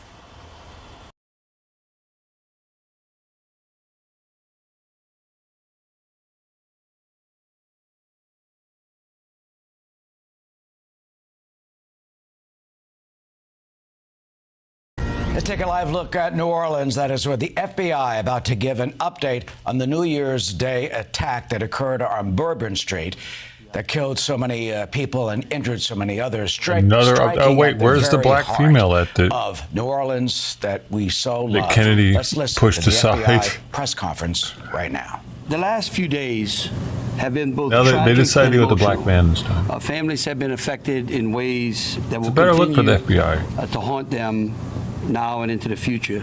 And I believe only the power of prayer, As long as it's a man in and a the faith in law God can enforcement pull position, them I'm and good. us through this time. You know, everyday Americans and one foreign citizens' lives have been shattered and lost. Every day. Can you just for a second? Can you imagine there being a woman sheriff back in the old Western days? There's a new sheriff in town. Exactly. Oh, and I just saw an ad yesterday on Reddit. It was from the 30s, from the UK or England, and they were looking for police officers. I'm gonna see if I can find it, but they're looking for female police officers. And there were all kinds of rules around it where they had to be like big, pretty much. They're saying, and they needed to be attractive, and they weren't allowed to marry. And there was all these. There were more. I'm gonna see if I can find it. Americans like Women got Kareem all the rights Badawi, now. 18 years old from Baton Rouge, who was a freshman at Alabama, majoring in mechanical engineering, played football at Episcopal School last year, and whose friend Travis said it was never about Kareem, it was always about others, and that's what made him unique. Like Tiger Besh, 27, from Lafayette, who played football at Princeton. Yeah, Bill. Worked for Seaport Global in the capital markets. And I quote his brother Jack. Little white lady. He said, I can't wait to show you the big things I will do in this world. To tell my kids about you and the man you shaped me to be. And his mom, Virginia, who says that evil will not prevail. Like Drew Dolphin, 28, from Montgomery, Alabama, a graduate of Auburn University in 2023, was with his younger brother Matthew during the attack, whose family has described him as having lit up every room he entered and how his smile was infectious. Like Nakira Dodo, 18, of Gulfport, Mississippi, who's going to begin nursing school this month, whose mom, Melissa, begged her not to go out on Bourbon Street that night, who has been quoted as one of the most amazing persons who loved everyone and a light to be around, said Zion Parsons, who was with her during the attack. Like Billy DeMaio, 25, from New Jersey, a star student and lacrosse player who worked for Audacity in New York as an account executive, whose family and friends have described him as having an unwavering work ethic and positive attitude and kindness. Like Hubbard Guthrie, 21, of Gretna, who graduated from Shaw High School in 2021, an incredible athlete with a passion for baseball since before he could walk, it was said. His family said he had a sense of humor that was infectious, and he brightened up the room that he walked into. Like Reggie Hunter, 37, of Prairieville, who leaves behind two sons, Landon, 11, and Christian, 18 months old, whose cousin Travis said to know Reggie was to love him, who always was in a good mood. Like Terrence Kennedy, who was one of 9 siblings, who has been said has always had a way of being comical and been loving and kind. And his sister Jacqueline said. Like Nicole Perez, 27, of Metairie, who was a mother of a 4-year-old, Malio, and is described by our Uncle Raul as loving and caring, a person very dedicated to her job and to her son. Like Ed Pettifer of London, England, who worked as a director at an executive search firm, who had relations to the royal family. His family described him as a wonderful son, brother, grandson, nephew, and friend. You know, and it's tragically ironic that his father has, for over 20 years in the service of the British military, fought terrorism and terrorists on their soil so we don't have to fight them on ours. I want to thank him for his service to the free world, and I'm deeply sorry as all the other families for their loss. Like Latasha Polk of New Orleans, a mother of a 14-year-old, a certified nursing assistant, whose family believes that Latasha would have wanted the city to turn out in celebration, but tinged with grief, but not in fear. Like Brandon Taylor, 43, who leaves behind a fiance, Heather, who I didn't even notice that he had nose ring during this nightmare, but who has described him as unique. Matthew Tenadero of Slidell, a fiber optics and video professional at the Superdome and the Smoothie King Center. His mom says we will miss everything about him, his beautiful face, his laugh, and how she loves him. And then finally, like Elliot Wilkerson, 40 of Slidell, who had 4 siblings, and whose brother said if you didn't have a shirt on your back, he would try to find one to put on you. No matter what, he was always looking to care for others. You know, each of these victims has family and friends who have to live with the tragedy. When I was in jail, I didn't have a t-shirt. They don't give you a t-shirt in LA County Jail. You have to get them from commissary. You have to buy it with your own money. I didn't have one, and this guy saw that, and he gave me one on the way back from somewhere. We were coming back from, I forget where. We were walking down the hallway. They let you walk by yourself in there. It's wild, man. That place is fucking wild. Like they let, like, you got to go follow this color on the walkway and go there and go. Y'all go there together, and we walk there together. And they tell us, well, follow the line. Don't get off the line. Walk back. Go back to your place. And we walk back to our, because there's so many people in there. This guy gives me a shirt as we talked on the way back or something, and he saw that I was cold and wanted a shirt. Yeah, because this stuff's really loose fitting, especially when you're my height. They give you shit for fat people. So it's all airy. And so he gives me a t-shirt, and I'm asleep. I'm knocked out, and I wake up to this dude getting his ass beat. Like, they had him on the ground. They were kicking him. It was a bunch of paisans. And Southsiders might have even been getting into it too. It was all Mexicans. They were kicking the shit out of a Mexican dude. And I woke up to it, and I saw that it was him. Oh no, that was the white dude that time. No, they actually did end up kicking the Mexican dude's ass too. This is the white dude, actually. Now I'm thinking back on it. But they were kicking his ass, and it's not against that. They will kick their own asses too, though, is what I'm saying. They're not against fighting each other. I woke up and I was like, hey! And I yelled out loud about it. Got them. All of them just fucking looked at me like, who the fuck is this white dude? There's a pod of 100 of us. There's only like 5 white people, and we're all in a little area together, kind of close. But he was like not near us for some reason. I didn't understand why. I didn't really think about it. But ends up, they swooped my fucking rack, dude. I had one guy that was like, I was in bed with shit over me, so I was like, I couldn't do much, and I was on the top bunk, and two dudes, Southsiders, swooped in on me, and we're like, what's up, Wood? What's your problem, Peckerwood, or some shit like that, Whitey? I forget what they fucking called me, but we're known as Woods in there. That's what they were supposed to call us. They were Southsiders. The lipstick tattoo. Mexican. Ends up to do as a pedo. And he was apparently, they saw him beaten off to a family photo that had like a daughter in it or some shit, from my understanding. And yeah, he ended up getting on his feet and getting out of there. Like, I saved his thorough ass beating, I guess, because I didn't know any better. Because he gave me the shirt off his back. They were making me think about it, because the guy said he would give the shirt off his back for anybody.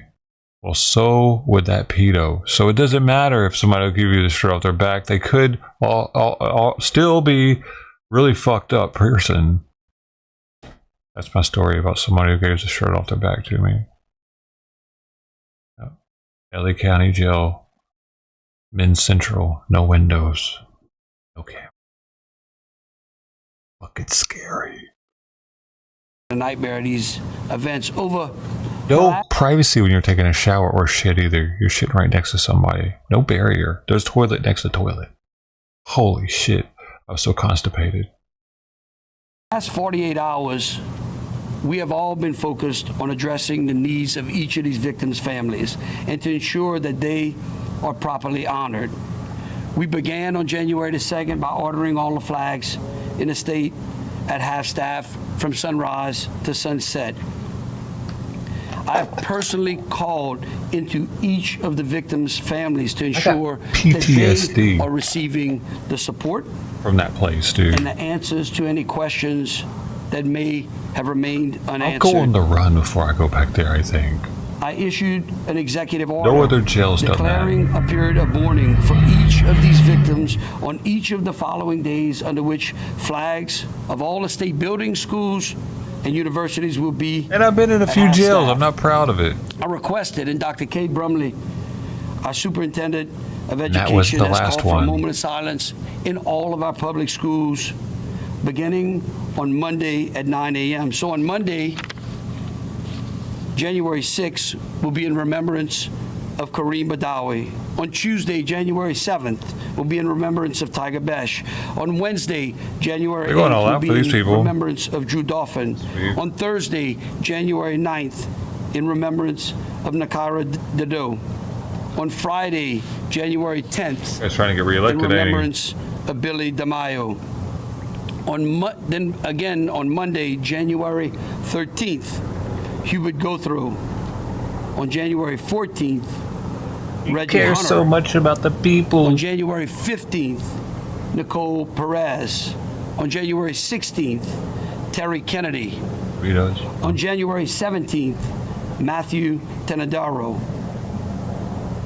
Then again, starting the following week, Or anything like this before. on Monday, January 20th, Edward Pettifer. January 21st, Latasha Polk. January 22nd, school shooting Brandon Tatum. has never done anything like this And then before. hopefully concluding on January That I've 23rd in remembrance of Elliot Wilkerson. We have been working side by side with the Orleans Parish Sheriff's Office Crime Reparations Unit, the New Orleans Police Department's Victim Witness Unit, the FBI Special Victims Unit, the Orleans Parish District Attorney's Office Victims and Witness Unit, to ensure that these victims get the answers and the support that they need. I also called on a time of prayer from Thursday and culminating today, specifically asking pastors and clergy, who do you think's more parishioners here in powerful, Louisiana and the across the governor nation of to unite in Louisiana the prayer of victims and their families? or Ted Kennedy? We have been specifically tasked with close, ain't assisting it, for families that with state? expediting the Probably Ted transportation Kennedy. of the I think deceased Ted family Kennedy. members home. Each citizen's Hardly anybody citizen knows of who this guy Louisiana's is. body was offered a Louisiana State Police escort Ted Kennedy's a to the funeral relic. home of their parish. Each of our out-of-state I victims think the longer was you're either escorted in to the state also line matters. or to Your the power airport. as a senator. We are working again with the Crime Victims Reparation Board Also to the ensure size that of the the support state. they are entitled to is expedited. And the FBI will discuss more details of what they're Newsom doing in coordination Might actually be more powerful than to Ted assist Kennedy. us with these victims. And I'll Governor tell of you, I'll tell California. each one of those families. I don't think there's a person up here that wouldn't love to return them to their families. And so we will continue to ensure that their tragic loss is not forgotten. And while we can do nothing to undo what has happened, we are committed to doing everything within our power to honor these victims Mayor and support Adams. their families and friends. More powerful than the senators. Well, I don't know. Schumer's pretty powerful. I don't know. That's close. He's been in office so long. Connections. Good morning. Thank you for being here today with the FBI and our partners. Today, in the interest of transparency, You're we're the going Wild to give West you the again. latest update He was on our the coach. FBI's investigation into the walk Bourbon around with Street 6 attack shooters. on New Year's Day. First and foremost, as the governor has already done, I know I speak for the FBI and all of the first responders involved in this when I say we do this for the victims and their families. even though we know that nothing we do will take away their pain and grief. What we can and are doing is investigating every detail of this attack to find answers. We are leaving no stone unturned. Before I turn it over to FBI New Orleans SAC Lionel Murthel, I'm going to talk a little bit about the overall global and national counterterrorism threat, as I think it's important to understand those threats as it relates to what went on New Year's Day here in New Orleans. Make no mistake, protecting the American people from terrorism remains the FBI's #1 priority. Is it? The threats from international terrorism, domestic terrorism, and state-sponsored terrorism are complex and persistent. And notably, they are all simultaneously elevated. You might have heard the director speak numerous times about him seeing all the red lights flashing right now. I'm smelling wax on my fingers. We continually face threats from foreign terrorist organizations, I'm gonna waste it. I might as well smell it. extremists across the ideological spectrum, and criminal actors that aim to bring violence and harm to the United States. During these past few years, lone actors, or small cells of individuals who typically radicalize to violence online and who primarily use easily accessible weapons, have posed the greatest terrorism threat to our homeland. Additionally, for the past several years, the FBI has provided intelligence to our law enforcement partners highlighting that ISIS calls for vehicle ramming attacks. This is a tactic that has been used for many years to conduct deadly attacks on U.S. soil and in other countries. Lone actors, as you all I'm sure are aware, present a particular challenge to law enforcement intelligence because they are difficult to identify, investigate, and disrupt, especially when their radicalization and communication with other like-minded individuals happens online, as is believed to be the case with the New Orleans attacker, Shamsuddin Jabbar. Over the last year, we saw multiple plots in the U.S. that we were able to disrupt, along with our state, local, and federal law enforcement partners. We simply cannot do it alone. Those include plots in September and October in Oklahoma City and New York City, respectively. The FBI continues to work tirelessly to combat the threat of terrorism, and that includes constantly working with and communicating with our state, local, and federal partners, whether that is sharing intelligence and information or day-to-day coordination of an investigation. And in New Orleans, that is exactly what the FBI and our partners have done since day one. As it relates to this investigation, all investigative details and evidence that we have now still support that Jabbar acted alone here in New Orleans. We have not seen any indications of an accomplice in the United States, but we are still looking into potential associates in the U.S. and outside of our borders. The case is still very early on. We got to find out how he got that chemical. It's a super rare explosive with any chemical. Complex terrorism investigation, as we uncover new leads, receive tips from the public, examine electronic devices, and interview witnesses, the information as we know it evolves into a clearer picture and provides more answers. We have a clearer picture today than we did even 2 days ago. We are much further along than we were previously. I'd also like to take a moment to thank the public for your help so far. You have provided tips that have greatly enhanced this investigation. I don't think the majority of you all in the public know just how critical your information has been for the FBI in high-profile investigations like this one. Your tips and information have been instrumental in the most significant terrorism investigations that have occurred in the last 20 years. So thank you on behalf of the FBI. The FBI continues to surge resources from across the country to assist the New Orleans field office. In addition to FBI special agents and personnel based here in New Orleans, more than 200 additional personnel have been brought in to assist in this investigation in order to process evidence, support victims, and investigate leads and tips. Personnel support includes, as I stated a few days ago, special agent victim specialists, evidence technicians, specially trained crisis management personnel, and intelligence analysts. Additionally, the entire counterterrorism division at headquarters, along with other headquarters divisions, and the FBI's critical incident response group, including our hostage rescue team, continue to work around the clock supporting New Orleans and the other field offices involved in this investigation. We are not done investigating. In fact, our work has only begun. The FBI will continue to dig in and investigate to learn all that we can about this despicable attack. On behalf of the victims and for their loved ones. Now, I'd like to turn it over to SAC Lionel Murthel, who's going to go into more specifics of the investigation. Lionel. He doesn't look like a DEI hire to me. He really doesn't. I'm not saying that. Thank you, Chris. Looks like My he name means is Lionel business. Murthel. I'm the special agent in charge of FBI New Orleans.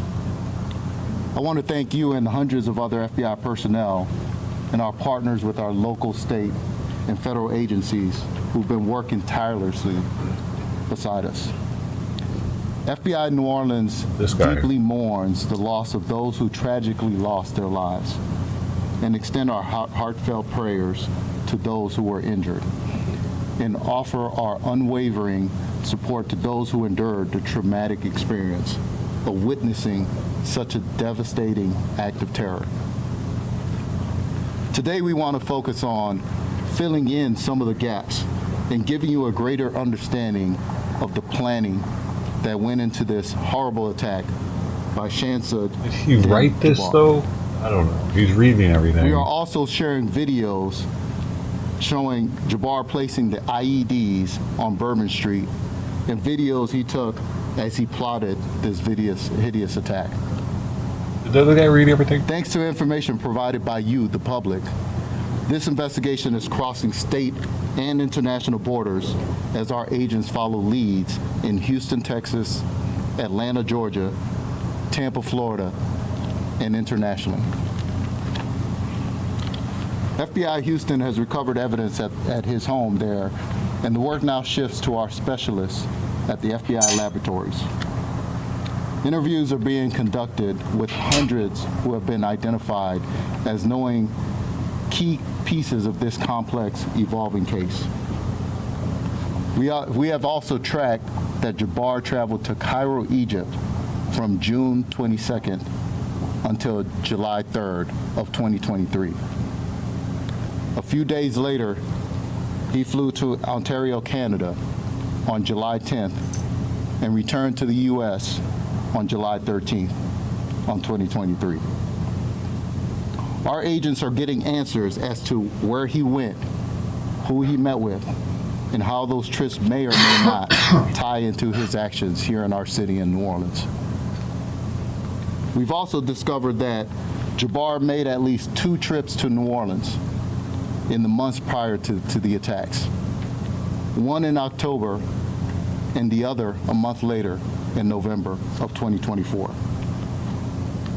From what we now know, Jabbar stayed at a rental home in New Orleans beginning October 30th, 2024. Damn. He was in town at least 2 days. During that time, Jabbar, using Meta glasses, back in the day, recorded a video as he rode through the French Quarter on a Interesting. bicycle. Wow. This video shows Jabbar during that trip in October with his Meta glasses. As we continue to learn more about that trip, we ask anyone who may have seen or interacted with him to contact us. Now, for more information, Meta glasses appear to look like regular glasses, but they allow a user to record videos and photos hands-free. They also allow the user to potentially live stream through their video. Oh, really? I don't know, get some of those. Oh, shit. Jabbar was wearing a pair It's of pretty Meta high glasses quality. when he conducted the attack on Bourbon Street. What battery life those things have, though, But if he you're did doing that. not activate the glasses to live stream his actions that day. Thanks to information that is coming in from the public, we now know Jabbar was here in New Orleans also on November 10th. But we are still piecing together the details of that trip.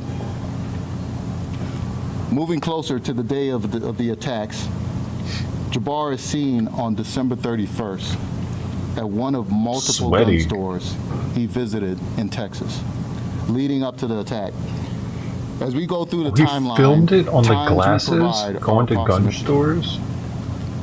Jabbar then stopped at a business in Texas where he purchased one of the ice chests he would later use to hide the IEDs.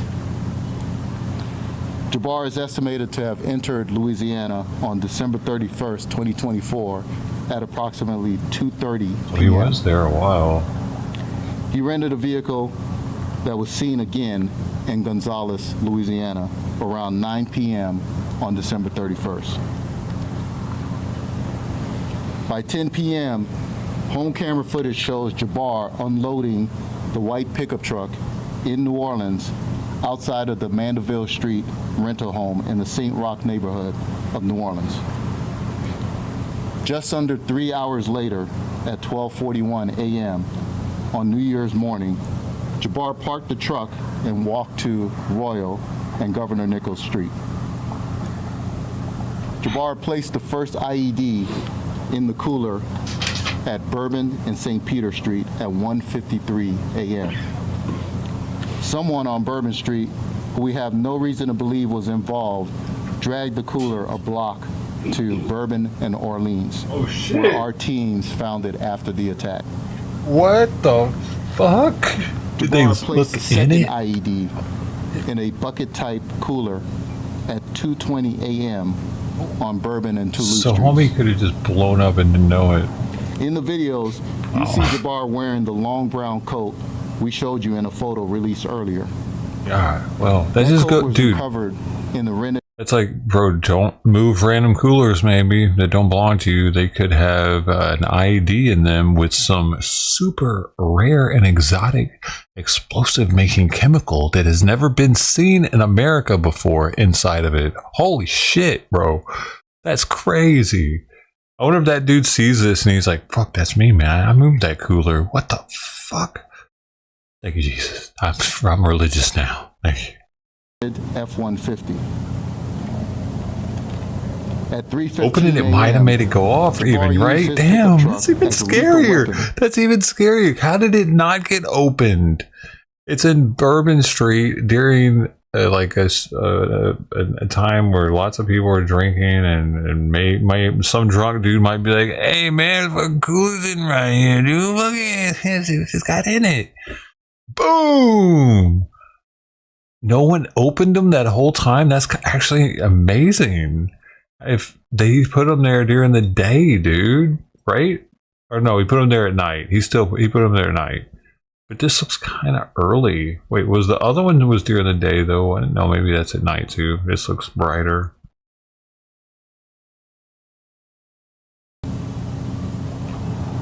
In the videos, you see Jabbar wearing the long brown coat we showed you in a photo released earlier. That coat was recovered in the rented F-150. At 3:15 a.m., Jabbar used his pickup truck as a lethal weapon before crashing into the construction equipment and was stopped by the brave men and women of NOPD. Shortly after 5 a.m., a fire was reported at the rental home in the Mandeville Street location in New Orleans. And the New Orleans Fire Department found explosive devices on scene after entering the home. As we released yesterday, we strongly believe Jabbar was solely responsible for the fire on the Mandeville Street in New Orleans. We determined that he set the fire before heading to Bourbon Street, based on the ATF's investigation. This is old news, come on. I'd like to bring up Special Agent in charge of the ATF Field Division, Joshua Jackson, to address the details of the investigation and to explain the origin of the IEDs and the materials Jabbar used in them. SAG Jackson.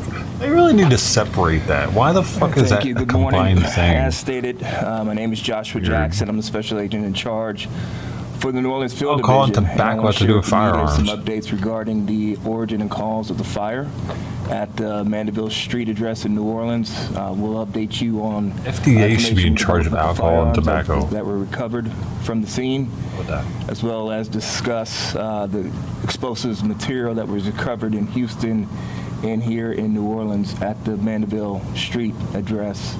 And I'll kind of close out with some comments about our victim witness coordinators.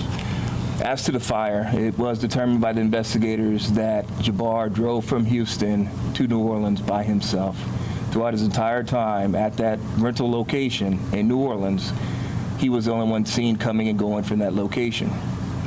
He left that location at 12:15 a.m. the day of the attack, and that's when he set the fire. We know this because at 12:17, the Nest thermostat converted over from heat to cool. For the whole time and during his stay, the weather had been cold, and the heat was running inside that residence. It changed roughly 2 minutes after he left because the thermostat indicated that the temperature was rising inside the residence, and it tried to keep up with the fire that was growing inside. Let me explain what happened with the fire. He used an open flame in the linen closet area next to the washer and dryer and a closed-off hallway centered into the residence. This hallway leads into different rooms of the house: bedrooms, the front room, the kitchen. Using this open flame in the linen area, this caused the fire to grow. He also set a half-gallon of accelerant, gasoline, in a plastic gasoline container in that hallway. He also poured accelerant in different rooms throughout the house. We believe he did this, and his hope was to burn the entire house down and hide evidence of his crimes. Why? As the fire grew in this closed-off area. That's what I don't understand. Like, did he think he was going to get away? Did he really think he was going to get away and go run off to Mexico or something, and no one was going to ever figure out who did it? He had to rent the truck. He had to rent the Airbnb, right? Did he not use his identification? What would the reasoning be? Just to cause mystery with it? What was he doing? We'll never know why he did it. Why would he want to do that? Doesn't make any sense, dude. Am I the only one that thinks it's weird that why would he cover his track? Like, you're not going into a situation where you're going to expect to survive that, are you? His crimes. Crazy business, dude. As the fire dude. grew in this closed-off area, it eventually ran out of oxygen and fuel, and it smothered itself before it spread to the accelerants that were placed in the other rooms. That's why the house did not burn down. At 5:18, neighbors smelled smoke in the air, and they're the ones who contacted 911, and that's when the New Orleans Fire Department showed up at this residence and put out the smoldering fire that was there, and that's when they observed the materials inside the house and contacted FBI and ATF, and we secured that location. As far as firearms, so you're thinking, I see what you're saying there, Sister T. Like, maybe he did burn something. Maybe it did get burned, and that's the only thing that got burned, and everything else was just to make it look like he was trying to burn the place down. Maybe he burned a bunch of paperwork or some shit in that room. If it was anything that wasn't paper, they'd be able to see. Pretty much, right? Like if it was a plastic, like a hard drive or something like that, like they would see. Secured that location. As far as the firearms that have been recovered in this investigation, it was a semi-automatic pistol that was used by Jabbar, and it's a semi-automatic rifle. The pistol was a 9mm, and the rifle was a .308 caliber. Conducting ATF urgent traces, we determined we did make contact with the individual who completed a private sale of the rifle on November 19th, 2024 in Arlington, Texas. This individual, based on our investigation, does not know Jabbar. This was a chance encounter in having this private sale transaction in Texas. There's no way this individual knew that Jabbar was radicalized or had any sort of awareness that this attack was imminent. I also want to preference that private sale transactions like this in Texas are illegal. Additional firearms that recovered from the scene, and I'm going to call them privately made silencers. And I say that we're calling that because our Firearms Ammunition Technology Division, they still need to make a determination on these devices to ensure that they actually reduce the sound of a firearm to a degree that it can be technically classified as a silencer. But for the ease of public consumption, for you all to understand what was recovered was a privately made silencer on the rifle that Jabbar was using in an attempt to muffle the sound of that rifle as he fired it. We also recovered a privately made silencer inside the Mandeville Street address along with the explosives material. Now, there's been reports in the media about the explosive material that was recovered. That is something that is only found overseas. I want to provide more information. Yeah, all right. The explosive material recovered at the Mandeville Street address was field tested by a chemical identifier by bomb techs with ATF and FBI. This is a field test. Tested as R-salt. R-salt is very similar in look, texture, and chemical makeup as RDX, which is all readily common and available right here in the United States. These same field tests were done in Houston at Jabbar's residence, and that tested as true RDX. The FBI lab will conduct additional tests of this material, which we believe will turn out to be commonly found explosives right here in the United States. Oh, okay. Now, what is different about this device? So at first they thought it was some other chemical. Somewhat unique. It was only found overseas. It goes more to the inexperience and of Jabbar. Dude, hold up. Our salt. Hold up.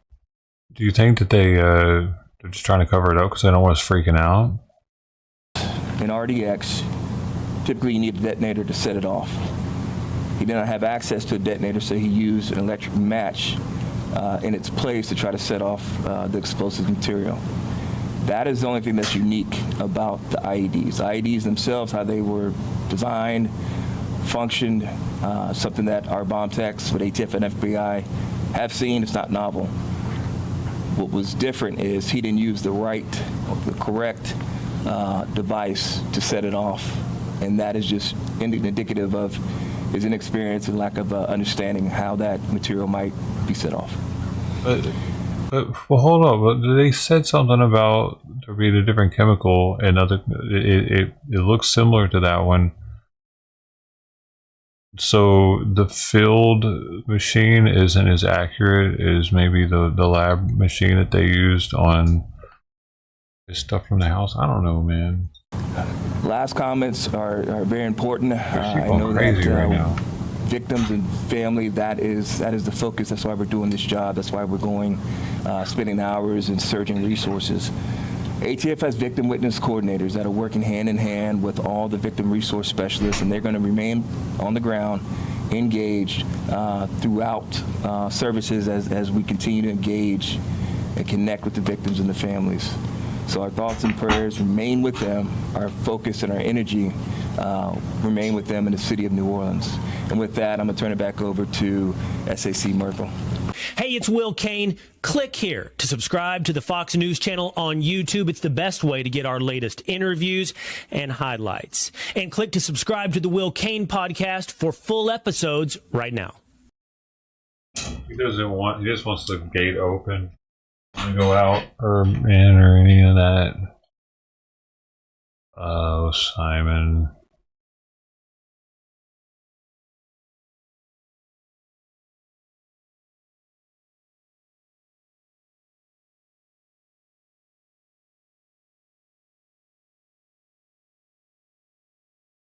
Oh, shit. Tens of thousands of gallons of sewage spilled from a pump station in the South Bay earlier this week. While officials were able to recover some of it, Imperial Beach residents say any spill impacts their quality of life. Oh, damn. Okay, so if you don't know Imperial Beach, I had a girlfriend that lived there when I was out there. She was the second girl I was ever with. Anyway, she lived in Imperial Beach. She grew up in Imperial Beach.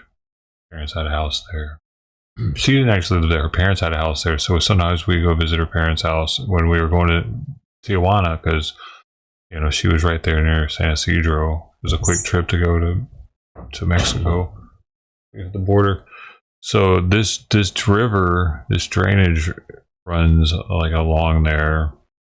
I don't know if it's both Mexican and American sewage that's going through it, but it's sewage goes through it sometimes. It's disgusting. And that's the first beach to when, if it rains, that gets the notices to not swim in the water because they're the closest to Mexico. And when it rains near Mexico, a lot of nasty shit goes into the water. Yeah, baby. ABC 10 News has reported on similar spills over the years. Reporter Danny Miskell looked into this is what us happened this time. and what's being done to prevent similar incidents. I'm here at the Smuggler's Gulch Canyon because this collector is where the transboundary flow starts. Let's go ahead and show you. Sewage water from Mexico comes through this collector and 4 others in the Tijuana River Valley. It funnels through these grates and is sent to the Hollister pump station. From there, the sewage water goes to a treatment plant. But when the Hollister pump station is out of service, it also shuts down service at these collectors. So where does the water go? The water flows into the Smuggler's Gulch Canyon, which eventually leads to the Tijuana River Valley. And as you can smell, it's not a Coors Light beer commercial. This is highly concentrated and highly toxic. Baron Partlow is a longtime resident of Imperial Beach and an activist against the IB sewage crisis. He checks the river gauge logs daily, which monitors the water flow, and comes out here often to the collectors to see for himself what's going on. It gives us a reference as to what really needs to happen on the residents' side, because that's where we're at. Baron explains how residents like himself are directly impacted when the Hollister pump station is out of service. It impacts the Tijuana River Valley, as you can see. They've closed off a lot of the trails, and it denies us access to the beach. The United States International Boundary and Water Commission said on Wednesday night, 30,000 gallons spilled out. Crews were only able to recover 22,000 gallons. How do you recover Spill it? issues are nothing new for the pump station. What? In June, we reported around 300,000 that gallons job. of wastewater spilled from the Hollister Street pump. Before that, in August of 2023, 20,000 gallons of sewage spilled out. Then in November of that year, we reported when a new pump was installed. The US IBWC says an investigation of the spill is underway. A spokesperson says they suspect the spill is a result of excess sediment and trash in the flows from the canyon collectors. Aren't they cleaning also these say things they're planning to enough? install flow meters Plan at the all 5 maintenance, canyon collectors dude. so the public can see the flow data for themselves. In San Isidro, Danny Miskell. Why do they have ABC to have the 10 public hold News. them accountable? Can they just The do United it? States International Boundary and Water Commission said they're still determining a date when the pump station will be up and running again. Oh, I gotta go check the camera.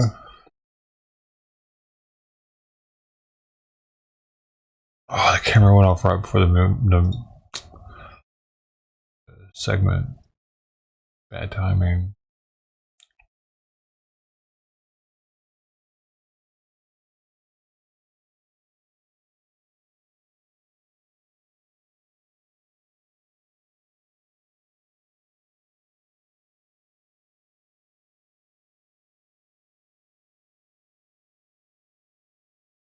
All the food's gonna be gone when I turn it back on.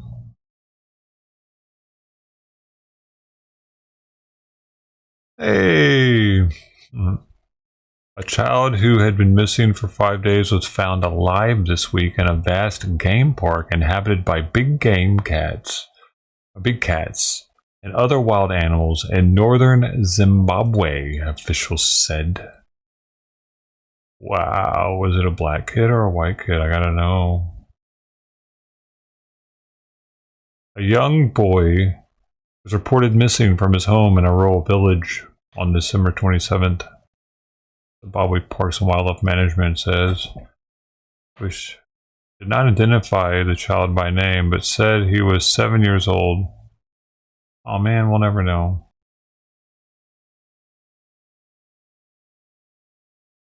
A joint search operation involving park rangers, police officers, and members of the local community was immediately launched, but heavy rainfall hindered the effort.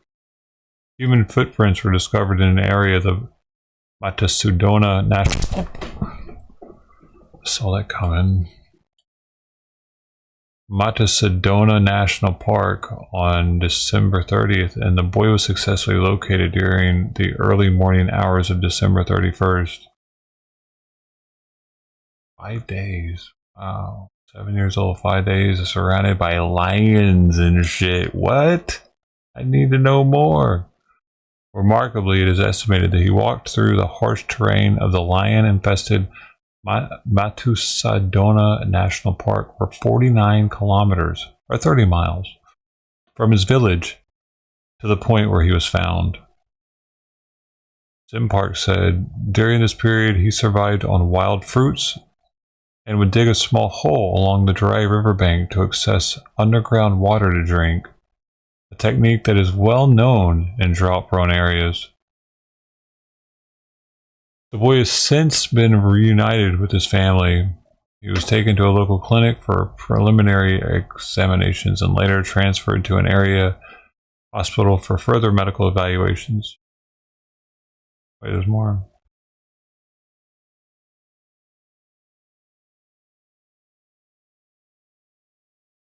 The boy, who she said was 8 years old, was frail when he was rescued and had to be put on IV drip. What saved him is the technique learned from the young age in dry and drought-prone areas of drawing water from the dry riverbank, digging a mufuku. Morobedzi added. Morobedzi added. The lawmaker ranked dude, stop, get down.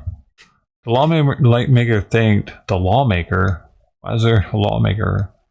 Thanked everyone who helped find the child, including the brave park rangers and the tireless members of the local community who beat night drums each day, hoping the boy would hear the sounds and head back in the direction of his home.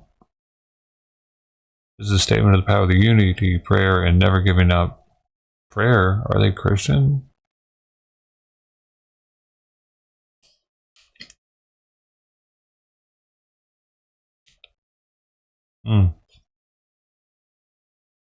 This goes on to say the park that the national park that he was in.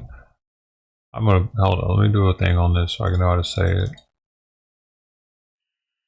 Matasedona National Park covers an area of 1,470 square kilometers, or 570 square miles. Once supported the highest density of lion in Africa and was an incredible stronghold for elephant and black rhino, according to the nonprofit African Parks. Yet despite the challenges in the past, African Parks writes on its website, a healthy variety of mammal species still occurs within Matasedona, including lion, leopard, buffalo, zebra, elephant, hippo, and an impressive variety of antelope species. Whoa, they got them antelope with the long-ass spiky horns probably out there, too. It said he ate berries? Is that what it said? He walked 30 miles, man. That kid's gonna be an athlete. Sign him up. Sign up for the Olympics. He's gonna be a long distance runner. Zimbabwe.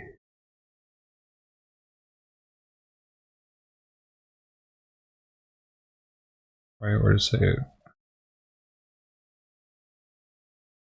Wild fruits. I don't know. It says wild fruits, whatever that is. Kind of wild. I wish they would have put exactly what kind of fruits he ate. I'm gonna put wild fruits. Wild edible fruits of Zimbabwe.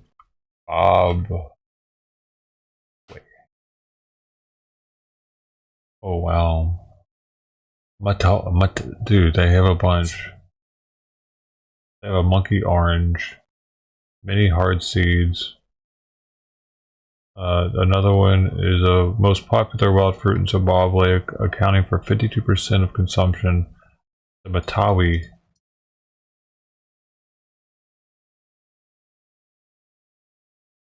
Oh, I wanted to show this from earlier though too. Check this out.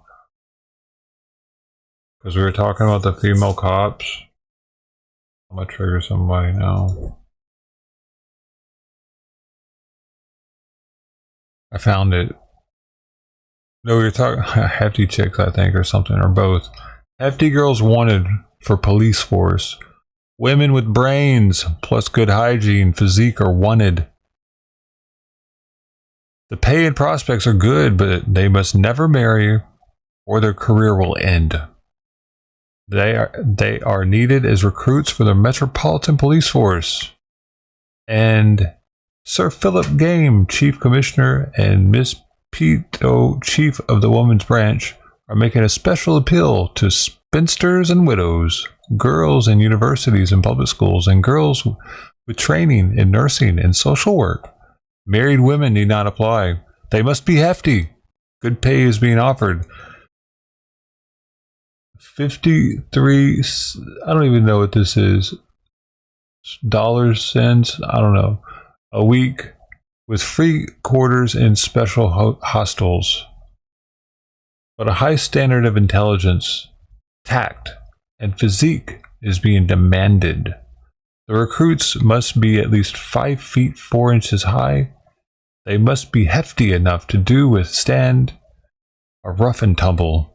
And they must be fairly good looking. This is the best advertisement of all time. 1930s, it says. And they got like a fucking naked chick over here as an advertisement to her titties hanging out. We don't have any advertisements for a chick's tits hanging out like that nowadays either.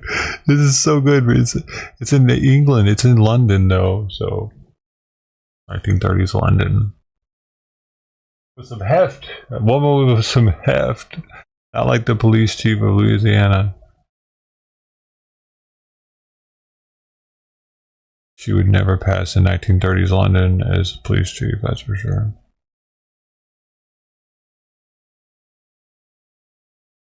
But then people go into more, they're talking about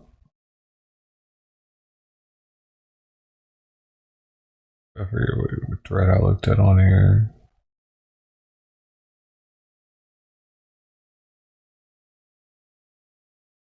What? Why are you meowing? These two dogs?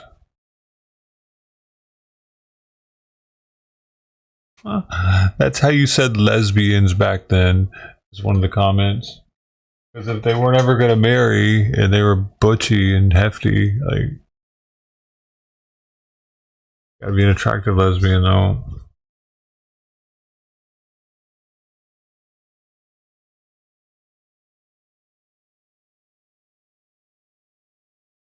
Someone said hefty women had an entirely different meaning in the 1930s. And I think it did. I think they're right. Like it was more like a woman that looked like she worked on a farm. Not a lard ass. Because they'd have to be athletic still. Yeah, man.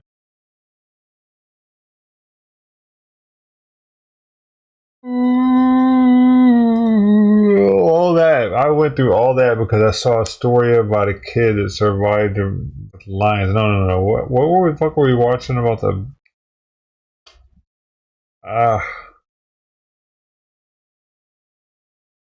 I think we were talking about somebody brought up the Louisiana. Did y'all see Ice-T got pulled over by the cops? I watched it the other day. It was kind of interesting. I watched it before it was popular. Everybody's re-uploading it.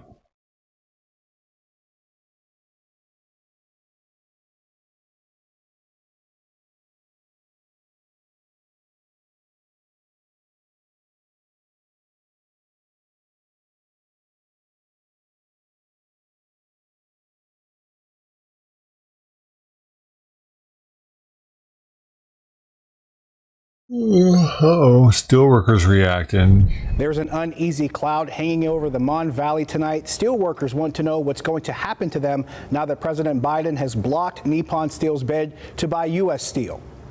KDKA's Ricky Sayer went to Clairton to talk with the people this decision will impact the most. He joins us live now with that reaction. Good evening, They're all Ricky. about the steel. Good evening. We're told it was quiet inside of the coke works behind me today, that on many steel workers' minds was something that their CEO said months ago. That being that if the deal with Nippon does not go through, that they would largely have to pivot away from the blast furnaces that make up the steel plants here in the Mon Valley, and that with that, many jobs could be lost. U.S. Steel maintenance technician Andrew Macy was optimistic the deal would be approved. Then came Friday morning. I got a message on my phone that said that the deal was blocked, and I immediately stopped and I felt numb. It's a moment where he reflected on when U.S. Steel laid him off in 1986. And I had that feeling come back to me of, like, what now? What now? That's a feeling shared among steelworkers we spoke with. Local union VP Richard Tyke included. Now I'm going to have to answer the questions, and I'm answering the questions, what's next? All day long, what's next? And Tyke says he doesn't have the answers. And none of us have a crystal ball. People are worried about losing their jobs. United Steelworkers International President David McCall says President Biden made the right choice for their union members and national security. Well, the irresponsible threats that were made by the CEO, I mean, we just need to move forward. McCall doesn't believe U.S. Steel will actually close plants, as the company's CEO has warned. So the future of the Mon Valley, I think, is good. We'll continue to make those good quality products that customers demand there. And a responsible management will continue to invest in those facilities. Steelworkers told us it's been years since they've seen investment. It's part of why they were looking forward to Nippon ownership. I think that they will litigate it, and they'll find that the facts are that it's the best thing that can happen to U.S. Steel is this acquisition by Nippon. Macy says he's already planning to retire in the next year. Dude, can't Elon Musk just help them out? What the fuck? He's gonna help them, right? Dude, if Elon doesn't save our steel industry, fuck him. You know what I'm saying? The richest man in the world, save the steel industry for America. Be a hero, you asshole. If you don't, you're an asshole. Now, What? he's just hoping the next generation doesn't have to face what he did. So this is just, it's tough. It's just really tough at this point right now. But being a steel worker and steel worker strong, we'll bounce back. It'll come back. I also spoke with another steel worker who hopes that President-elect Trump will reverse Biden's decision. He and other steel workers are sending a letter to Trump to ask him to do just that. Now, Trump said last month he is totally against the sale to Nippon and that he would block it once taking office. Live in Clarendon, Ricky Sayer, KDK TV News. All right, Ricky, thank you. And tonight, reaction is also rolling in from Pennsylvania's U.S. senators. Senator John Fetterman says, quote, "I'm always going to trust and follow the wisdom and the judgment of the union. My goal is their goal, to protect the union way of life and allow it to endure." Meanwhile, Senator Dave McCormick says he, quote, "will do everything he can with the Trump administration and leaders in both parties to protect this vital industry and related jobs in Pennsylvania."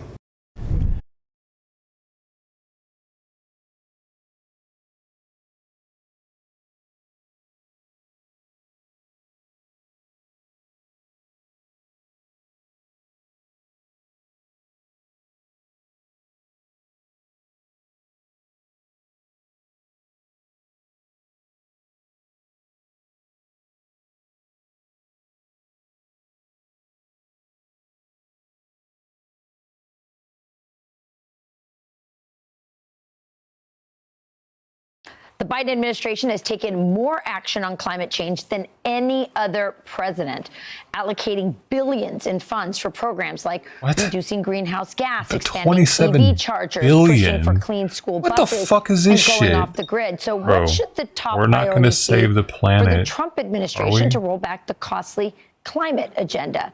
Joining us now is Mark it's one thing Morano. to He's not the want- publisher of Climate Depot. It is one thing to not want pollution in your city, like next to you or whatever, but like if you got a factory that is away from everything. Like, you'll see stuff like that if you travel across the country, and like, don't overregulate them, because that'll cut into a lot of their income, because they're gonna have to pay fines and fees for dumb shit that other countries aren't having to pay for. And if it's not affecting anything because of their proximity to because I was thinking because people are going to live near these places no matter what, but like, they're probably working at the factory and they're choosing that lifestyle. They understand the risk. The property, the houses out there are probably a lot cheaper. So, hey, good luck to everybody that's going to be getting into a storm soon. I know it's like 30 different states that are supposed to get hard. Hope y'all are ready for that one. You have your MREs ready. .com. Mark, it's always great to have you on. So you were on our friend Joe Piscopo's show, sort of fantasizing about having the shortest lived federal job, 2 weeks for you to go and clean out all these wasteful climate directives and policies. So tell us what you would do in those 2 weeks, how you would advise President Trump to deal with all this waste and climate directives. He looks like a shark. Well, from the Department of Transportation to the Department of Energy to the Pentagon. In fact, Biden made every climate agency a climate agency. My fantasy was to have the shortest lived job in federal history, go in for about 2 weeks, shorter than some Trump's previous press secretaries, but we won't get into that. But go in and literally defund and close all of the woke climate programs, particularly starting in places like the Navy or in the Pentagon, Department of Army, where they actually have all these climate initiatives, and they actually have the mission of the Army and the Navy as one of their focuses is going after fighting climate change, which, by the way, isn't a thing. There's no such thing as climate action or fighting climate change. Even the Department of Transportation, in Obama's department, they had studies looking at how fatal car crashes went up due to global warming. You have to cut the funding, you have to cut the programs, you have to fire the employees at the very least, since you can't hardly fire people, reassign them.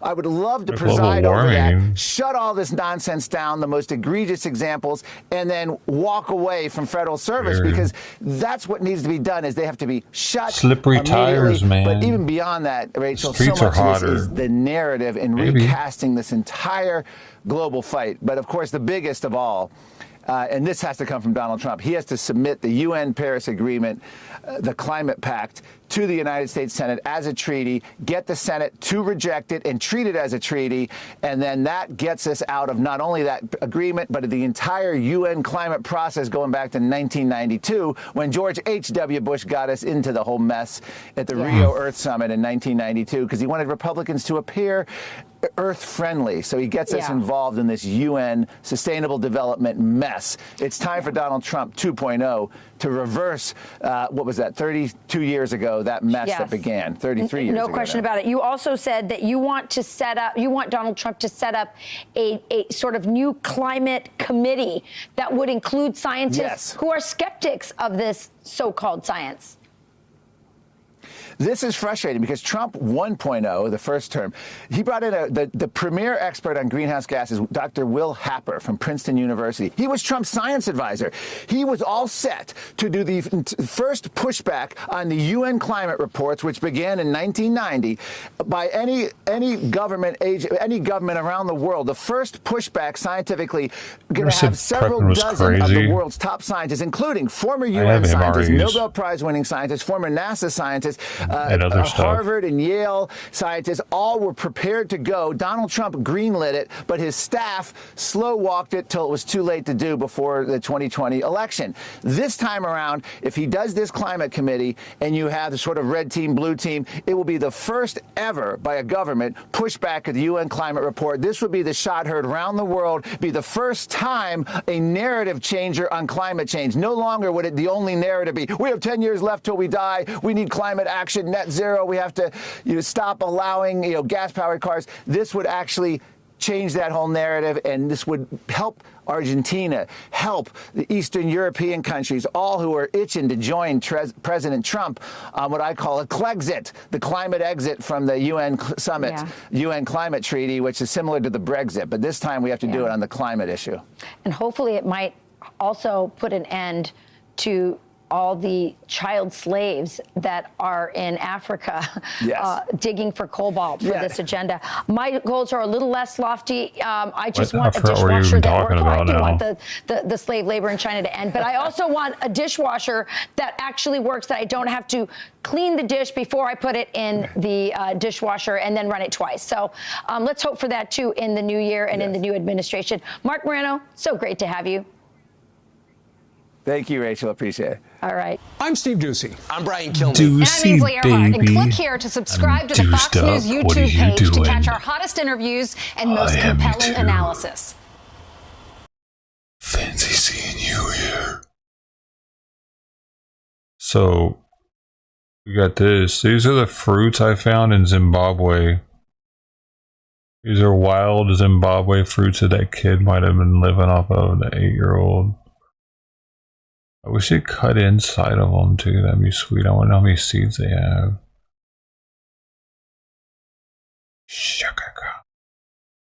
Wait, I don't see the one that they mentioned though. That looks like a kiwi kind of. It reminds me of the quote. I've said it before. And oh my god, it's fucking in K-Pax. K-Pax is a movie from the early 2000s. Kevin Spacey and the dude. I always forget his name. The dude. Lebowski. Kevin Spacey's an alien. Lebowski is his psychologist. And they're having a meeting. He's like talking about being an alien or whatever, and he's telling the dude that the produce alone. Well, first he grabs a banana out of the fruit bowl and he just chomps it. Doesn't peel it or anything. He's you know, a lot of places I've been, the produce alone is worth the trip here. Because we have so much produce. Like, oh, look at all these fruits. I've never even heard of any of them. Zero. This is just Zimbabwe. These are all edible. Pretty crazy. I wonder how rare that actually is. Like, on other planets that also have life, I wonder if there are supposedly planets that are more abundant, more capable of being abundant of life than ours that they've seen. So maybe they would have even more variety.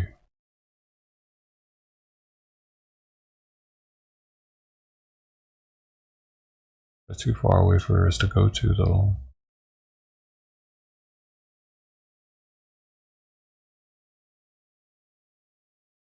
So, you seen it, Savagely? Yep, this one's what the truth. I wonder if I can find that Apex. I bet I could just put banana seed.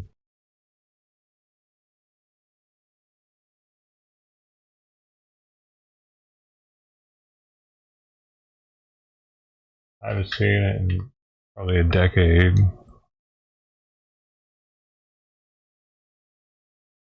A minute and 52, that's probably a little too long. 52 seconds, that'll be alright. Try that.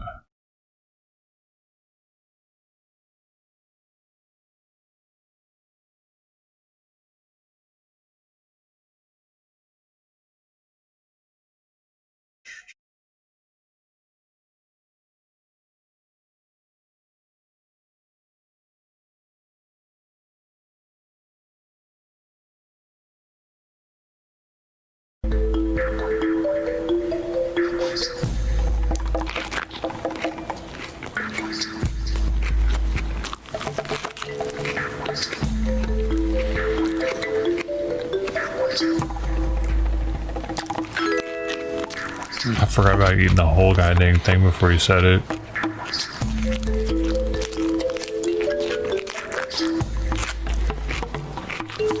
You really hate that thing. That is all he says, though. Your produce alone has been worth the trip.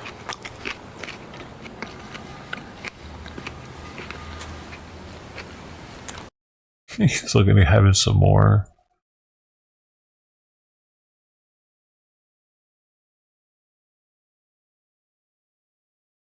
That's a trivia movie though, man, because I don't know. A lot of people probably don't like the ending. The ending's not very clear as to what the hell just happened. You end it with like, what the hell did I just watch? What just happened? What is going on, man?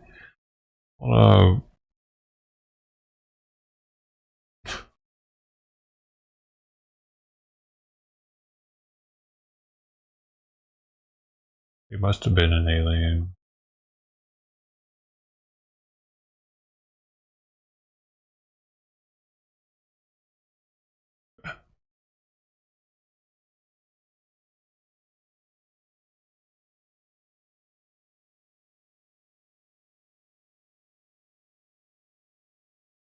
Cold turkey. Apples and oranges, grapes. Everything else is trucked in. Half fresh.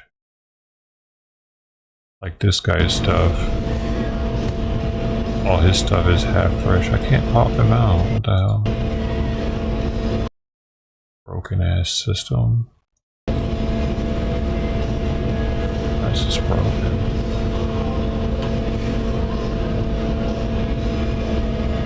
Oh, because it's a 3D camera now. I can't pop it out.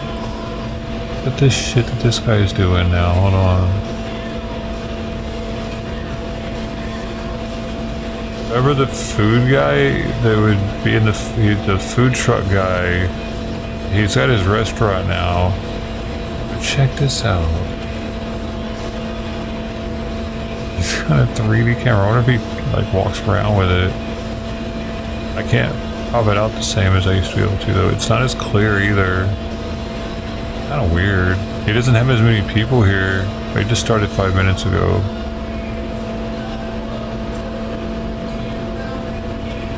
This is kind of weird. Hey, why aren't you talking to me? Can I have one of these? Excuse me. What the fuck is that? I'm talking to you. Lady? Excuse me. Looks disgusting. Is that for humans? That's slop in a bun? Hopefully you cook that, whatever it is. What do you think it is?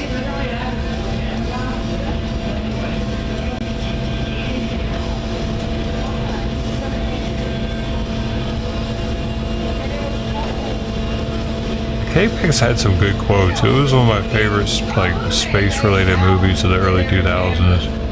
It was one of the first DVDs I had.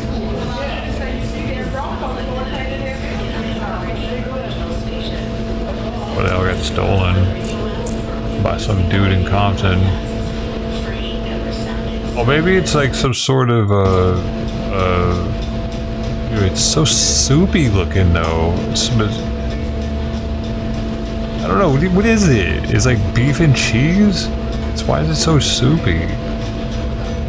I don't want my sandwich to be so moist inside. Keep the bread drier than that, bro. Turning my sandwich into a soggy old mess. They're not being eaten right now. How long are they going to be sitting there with this soupy mess inside of them?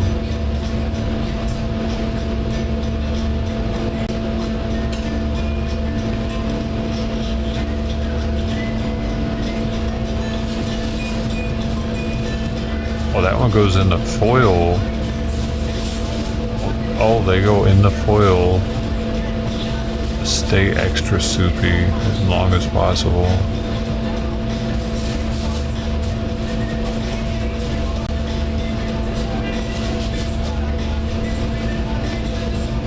so chunky. I don't understand what that is. Weird texture to it. Is that are those noodles? Is that beef stroganoff inside of a fucking...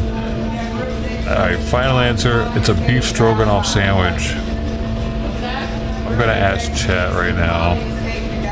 Is that a beef stroganoff sandwich?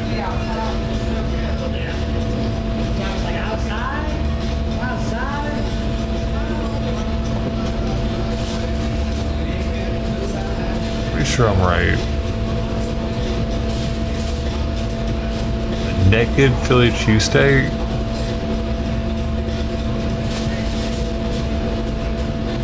What is, that doesn't look like noodles to you? It's Philly cheesesteak. They said, you're right, but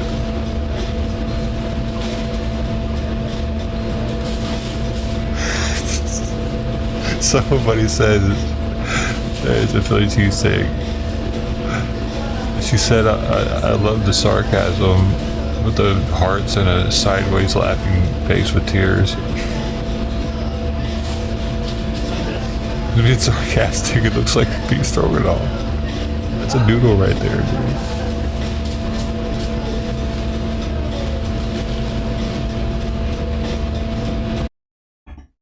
It doesn't look like steak. No, it doesn't. It was too smooth. Was that cheese? Hi, man. Buddy.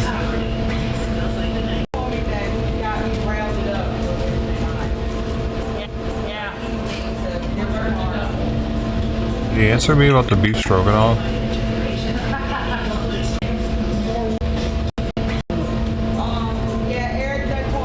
No.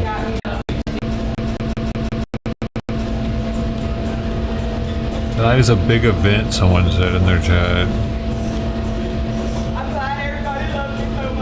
They're making more beef stroganoff sandwiches. What's up, baby? Ooh, ooh, I can almost see her vagina with those shorts. It's intentional, isn't it, lady? What are you trying to... What's going on here?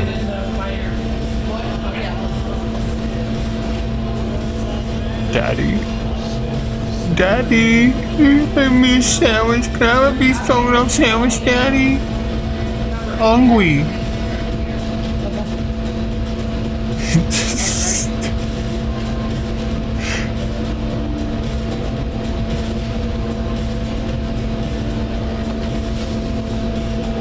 This is the guy, he'll walk around the whole restaurant touching all kinds of shit with them gloves and just start using them. Like one day he mopped. I'll change to some gloves.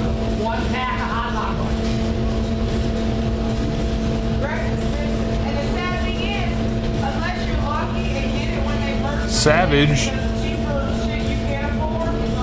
I'll let it play. Oh, thanks.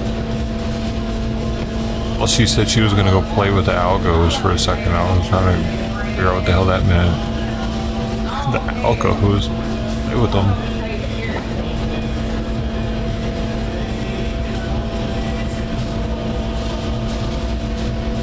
Algoliches, baby. Oh, I meant he. Oh, I keep saying she. Savage, can you just be a female? Make things much easier for me.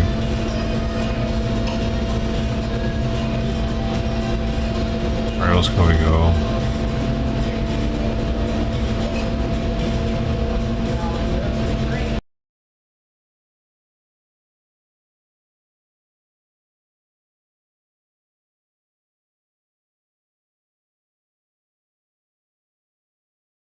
Oh, this is some A military news. appeals court ruling Defense Secretary Lloyd Austin cannot rescind the plea deals of three suspects responsible for the 9/11 attacks. They're going to now be able to live would forever. have them plead guilty in exchange for being spared the possibility of the death penalty.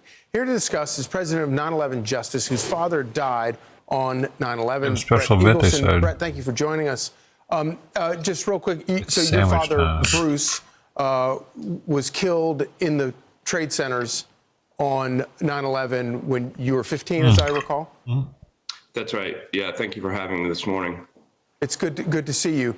Shazam. Now, on this story, it's kind of amazing. I would argue that the only reason that Secretary Austin decided to rescind this plea deal in the first place was because the administration got caught out on it, and you and others exposed them, and then they kind of ran around trying to undo it. Is that a fair assessment?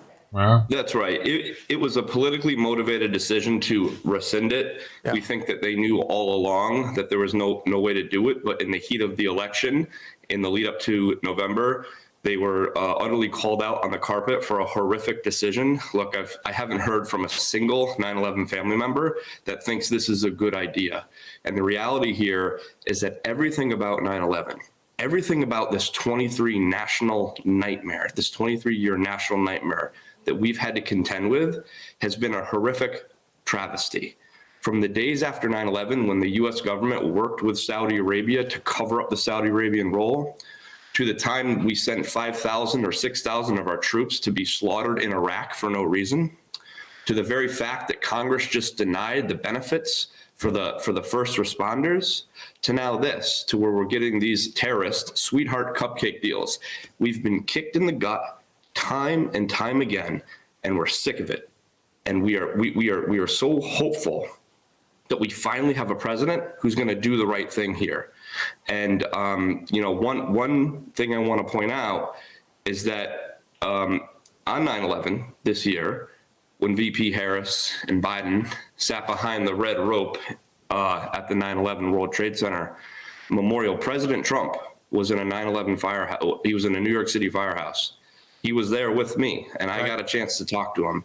And we said to him, Mr. President, you were right in 2016 when you said it was Saudi Arabia that knocked down those towers. He said it on this very show on Fox and Friends.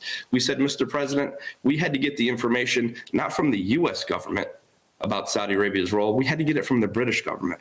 We said, Mr. President, the same people who tried to take you down in Russia, Bob Mueller and the deep state of this country are the same people who have blocked justice for us. They're the same people that came up with these horrible plea deals.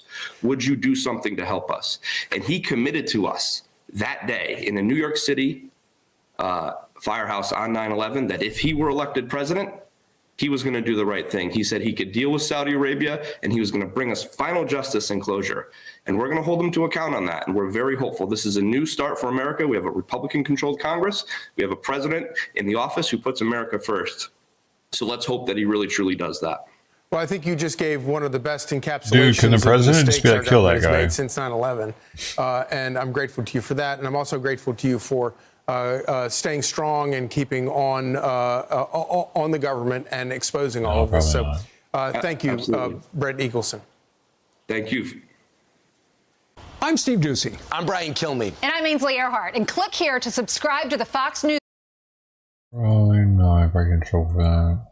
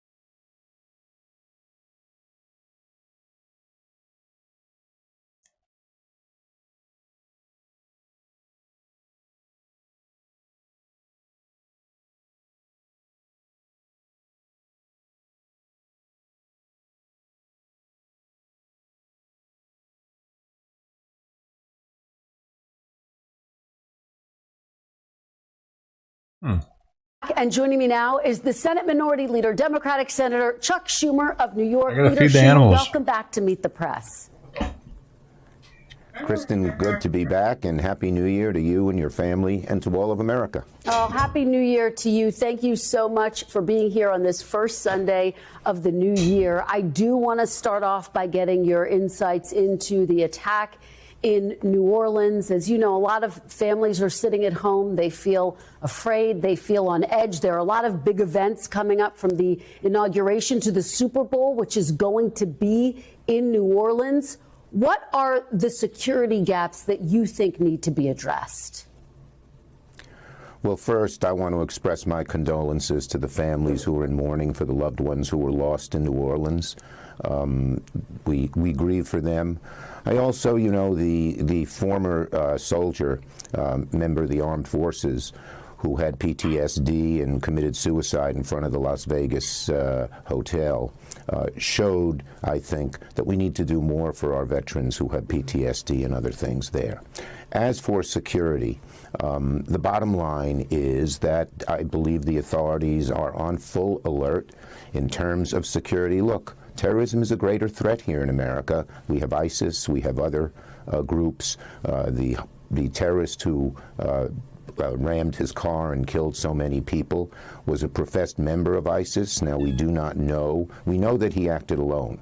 We don't know if ISIS directed him to do it. They're still investigating. But we need to be very, very vigilant. And so I sent a letter yesterday to John Thune suggesting we have an all-senators briefing this week on the preparations for the big events that are coming up, and for the ability to ask questions of our law enforcement. I believe they are on top of this, but having an all-senators hearing and giving us a chance to answer questions and them to reply is a good thing. So I'm hopeful Senator Thune and I can work that out and get it done this week. All right. Well, I know that you're going to continue to watch that closely. I do want to turn to how you see Democrats' role in this new Congress. Your fellow Democratic Congressman colleague, Tom Suozzi, said the party needs to try a different approach when it comes to dealing with President-elect Trump. Let me read you a little bit of what he had to say. He said, "I know my party will be tempted to hold fast against Mr. Trump at every turn. That would be a mistake. Only by working together to find compromise on parts of the president-elect's agenda can we make progress for Americans." Do you agree with Congressman Suozzi that Democrats need a new approach toward President-elect Trump? Well, look, I think it's clear that whenever we can get things done in a bipartisan way, we try to do it. And that's the best way to go. It creates programs that are long-lasting and very popular. So back in 2021-22, when we had the most successful session of the Senate, of the Congress, in decades, 7 of the 8 major bills were done in a bipartisan way. So we always look for bipartisan cooperation and would welcome the ability. On the other hand, when there are things that we can't agree with, for instance, tax breaks for the wealthiest of Americans paid for, as many Republicans have suggested, by cuts in Social Security and in Medicare and in making it harder for new families to buy their first home, they're going to have to go through us. We're going to oppose those kinds of things very, very rigorously. So I think we will be bipartisan when we can, but we will also, when they're trying to do things, our Republican colleagues, that are so bad for working people, will oppose them. Leader Schumer, I'm curious where you see those potential areas. In my interview with President-elect Trump, he said he's open to potentially getting a deal for dreamers, those who were brought to the country illegally as children, to be able to stay here permanently. Do you think that that is feasible? You heard Leader Thune say, yes, he thinks there are some areas of bipartisanship there. Do you think a deal on dreamers is possible? Well, we'd love to do that. But she sounds so has been strongly fighting for the Dreamers for a decade. We've been blocked by our colleagues on the other side of the aisle. If there's going to be a change and we can get some help, look, these are people, they were little tiny children when they were brought over the border. Many of them have been here for decades. Some have served in the armed forces. Many of them are working very productively and have families. And yes, if we can find a solution so that the Dreamers could stay here, we'd welcome it. You know, you heard Leader Thune in terms of President-elect Trump's cabinet say that the Senate should work, quote, as quickly as possible to get his cabinet picks in place, and basically saying that if his national security picks are not in place quickly, that could undermine the nation's national security. Do you agree with Leader Thune there? Look, we've asked for three things that are reasonable. First, that there be thorough FBI background checks of every one of the nominees at the cabinet level. Second, that there be hearings where members have the opportunity to fully ask the questions that they want answered. And then third, there be a vote. That's been the tradition here under Democratic and Republican presidents. It's been advise and consent. And look, any American who applies for a job has to undergo a background check, has to answer questions that the potential employer asks him or her. So, of course, we should do those things. And I hope we will. The bottom line is these positions are really important, as Senator Thune said, for our national security, and the American people should have the ability to know who is being nominated and what their criteria are. Are you a yes right now? Characteristics are. Are you a yes right now on any of these picks? No, I'm waiting for this process, this reasonable process that we've asked for to unfold. Let's talk background checks, thorough background checks, hearings, and votes. All right, let's talk now about the future of the Democratic Party. Democrats have said this is a real reckoning after losing the White House, the Senate not winning back the House. Here's what Democratic strategist James Carville had to say. He wrote, quote, "We lost for one very simple reason. It was, it is, and it will always be the economy. Stupid." Do you agree? What do you think was the root cause of Democrats across the board loss? Well, look, I told my caucus, and I'll say it here, too. We should regard this election, certainly it was a loss, but it's also a challenge. And we did some things right. Against very severe headwinds, we kept 4 of those 7 contested Democratic seats. But we did some things wrong, and we have to look in the mirror and see what we did wrong. And then there's some things we didn't do that we should have done. One of the things we have to do is we must focus on the working families of America. We believe in them. And we passed all kinds of legislation that helped them. The infrastructure bill, which made our economy stronger and employed lots of people. The chip hubs, where we're now having chip hubs in places to do new manufacturing and new research that were left out before. Missoula, Montana, Bloomington, Indiana. The bill lowering the cost of prescription drugs. As of January 1st, 10 of the most popular prescription drugs will be greatly lowered because we finally allowed, under our leadership, the drug companies, we forced them to negotiate with Medicare. So we did a lot of good things, but all too often, Kristen, we talked about the mechanics of the legislation and the details of the legislation, and we really didn't show the kind of empathy and concern to average, or show enough of it, to average working families who didn't realize how much we had done and how much we care for them. So what we're going to do is spend a lot of time talking to working families, showing them how much we care about them, and not just talk about legislation, but talk about the conditions that have made so many working families worried about their futures. And that's going to be a significant change. And obviously, I think it will make a difference. Obviously, there has been a lot of focus on President Biden's role in this. You were obviously in close contact with President Biden well before the public tuned into that debate that ultimately led to him stepping down. I want to play you a little bit of something you said last year. Take a look. I talk to President Biden, regularly, sometimes several times in a week, or usually several times in a week. His mental acuity is great. It's fine. Dude, it's as good this as is why I clicked on this story, by the way. The title is Schumer Says We Didn't Mislead Americans on Biden Mental Acuity. Full interview. We're 9 minutes and 17 seconds into an 11-minute and 40-second video. So the last 20% maybe, they decided to give me what I came here for. Fuck them, dude. What the hell? Over the years, all this right-wing propaganda that his mental acuity has declined is wrong. Leader Schumer, what do you say to Americans who feel as though you and other top Democrats misled them about President Biden's mental acuity? Look, we didn't, and let's look at President Biden. He's had an amazing record. The legislation we passed, one of the most significant groups of legislation since Lyndon Johnson's Great Society, putting in 235 judges, a record, and he's a patriot. He's a great guy. And when he stepped down, he did it on his own because he thought it was better not only for the Democratic Party, for America. We should all salute him. We should all salute him. Do you feel, as we have this conversation today, that President Biden could serve another 4 years had he stayed in the race and potentially won?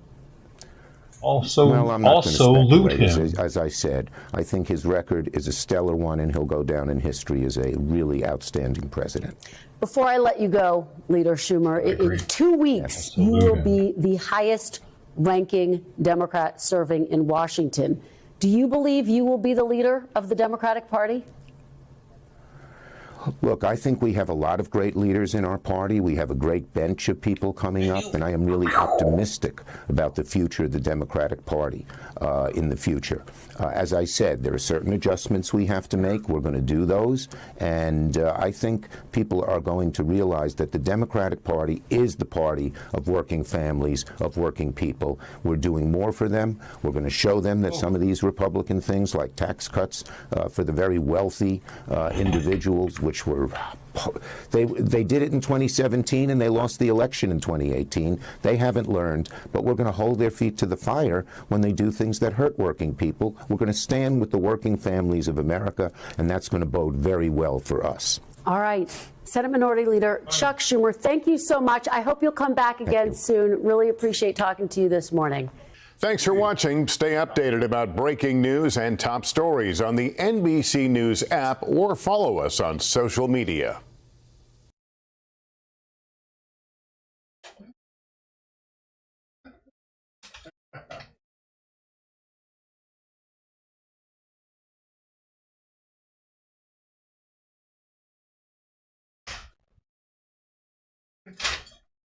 Why did he trick to me, dude?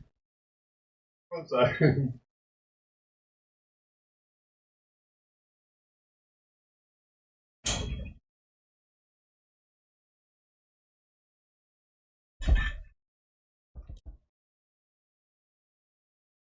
He's so fast, man.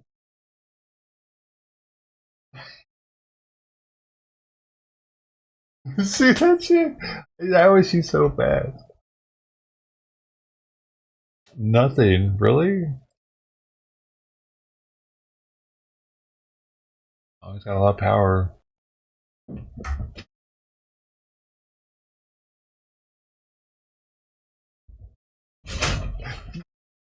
Oh, that was close. It was close.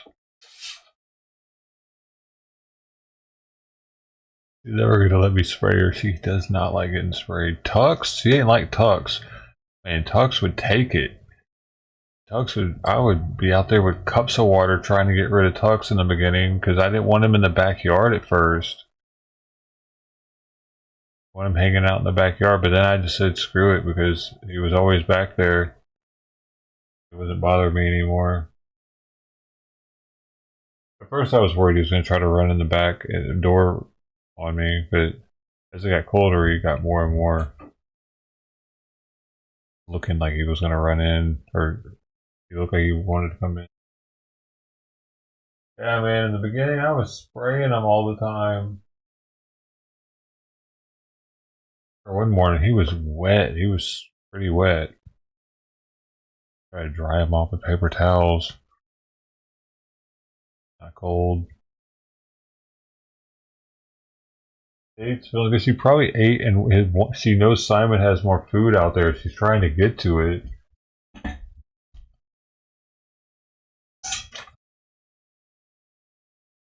She could probably smell it down the hall.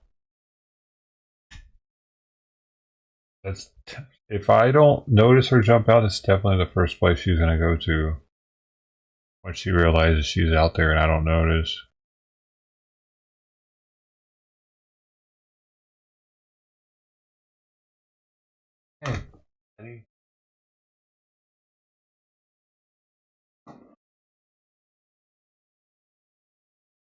Yeah, see, she went back up to her bowl and sniffed it.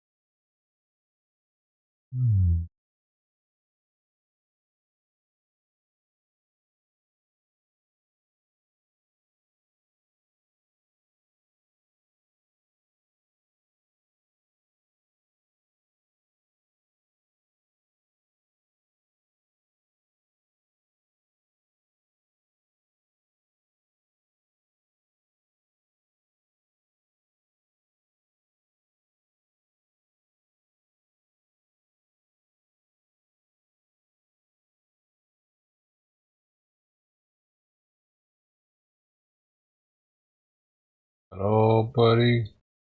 It's Sunday.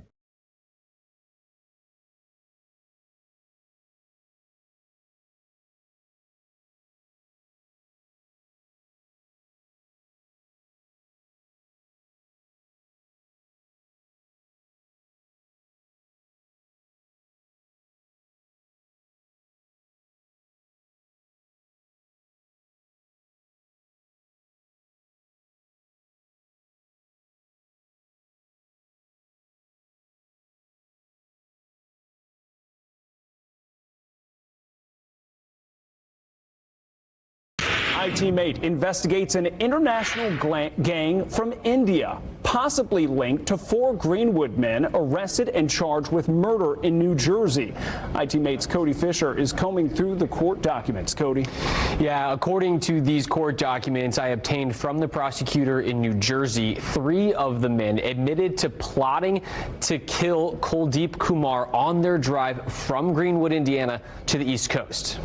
The day before the murder on October 22nd, court documents show Saurav Kumar and his brother Gaurav Singh borrowed an Audi SUV so Saurav could take a girl on a date. The documents show that date was not with a girl, it was with death. Saurav, Gurdeep Singh, and Nirmal Singh later admitted to police they picked up Kuldeep Kumar in the borrowed car from where he was staying in Ozone Park, New York, outside of New York City. During the roughly 2-hour drive to where Kumar was murdered, Saurav confronted him about his role in his sister's death. Kumar allegedly confessed, telling the men they could punish him however they see fit. When they got to the rural wooded area of New Jersey, Gurdeep says Saurav shot Kumar. The victim, Kuldeep Kumar, was in the United States illegally since December 2023. He'd applied for asylum, saying he feared prosecution or torture if he went home. His asylum hearing was scheduled for the morning after he was murdered. At the crime scene, police found evidence making a reference to the Lawrence Bishnoi gang. International reporting by Reuters says the Lawrence Bishnoi gang originated in the northern Indian province of Punjab. Its ringleader, Lawrence Bishnoi, seen here being escorted by police, runs the gang from prison in India. He's charged in more than 80 cases. Court documents in New Jersey show the transnational organized crime department of the FBI told detectives the gang operates in India, Canada, and the United States and is known for murder for hire, narcotics trafficking, and violent extortions. The documents do not detail how Saurav and the others might be connected to the gang, but they say after the murder, Saurav threatened Kumar's family over the phone, saying, "Your brother got what he deserved. If we can kill one, we can kill more people. Don't get involved with the cops and leave New York, or we'll come for your family.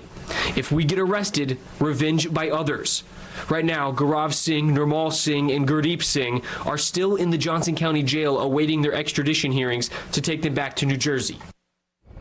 Now, while those other 3 are awaiting extradition, court records show Saurav was taken into custody by the U.S. Marshals on a federal warrant. But today, the U.S. Marshals could not tell me where he's being held. And right now, no federal charges have been filed against him. The U.S. Marshals tell me sometimes inmates' locations are hidden for a number of reasons. For IT Mate, I'm Cody Fisher for Wish TV, wishtv.com, and follow us on Facebook for updates. Creepy, man. We're getting the best from these countries, though. We're getting the best. we're getting the worst. A lot of the worst. Not all of them are the worst, but a lot of them are.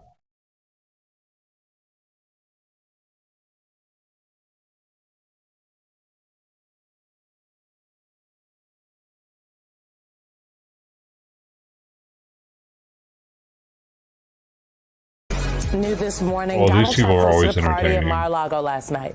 And that's not the news. The news is that the party was celebrating his efforts to overturn the 2020 election. The guest list included several key players in those efforts, like Rudy Giuliani and Michael Flynn. Italy's conservative Prime Minister Giorgia Meloni was also there. They all gathered to celebrate John Eastman, who advised Trump in 2020 that Vice President Mike Pence had the power to unilaterally discard official electoral votes during the congressional certification process. In a video posted online, apparently taken from the audience, Trump sang Eastman's praises, insisting Eastman was, quote, right the whole time.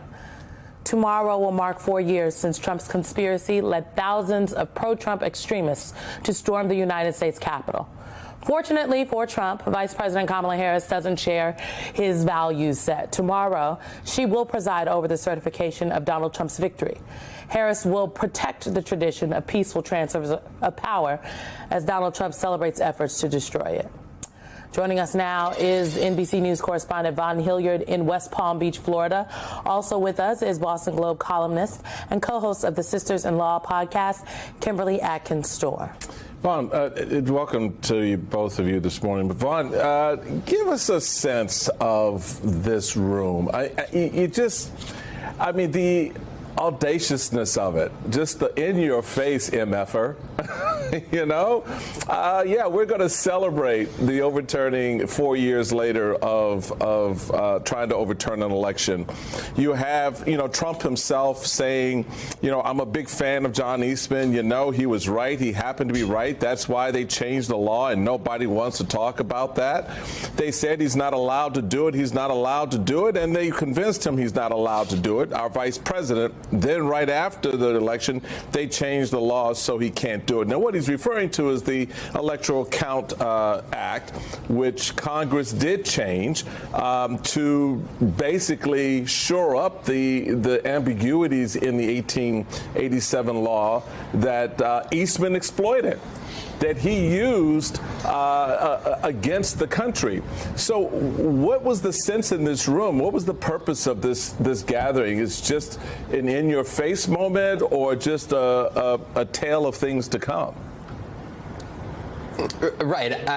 Let's be very clear. It was no coincidence that this event, in which he welcomed not only John Eastman, but Michael Flynn, Jeffrey Clark, the man who had urged the DOJ to put out false statements about the 2020 election, and who Donald Trump considered to make its acting attorney general before January 6th. They were up on stage. Rudy Giuliani was up on stage. Peter Navarro, who, of course, served 4 months in prison for contempt of Congress by not complying with the subpoena from the January 6th Select Committee. He was there up on stage, and they were all watching a film that was a documentary on the lawyer John Eastman, who you are talking about, who on January 5th, the anniversary being today, and January 6th, was urging then President Trump to pressure Vice President Pence to reject the electoral college votes coming from certain states, contending that he legally had the right to do so. And last night, while they were watching that documentary, it was happening in conjunction with Donald Trump welcoming Italian Prime Minister Giorgia Meloni, who sat right next to Donald Trump, between Trump and Marco Rubio, as they watched that film about John Eastman play out. There was a lot taking place, and to be brutally honest with you guys, we did not know that this event was taking place in real time, and was watching these videos on social media trickle out as Donald Trump, just a day before the Kamala Harris is set to certify and oversee the counting of the Electoral College votes to make him the next president. He, here in Mar-a-Lago at Palm Beach, just across the water from where we're standing, welcoming those individuals who tried to help him overturn the 2020 election, being welcomed back to his estate here in Florida. So, Kim, just to underscore what we just heard from Vaughn there, no pool camera, no editorial allowed into Mar-a-Lago for the events, no readouts provided. It's a little bit like they're telling on themselves, like they know that what they are doing doesn't pass the smell test. So let me read you what Donald Trump had to say as he praised John Eastman. He said, "I'm a big fan of John Eastman. You know, he was right. He happened to be right. That's why they changed the law. And nobody wants to talk about that. They said he's not allowed to do it. He's not allowed to do it. And they convinced him he's not allowed to do it. Our vice president." Then right after the election, they changed the law so he can't do it. So just to be clear, a little fact check on that. I think what Trump is referring to is the Electoral Count Act. It reforms, Congress adopted as part of a spending package in 2022. They did not change the law because they believed it allowed the VP to discard electoral votes, but instead to remove ambiguities from the original law. Part of this is to sow confusion and doubt. Kimberly. That's absolutely right. I mean, there are so many things wrong with what happened last night, but one of them, yes, is his incorrect characterization about what the Electoral Count Reform Act did. What it did was make clear that the job of the vice president, that we will see Vice President Kamala Harris carry out tomorrow, is mandatory. It is not discretionary. The vice president does not and never had the ability to upend the will of the people, but that is going to be lost on the folks like that were in the crowd last night. Let's remember, John Eastman was disbarred. As you pointed out, Peter Navarro served time in jail. Rudy Giuliani disbarred and is now trying to fight payment after defaming election workers in a way that upended their lives. These are not patriots, and I think that it is absolutely unconscionable for a foreign leader to have been a part of that. There's only one president at a time, so she had no business there doing that, and certainly the lack of transparency is precisely why things like this should not happen. But we are seeing now Donald Trump fully believes that he and everyone around him is above the law. Let's just put a finer point on it. This is sickening. Yeah. This is sickening. I am sick. Peter Navarro, Jeffrey Clark, the people that went to the Capitol to take up arms against the United States government because the the president of the United States at the time lied to them, because that's what happened. Those people are not patriots. What Donald Trump did last night is a disgrace to this country. It's a disgrace to the Constitution. And to Alicia's point, the fact that they didn't tell anyone about it lets you know that they knew what they were doing was untoward. So they didn't want to put a spotlight on it, but they wanted to do it anyway. Vaughn, how in this next iteration the fourth anniversary of the January, what folks have been calling Trump 2.0, how can people hold this administration accountable? Because I do think it is not a small thing. It wasn't just some party. Like, they're letting you know where their values are, what they think, and frankly, that if the president-elect was not successful in this last election, that they would have done it again. I think that when you look at the last 4 years in leading up to this point, there have been, people like John Eastman and Jeffrey Clark.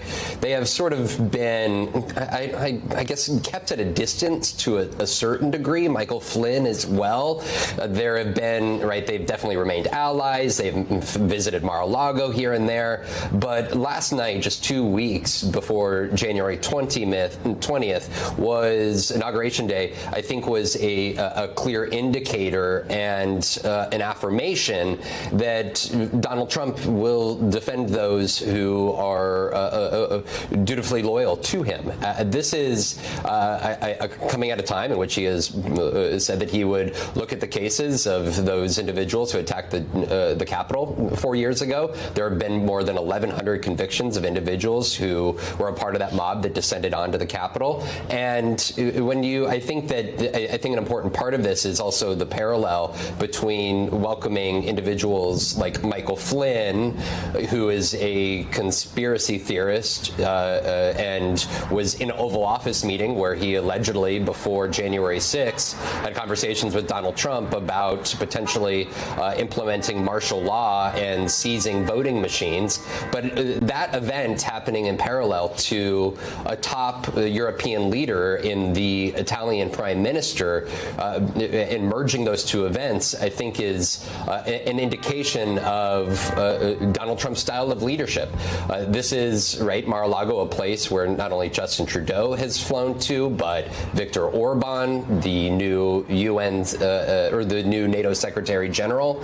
This is a time in which everybody is cognizant of the importance of having a close relationship with Donald Trump, and Trump, to his part, with having the Italian conservative right-wing Giorgia Meloni present, she could be very much a key ally in Europe for him, along with Viktor Orban, as negotiations and conversations take place about additional U.S. aid to Ukraine, but also the trade wars that Donald Trump has threatened actions to take against Europe. So I think that this is all very much coming to a head simultaneously in ways that I think are very representative of how the first Trump administration operated, and so far how it appears the second Trump administration will look here in 2025. Well, the reality, at least for me, goes to the heart of what Simone said. Folks, the slime you feel right now when you hear this story, that thing in your gut that goes, ugh, this doesn't seem right. To Kimberly's point, we only have one president at a time. Trump doesn't give a crap about that. He's the man. Doesn't matter. And so when you have this environment that's being played out in front of you, understand a couple of things, Kimberly. One, I think, is that Donald Trump at this point is going to relitigate 2020. So y'all need to buckle down for that. Vaughn, get your pad ready, baby, because you'll be writing about 2020 as if it happened yesterday. Because from where he's sitting, he wants to prove that that election was stolen. That's why he's leveling up this misfit, this menagerie of misfits. He didn't want them around him because he had no use for them then, because he didn't know if he'd get back in the White House. Now he's back, and they're back. And it goes to the heart of something that came out of the January 6th Election Committee report, in which at a January 4th meeting in the Oval Office, Eastman himself acknowledged that any variation of his proposal, whether rejecting electoral votes outright or delaying certification to send them back to the states, would violate several provisions of the Electoral Count Act. That's why the Congress reformed the act, because they knew what they were doing was a violation of the 1887 law, and they were doing it anyway. So, Kimberly, how do reporters tell this story? Because I don't want to hear, I almost said the bad word. All right, Kyle, be good. I don't want to hear crap coming out of news agencies as if this is new. This is not new. Or as if this is normal. Or as if this is normal. I mean, this event in Mar-a-Lago was an abomination. It shouldn't have happened, and it wouldn't have happened. And how do we know that? Because they didn't want to tell anybody about it. Mm-hmm. Yeah. But anyway, that's just my thought. Well, frankly, journalists and news organization they need to have stones, and they need to stand up to this, because not only does it need to be stated as plainly as you just did, but it has to be stated in the face of the intimidation that we have already seen at news organizations. Yes. We have seen Donald Trump and his acolytes trying to use the courts to silence news organizations, and it has been successful in some really troubling cases. What Dude, they're we all need black, I just is to realized. speak truth to power, to shine a light as clearly as possible, and to explain what it means. I'm really tired of the coverage that says Donald Trump said this, or Donald Trump hinted at this, or no. We need to say why this is important to the American people. Seems like a racist thing to do with the show, make them all black. Being destroyed, every norm that is being violated. Here's why I say that. It's more racist. It's actually more racist for it to be all black people on a non-black cable network. This isn't BET, this is MSNBC. It's more racist to have it like this because they're disproportionately representative of the makeup of our country. We're not mostly black people. So for them to put mostly black, dude, imagine in Africa, there's a news station that has a program that's all white people talking about. Wouldn't it seem like it's got a racist spin on it? It's all white people. Wow, every other news program at least has like one of this, one of that, at least one white person there. This one, no, all black people. Yeah, 3 black people talk about 3 white people. It doesn't seem, but it's not racist. But if you did this in Africa with white people there, and since black people are the majority there, it would be racist there also. To them, to the black people, just like it's racist to white people to have their eyes open here. Every law that is being broken as we see it in real time, and every People intention that he people aren't as woke in Africa, so they'll see through the bullshit quicker. state that when he states an intention to break more laws, that needs to be stated plainly too. So journalists have a big job to do. They have not, many of them, some of them have. Yeah. But many of them have been failing at that job, and that is no longer acceptable. And you know, when I say Africa, I mean a country that is predominantly black people. You know what I mean? I know that Africa is full of many different countries. There's some that had apartheid, and there's still tons of white people that live there. But there are areas that I don't know what countries specifically, but let's just think Somalia. I doubt there are many white people living in Somalia. Or what else we got? Zimbabwe. We were just talking about Zimbabwe. But there's probably a few people in Zimbabwe, though. I'm thinking. Gotta be more run down than that.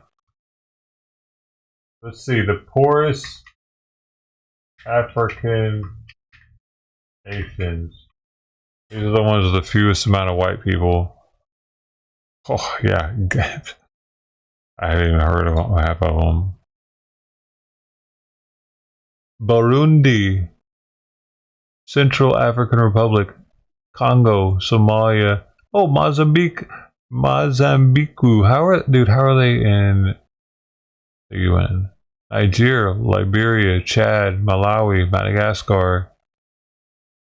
Probably not too many white people. If they all of a sudden had a white TV show where they were talking shit about black politicians, they would probably get stoned as soon as they left the station.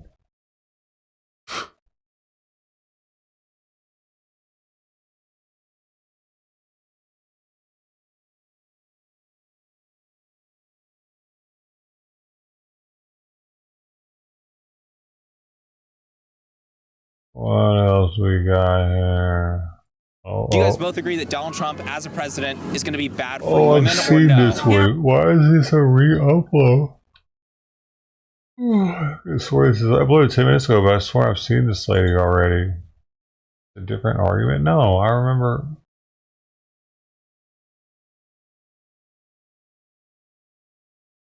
A re-upload hype.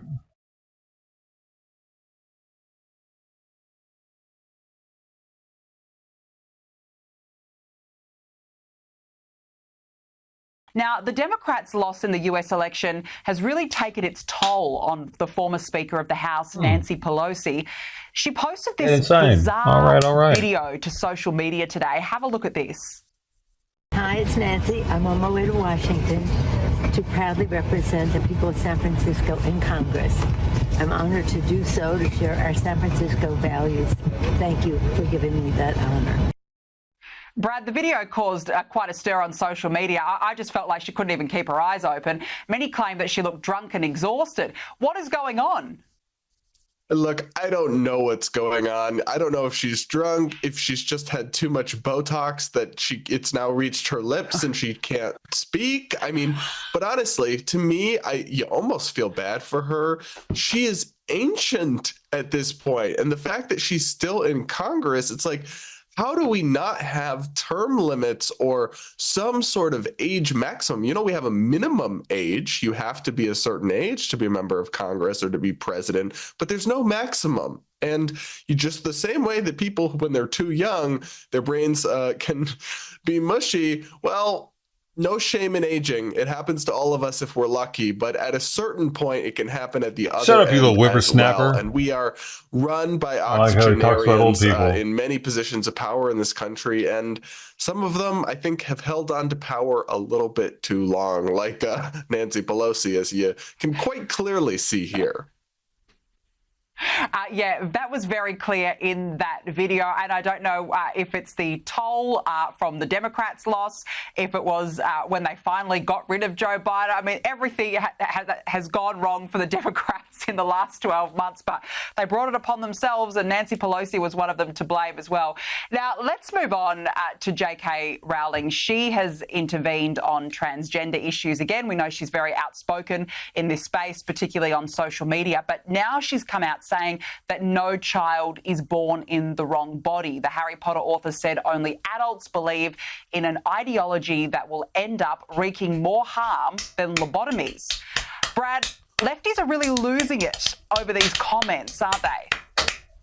They are, and it's interesting to me. Hey, they're obsessed. Hey, what's cool about that is a lot of kids like Harry Potter, you know what I'm saying? And they're going to respect her opinion because they're head over heels over Harry Potter. That's good.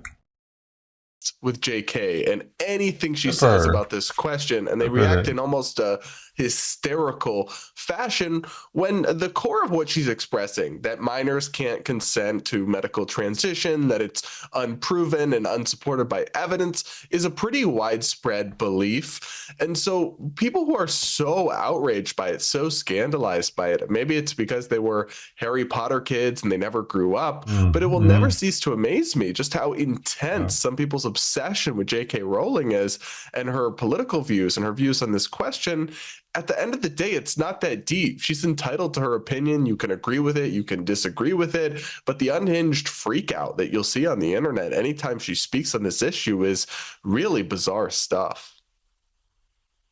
Brad, I just can't help but wonder, has this got more to do with the perpetually outraged? I mean, the left are always finding something to whinge and to sook about, and they're always targeting J.K. Rowling in particular, but always when it comes to gender matters. So I just wonder why every time she says something, do they fall over themselves?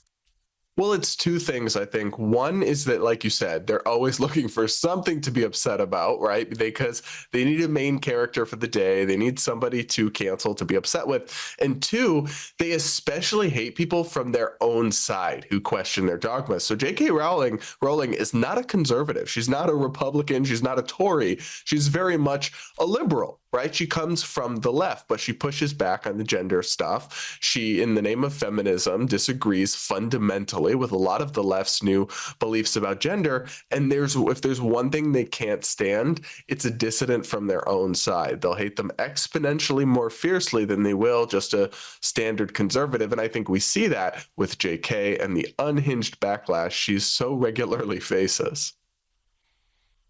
From the so-called tolerant left in particular. Brad Palumbo, Happy New Year. Really good to speak with you. Thank you so much for joining me on the show this evening.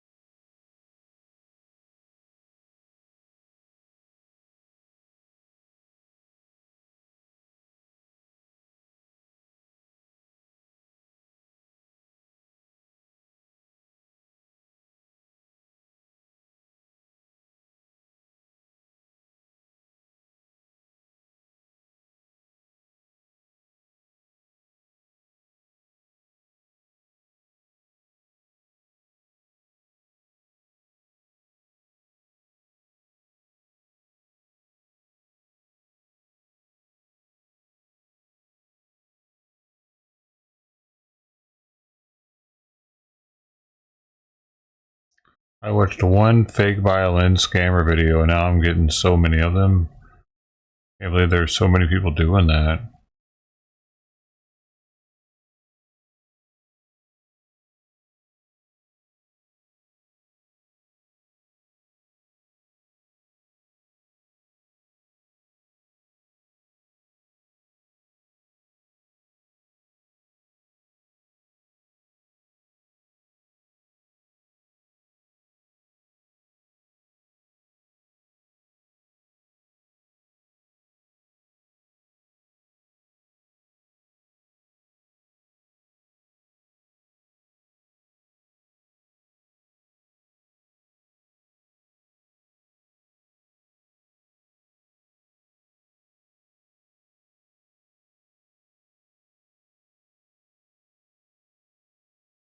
DC snow emergency is happening.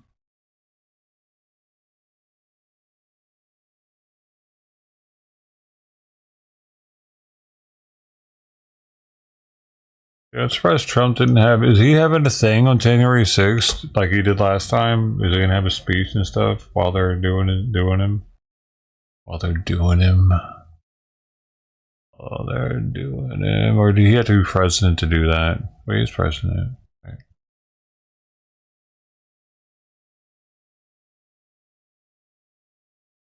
He's not actively, though. You have to actively be president to do that, maybe. Because he's like locking down that area of DC. You can't just do that without being president, probably.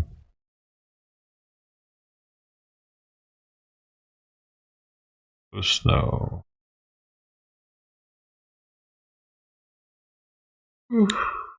I'm sorry. I hope you get all the snow you want tonight. You can make all the snow cream. A little vanilla, a little sugar, mix it up, baby. What do we have here? A little free dessert? What are you doing to me? Oh, you better be in a good area for that. Otherwise, you're eating acid rain, huh?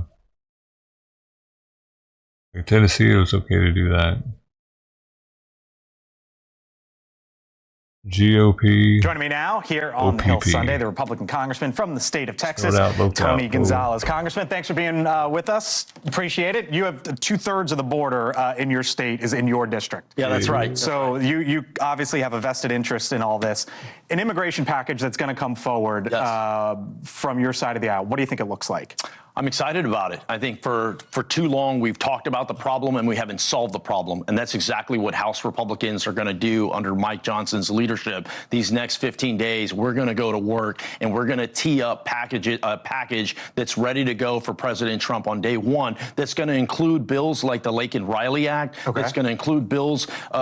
Allie Bradley of News Nation has done a fantastic job covering the border. One of the issues we see along the border is all the high-speed chases. So in this package, my good friend Juan Ciscomani has led on holding these smugglers accountable. We got to throw the book at them. Those are just a couple of the things that we're going to work on. Very excited about it. In the last Congress, you put together what was known as H.R. 2, basically employer verification, making it harder for migrants to claim asylum, more border wall, remain in Mexico policy. Is that going to be in there? I think a lot of that is going to be in there. Okay. I mean, walls work, right? We've seen that happen in Texas. Are they the end-all, be-all? No. You have to have a layered approach with more agents, you have to have more technology, and ultimately you have to enforce the laws. You also have to work on immigration, and I think this is where you'll see some things too. How do we separate border security from immigration? How do we make sure those that are coming over illegally, causing us harm, making our cities unsafe and untenable, how do we fix that? At the same time, how do we remain that country that's warm and welcome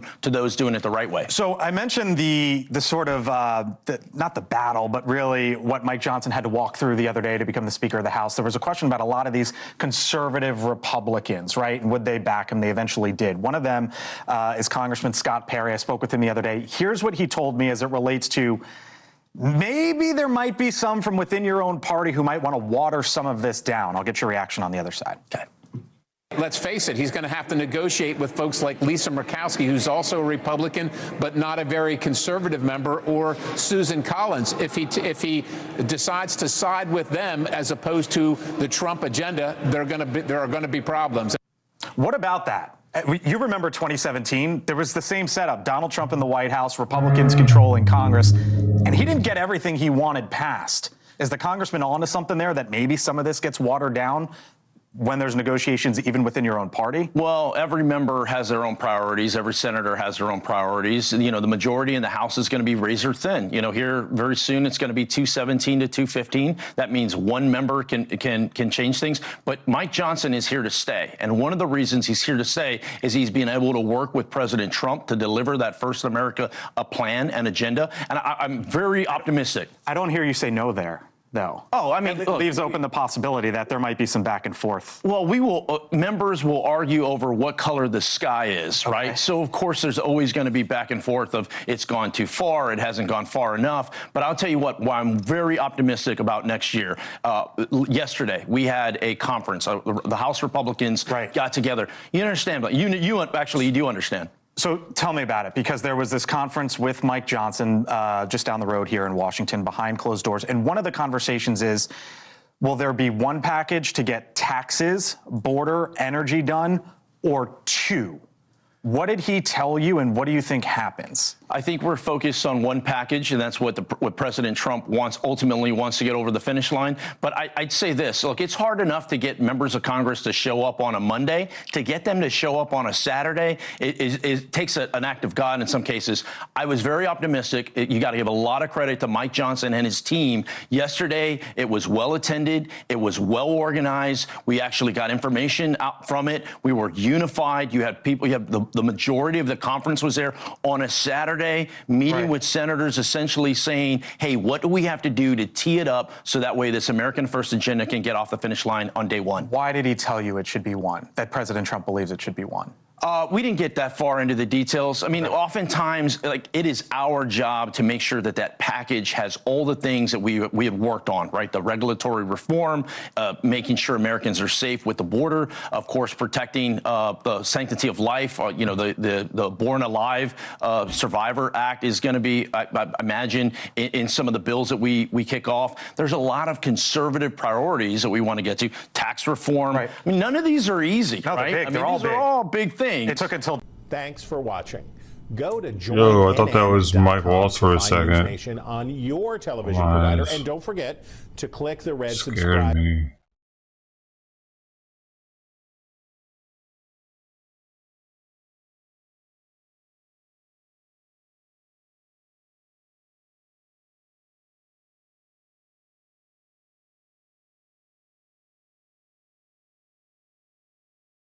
Joining me now is the Democratic Congresswoman Stacey Plaskett of the United States Virgin Islands. She served this as a House lady. manager during the second impeachment trial of Donald Trump. Congresswoman, great to see you again. Thank you for being with us.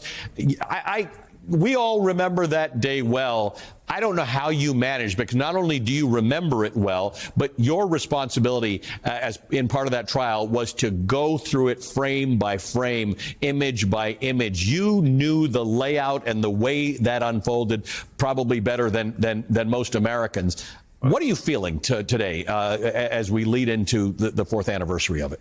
Well, I'm feeling very proud of my Democratic colleagues, because we are not election deniers.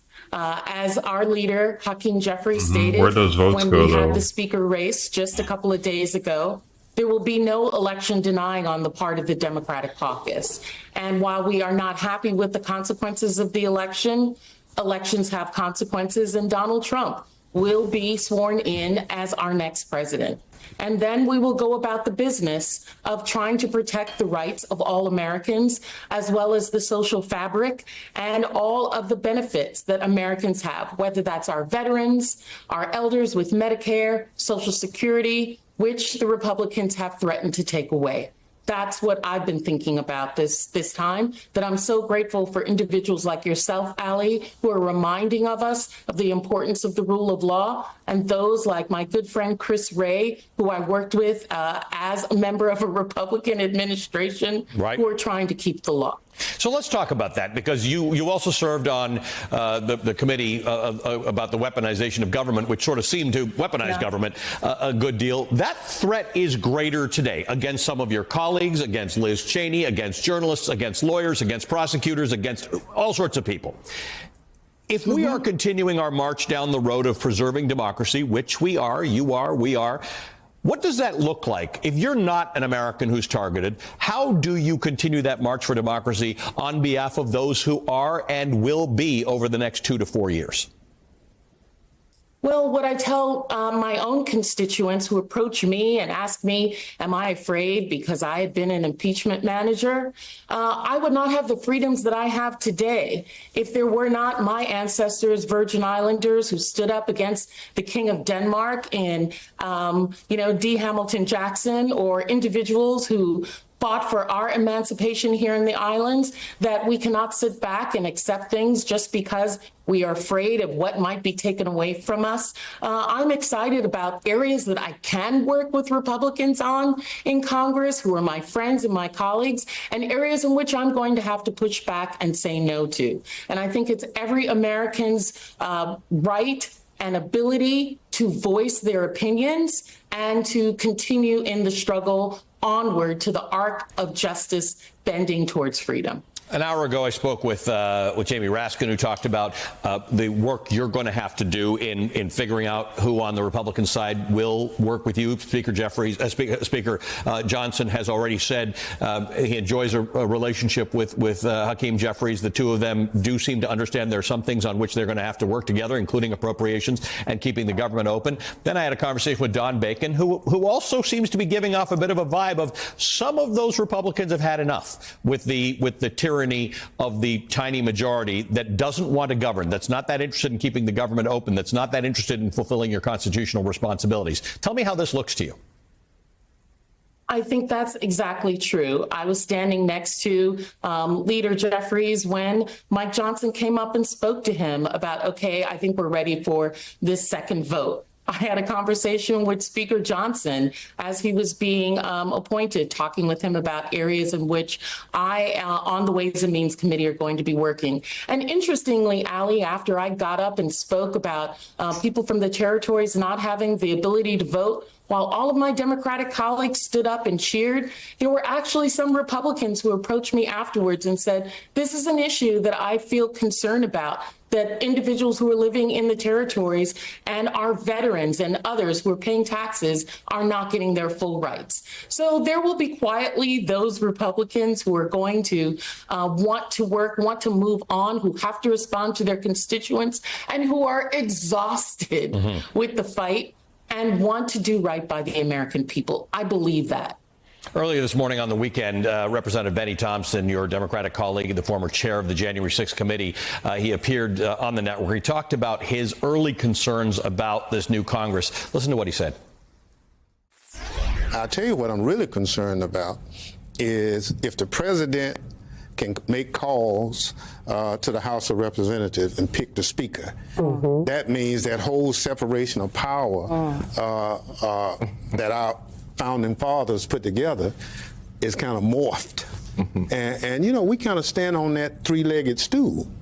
And now everything is kneeling at the feet Sure loves to do this whole black thing, don't they? President, and that's not good. Two black congressmen. I think he makes a really important point there that, you know, Talk to everybody. that Mike Johnson took two of the defectors into the cloakroom, and Donald Trump called them and said, all right, you're going to have to do this. And it worked. But that's not actually the way Congress is supposed to work. True, but let's be for real.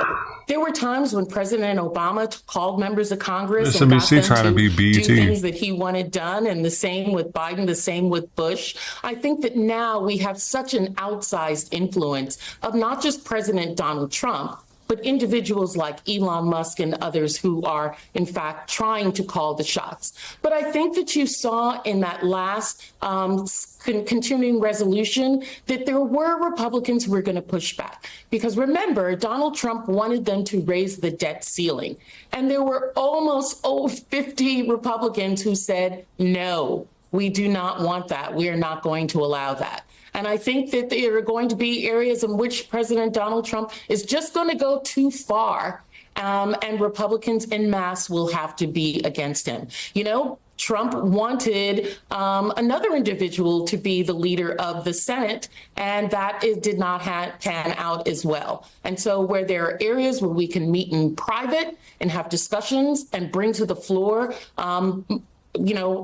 bills and resolutions and measures that are going to be for the American people, I think you're going to see that he's not going to have the enormous amount of power that he would like to have. Democratic Representative Stacey Plasko of the U.S. Virgin Islands, thank you for your service to the country. Thank you for all you did in letting us understand how January 6th unfolded. Thanks for being a great friend. She did so much for us right there. Let us know how it unfolded. I didn't know anything of her.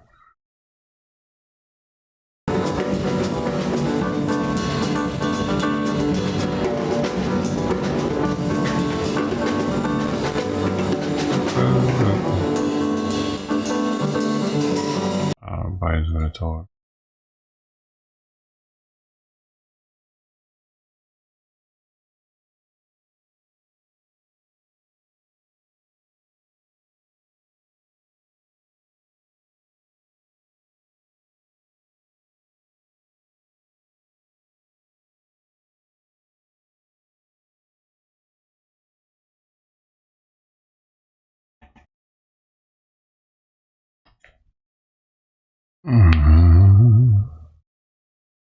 That black dude also uploaded that Pred video that froze from this morning, but he uploaded it 11 days ago. It's got 1.4 million views already.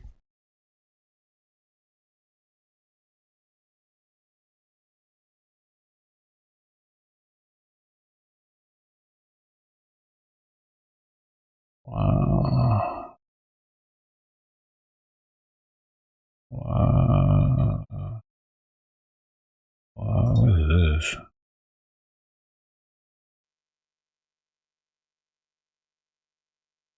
No audio? Oh, it's not live, it cut to that.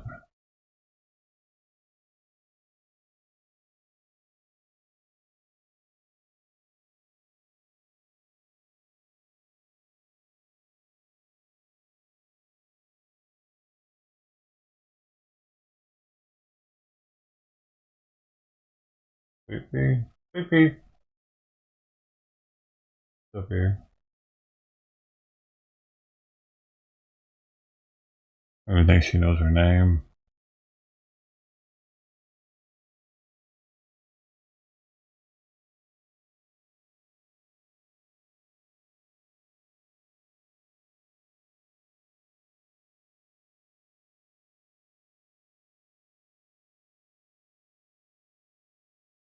After food nap, stinger after food nap.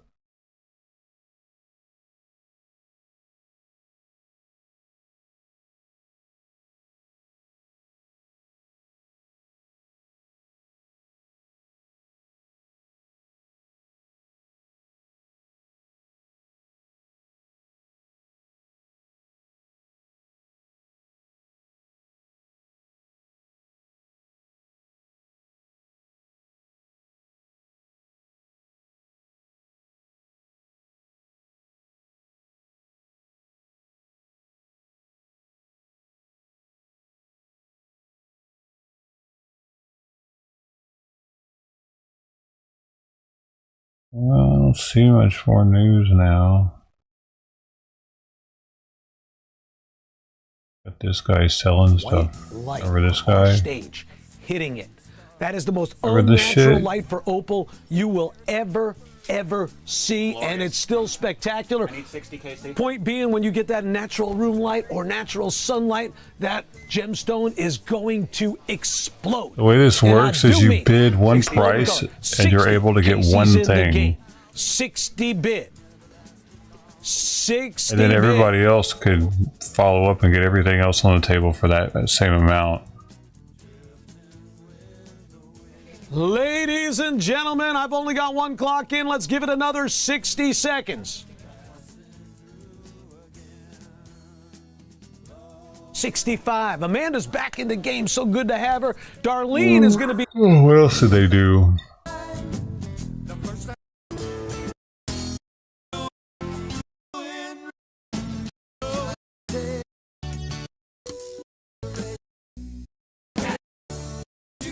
Oh, I think they just, that was their first auction. You make me an offer. Oh, wait. You make me an offer to start the show. If I get a good one, it's going. If I get a good one, 6.45 grams, $1,500 item. I have it at $899.97 right now to the first caller. $899.97 on that one. Now, we're going to talk about these 3 rings, why they're still here. I have absolutely no idea. Why I haven't had any action on them, I have no idea. I've been like a high school boy, asking $2,100 on it, no offers. I'll drop it down to $19.99. Make me an offer. And then this is the total mystery to me right here. Total mystery to me. Because that is one of the nicest, cleanest, brightest, naturally mined diamonds we've shown on this stage. Really is. In some time. That's a naturally mined bezel set center. It's a carat. There's an additional carat of naturally mined diamonds that are equally special. 2 carat total weight on that. Size 6 1/4, sizable. No jewelry store in America is going to charge you less than $10,000 for that. I put it at a very, very, very reasonable $59.99, and I haven't even, to my knowledge, had a lowball offer. How little it is compared to his thumb. No, It's for a I've had pinky. a lowball offer on it. So I know what he please wants. make me It's an too offer on small. that. Now, between Kyle, Luke, and myself, we sold almost every gold coin in the building Friday and Saturday night because 4,850 minted. That's almost nothing. Now you think, we look at it now, what, 100 and... How many years later? I'm doing math in my head, that's dangerous. Yeah, about 140 years later, these coins still in have this at a very, very reasonable $8,500. I'm just waiting for an offer. 27 Phillies St. Gaudens available, and if you're looking at $750 or make, I've got the 98S, same thing, $3,750. Make me an offer. If you want to package up some gold coins, I'm always listening. I'm always listening for package deals. Kyle, what time? You want to do 6:30? Some guy store with we first offer. Somebody should be calling me right now to make the first offer. Doesn't matter what that offer is. Time first, the red bands. Which the offer is to make shit. How much do they buy it for? For the first auction on time. New Year's resolution today. I don't know. Planet qualities, it just happens. That was the first one that they did. So what? If you were looking for a prestige set, here's what I'm going to do for you, thanks to Juan. 1989. One of the lowest mintage years ever for a prestige set. They made like 289,000. That's it. Dude, that's not worth shit. Opal is matched, thank you. I have 2 of these. If you would like to match on the 89 San Francisco Triumph of Democracy. Is that worth $10?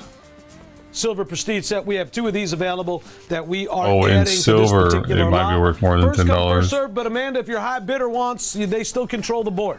So if your high bidder wants 1 or 2 of those, if they call back, 1 is for them because they still technically own the board as the high bidder. That's the way that deal works. But they need to call quickly. Got to be paying attention to the show. We change everything as we go along. There's no script. We're flying without a net. I dated Annette in high school, though. She was really nice. All right, let's go on to our next auction. Annette was beautiful. All right. First, Morgan silver dollar, and it is a graded New Orleans. 1885 in a nice, solid NGC, Mint State 62. I'm happy for 2 reasons. Number 1, the Bucks made the playoffs. I'm happy It's for so 3 wild that reasons. people Number 1, the spend a Bucks lot made of the money playoffs. on Number 2, coins. Mike Evans kept his record intact. Number 3, the Jets season is over. 1885, Mid-State 62, New Orleans in the auction. Also in the auction, my favorite bar fight ring. You got to admit, that's going to come in handy.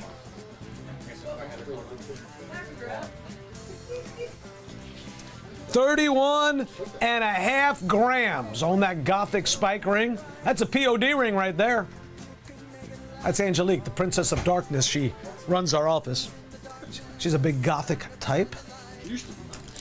She still goes that way sometimes. Heads off to the palace. 18 inches. Freshwater pearls.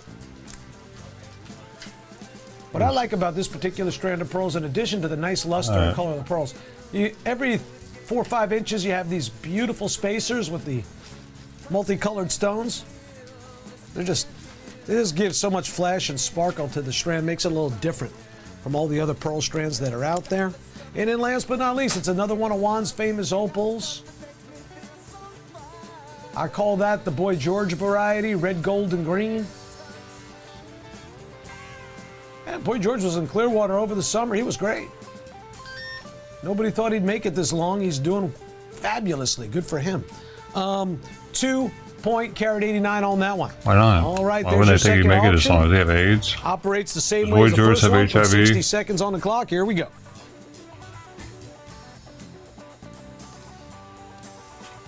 Waiting for offers on the Pariba. I haven't heard anything yet.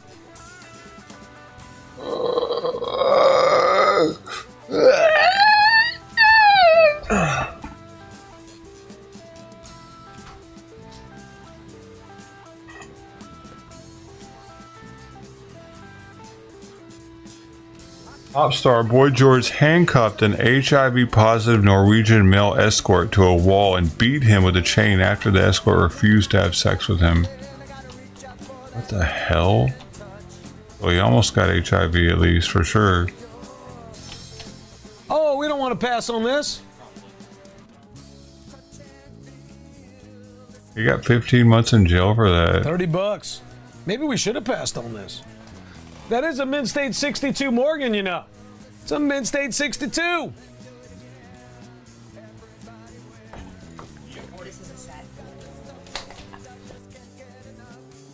don't think he has HIV. Why wouldn't he be alive still?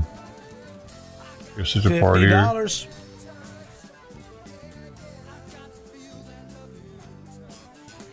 $50 now. I guess that's a partier. All right, we got 50 after the first clock. Here's a sneak preview. Here's a sneak weirdo, preview of something. dude.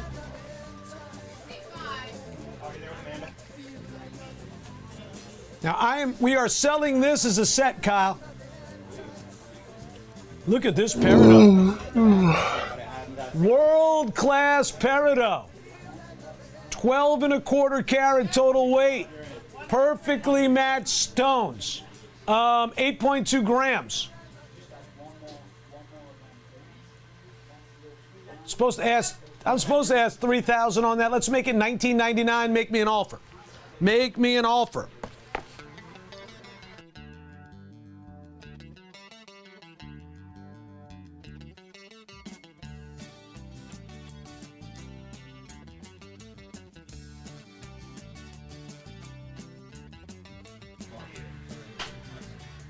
Oh.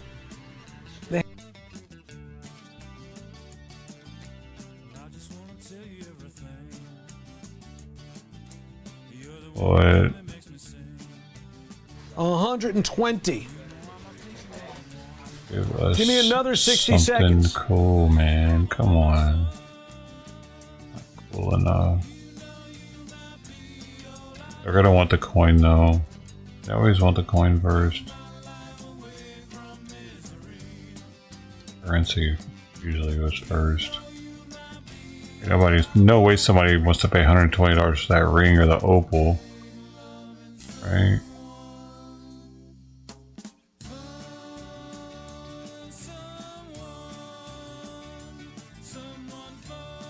I gotta have that spiky ring, man.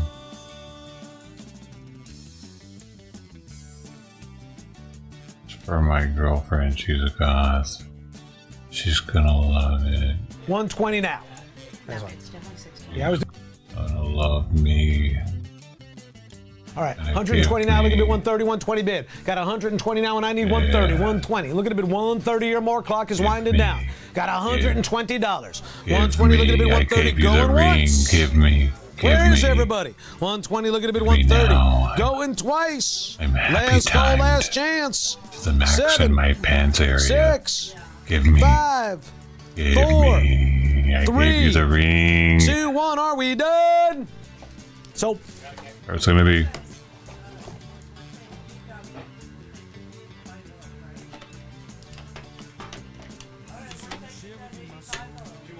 something. 85-0, I have 2 more of those coins available. Kay has it was first the dibs. coin. Other people are available for matching on everything. It was Let's the put 60 coin. seconds on the clock and match Because he that has bid. more.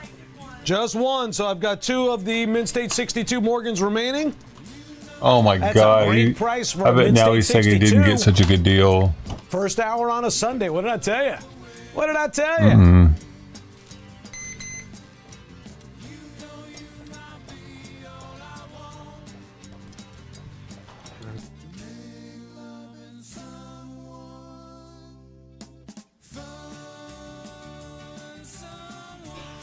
Nobody wants that opal is spectacular.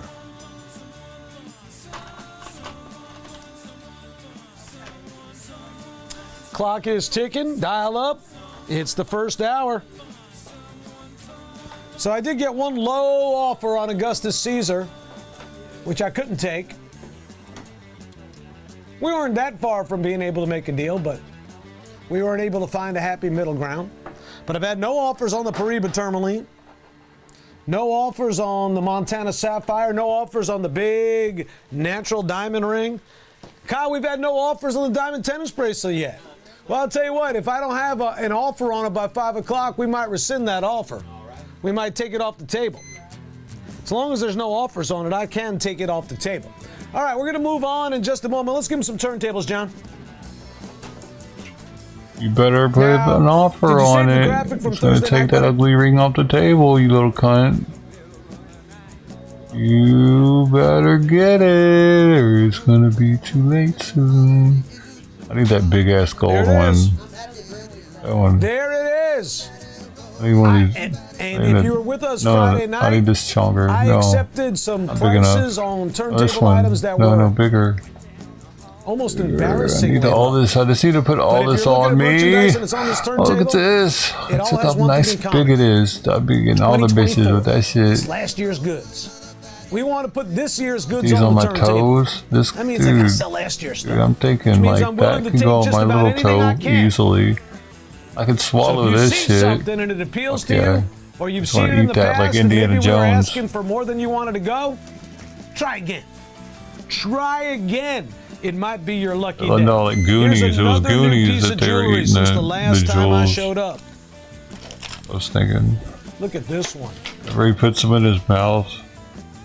That is a sapphire. That's for one eye. That Don't is touch a that over there. world-class, insane They were just grabbing gemstone. everything, sticking it everywhere. 2.5 carats of some of the most royal blue sapphire you'll ever lay eyes on, and a 1/2 carat of big natural diamonds.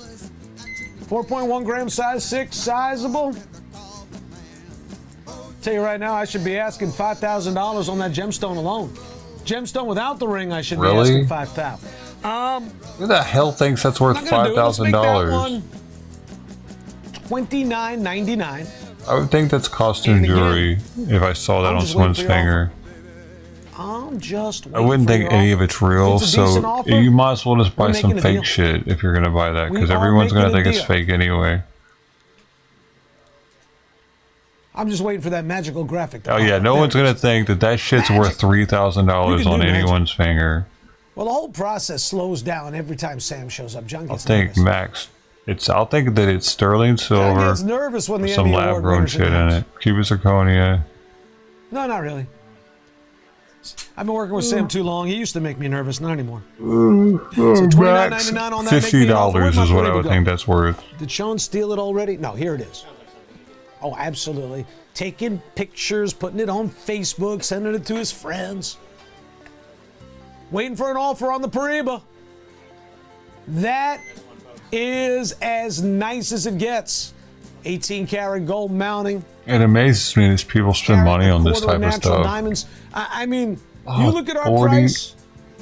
almost- Before we ever talk about the value of true Paribas tourmaline, this mounting, 18 karat gold with those diamonds, that mounting is going to sell for It's $2,000 pretty, but does anywhere it but look here. like it's worth Anywhere $3,800? but here. That's why you got to watch this channel. We do crazy stuff like this. And I have no offers. I was going to sell this to the highest offer at 6:30 p.m. No offers on a natural 2 karat tennis bracelet. If I don't get offers by 5 o'clock, I'm going to save it till next week.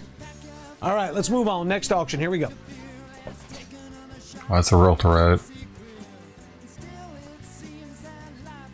Big Next opal. week. Blue Nile material, pear-shaped, 2.5 carat. That would make a heck of a pendant. That's a Even big looks stone, fake. got magnificent color, even with all I the know it's light all on it. real, but Another beautiful piece of silver jewelry. Look at that dragon right there. That is a fierce dragon right there. Very fierce. it's a little gaudy, bro. Who wears that? I guess some chick might wear it to a rave. 17.9 grams. She probably get it for her dude to wear to a rave. Oh my god, I do a ring. 15.9 grams of sterling. I think Matches it's your more than dragon 16. tattoo sweater. No, it's 16. 16 inches I on a love sterling dragons. Silverado. It'll be an And then Asian dude last for but not sure. least, definitely not least, Vietnamese. He likes gambling at 1993. bars. Premier silver proof. Man, we're Lucky shit. Kennedy half in the middle. That's for like $10. Premier set from 1993. All right, there's your auction, gang. Put 60 That's a seconds on the special clock. year Good for luck. them or something. Dude, nothing on this table's worth shit, No probably. offers I yet think, on the Peridot set. but First 2 hours on okay, for Sunday. this one, Always the best time to make nothing. offers. No one's gonna Right now, bid the on way it. things are going, I better accept some deals. or he'll get like Doesn't fucking look like there's a $10 whole lot bid. going on here.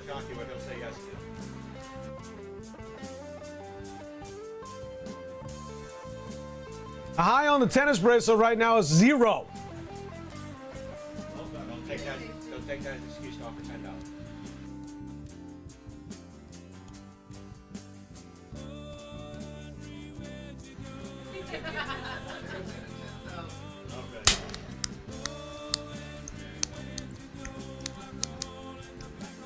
You got the pace fight to take something off this table. 300 on the bracelet. Thank you.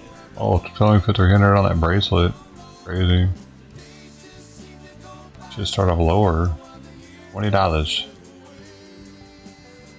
Maybe there was a minimum. All right, this auction will pass Hey, called it. in What's in 10, junk you're trying to get rid of? What are you 9, talking about? 8, 7, 6, 5, 4, 3, 2, 1. The auction is passed. I would have bid $5 for it. All right. Here we go. Next, I want to show the Peridot set again now that I have some time.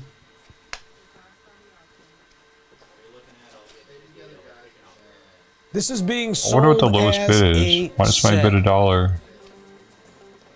Well, you know, if they make me a nice opening bid, maybe I'll start it. What do they want to open it at?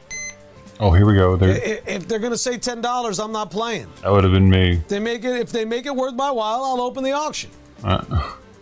So this is 12 Never mind, karat that wouldn't work. 25 in Peridot. It's also got plenty of diamonds in it. Being sold as a set. I have it at $19.99, but I'm listening to offers. And again, make a first hour offer on that. You have no idea what I might say yes to. That's gorgeous set. 16-inch chain. 8.2 grams total. Over 12.25 carats of really perfectly matched Peridot. I mean, all those Peridot. stones match beautifully. All right, give me a turntable. That last There's a auction's nice, going away. like, No one's a interested. unique color of jewel gem. I mean, you know, if no one's going to be interested, I'm why not, should we dude, show? most of these rings are We're just too wasting your gaudy. time, and vice versa, and versa versa. For, like, Versa versa is, women, of course, the vice versa, oh, vice versa.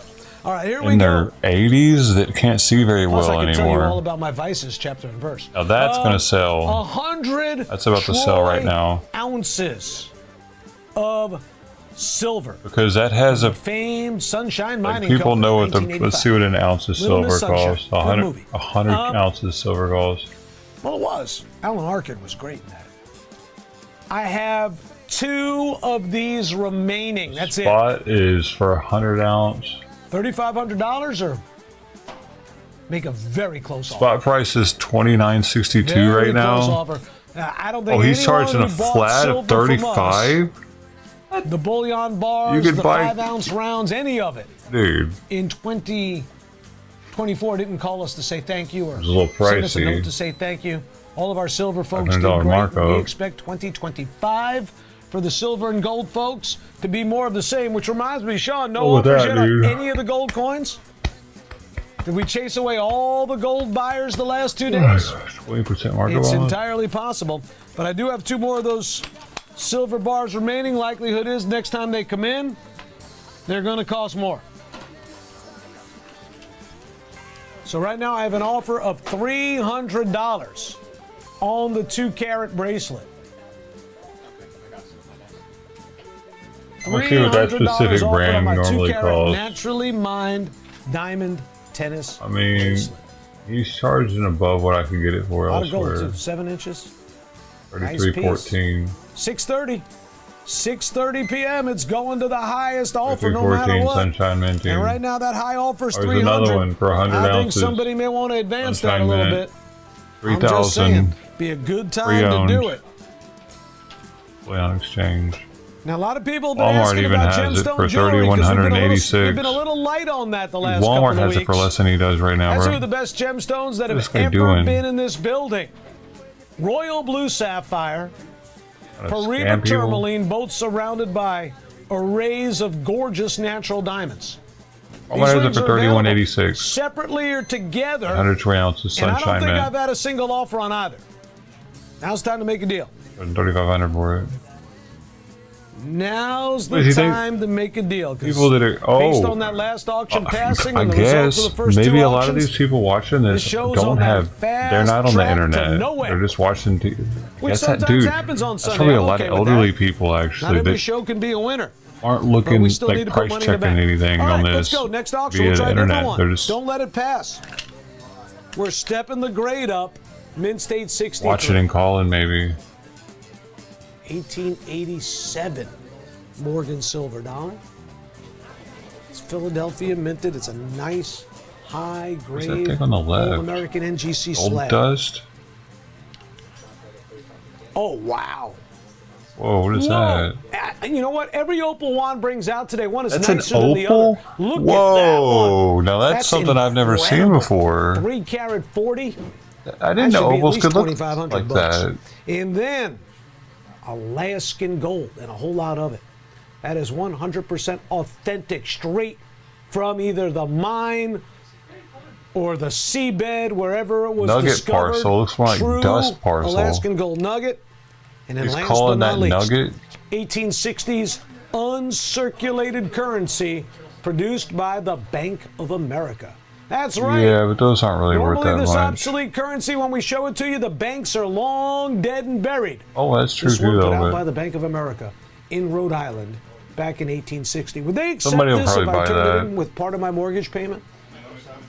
I Just should so do it just to unique. be annoying to them because they've been annoying me for years. But there it is, Christine. uncirculated Bank of America currency. That is a great looking bill. All right. Don't let it pass. Passing auctions is boring. I bet the bill goes $50. first. That's how you do it. Get us started. Who knows? You might win. Put 60 seconds on the clock. something's going 60. on this one.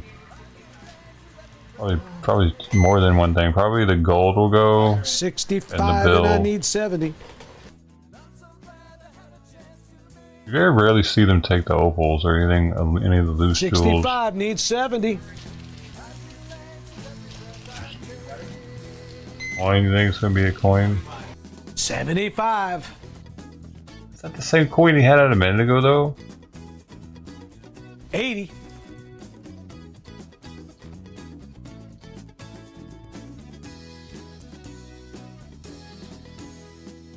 And what? Oh, okay, we're up to 80. Okay, so they are gonna take something.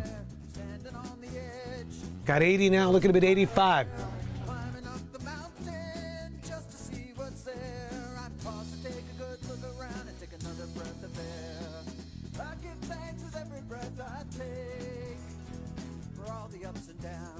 $80, the current bid. Give me a final 60.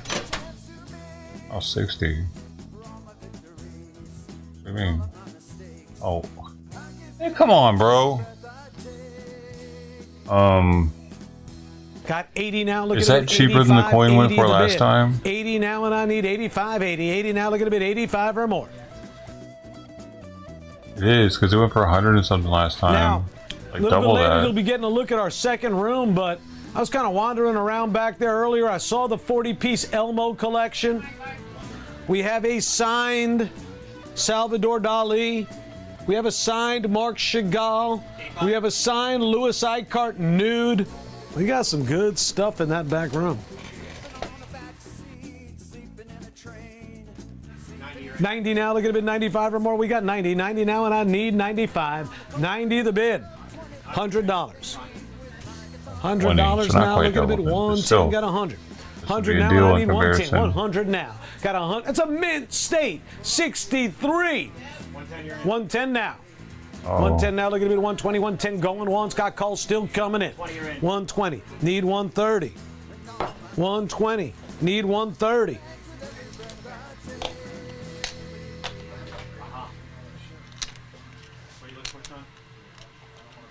Where are my gold buyers at? Where are my gold buyers at? 120 once. 120 twice. 130 now. 130 once. 130 twice. 5, 4. Here we go. Here we go. 140 now. Look at a bid. 150 going once. 140 now. Look at a bid. 150 going twice. 5. 10% buyer's premium. What the fuck? 2, You gotta 1. pay 10% more than the bid? 150. 150 once. 150 twice. So 15 more bucks. 5, 4, 3, 2. Does that 160 include once. shipping? 160 twice. 5, 4, 3, 2, 1. Hey, what that So- bill, dude? Yep, it's the bill.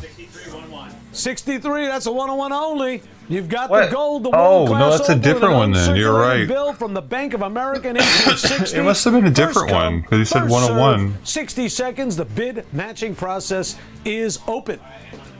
One of the notes out. Make a note of that in your notebook about notes, Johnny. What was the difference with it? Now, if you're just new to us, John's favorite movie is The Notebook. He watches it every day after every show. And John feels it's good to have a good cry before he goes to sleep.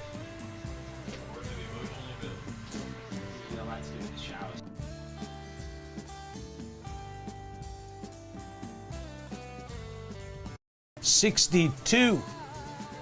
What was it? Oh, it's a 62. I'm happy for two I reasons. see. Number one, the Bucks made the 1885, playoff. 62. Now look at a bit 85 or That was more. a 63. Different year, but 63 is a higher grade. I love an opal that So- whenever you change, Like 70 is the highest. you get an incredibly different. 70 is like That uncirculated. thing is off Perfect. the charts. Off the charts on that.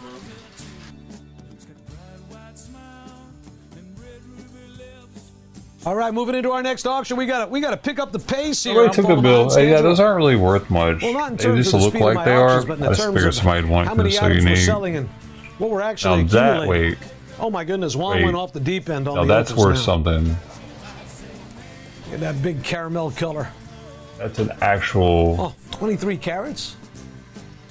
That's Ain't just no- rare for it. it's That also been size graded. Before we ever start talking about the colors. Like the other one, 23 carats, natural opal. it was official. It wasn't Got to be green. prepared to spend well over $1,000 to own that. Also in the auction, To 400 on the bracelet. 400 offered on the 2-carat diamond tennis bracelet. That's going to be. I think It's that was not a worth that mistake much, of me to though. put it up today before I In determined Massachusetts? the Oh, audience maybe participation Massachusetts. level. That one's on me. Maybe that's a state people want. Well, the shortfall on that will be coming out of my I paycheck. heard people That's a want guarantee. Tennessee 65 money points for some reason. of natural diamond here. Look at that old euro in the middle. My goodness, that's a great gem. 14 karat gold, size 6 States are 1/4, more collected sizable than on that. others. We were looking for about $1,500 on that ring.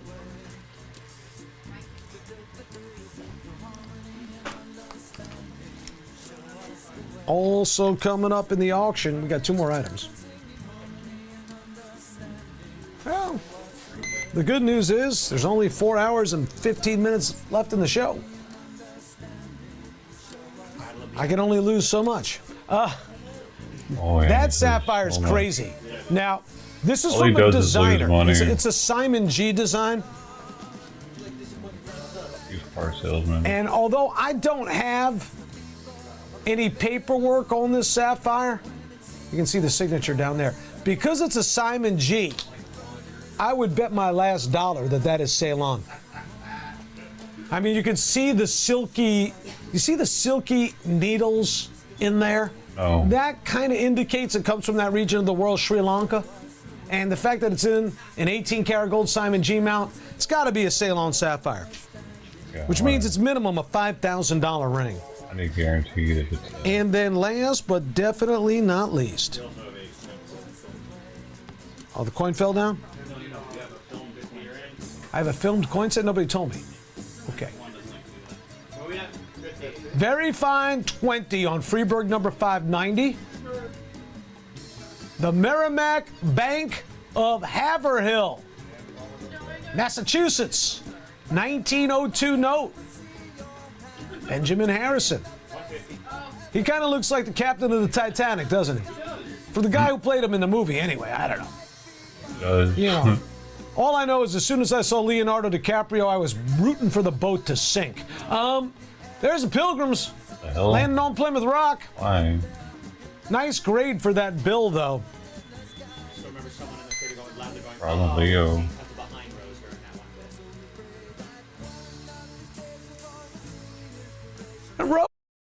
This music's starting to bother me. I can only listen to Grateful Dead sounding shit for so long. Ugh.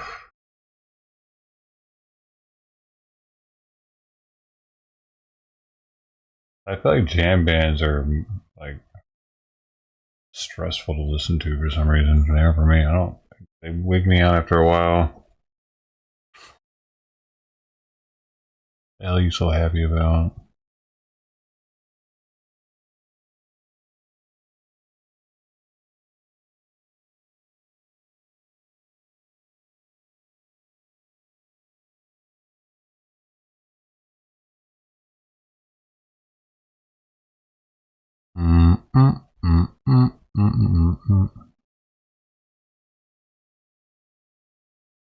At the start of the new year, people will often pop champagne to celebrate, right? Well, residents of this Katy neighborhood aren't celebrating much after someone was caught on camera popping their tires instead.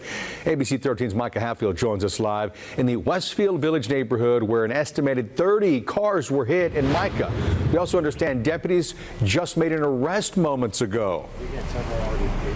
Yes, Eric, they did. We just learned in the last 30 seconds that this is a 22-year-old male who actually lives just nearby, a few houses down from where all of those tires were slashed. You can see the Harris County Sheriff's Office is here on scene. They drove away with that man just in about the last 10 minutes. A lot of people who had their tires slashed just walked over here to see what was going on. I was able to speak with a woman who said that she had 4 cars parked in her driveway and they have 5 tires that were popped. A big price tag coming her way. A lot of frustrated residents here.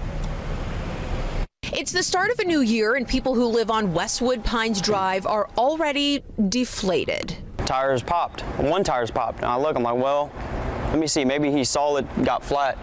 I went around and checked, and boom, the other one's flat too. So what are the odds that 2 tires on the truck would be flat? I get hollered at from neighbors down this road, and they're like, they got us too. Who is they? Once people started looking at their surveillance cameras, they were able to somewhat answer that question. A younger man in a hoodie walking through the Westfield Village neighborhood with what appears to be a knife. Driveway to driveway, puncturing people's tires in broad daylight, about noon on Thursday. People we spoke to say they don't recognize him. The neighborhood estimates he hit about 30 cars. Honestly, it's a kid who thinks that this is a fun thing for him, I guess. Entertainment. I don't know what I can't make of it. There's nothing that could justify what his behavior is. Now all up and down the street you see flat tires or cars on jacks. Owners now out hundreds of dollars for a new tire. Just last year, Elmer Garay put tires on his vehicle that are $700 each. It was not in my budget to be spending that kind of money on a on something that was working already.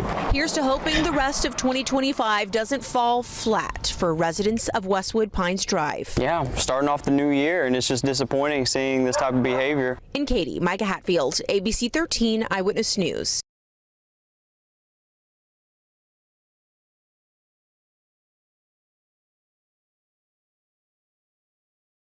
Yeah, Trident's got to be pregnant, man. She's always hungry.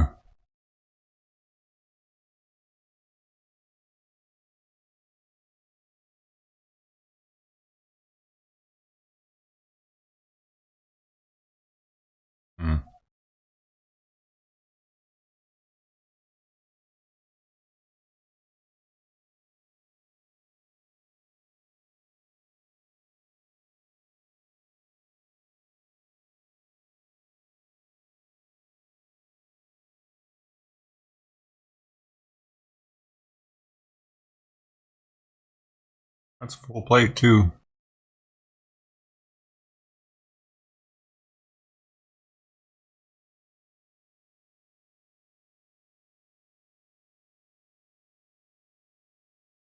Well, high-profile resignations in corporate America and across the globe are nothing new. But as Africa more news. Gen Z workers enter the workforce, employers will have to prepare themselves for a new way of quitting. Wait a second. And it's often done with an This is online audience of millions watching. This is Chinese news in Africa. Oh man, I get to get her. Oh, she got it.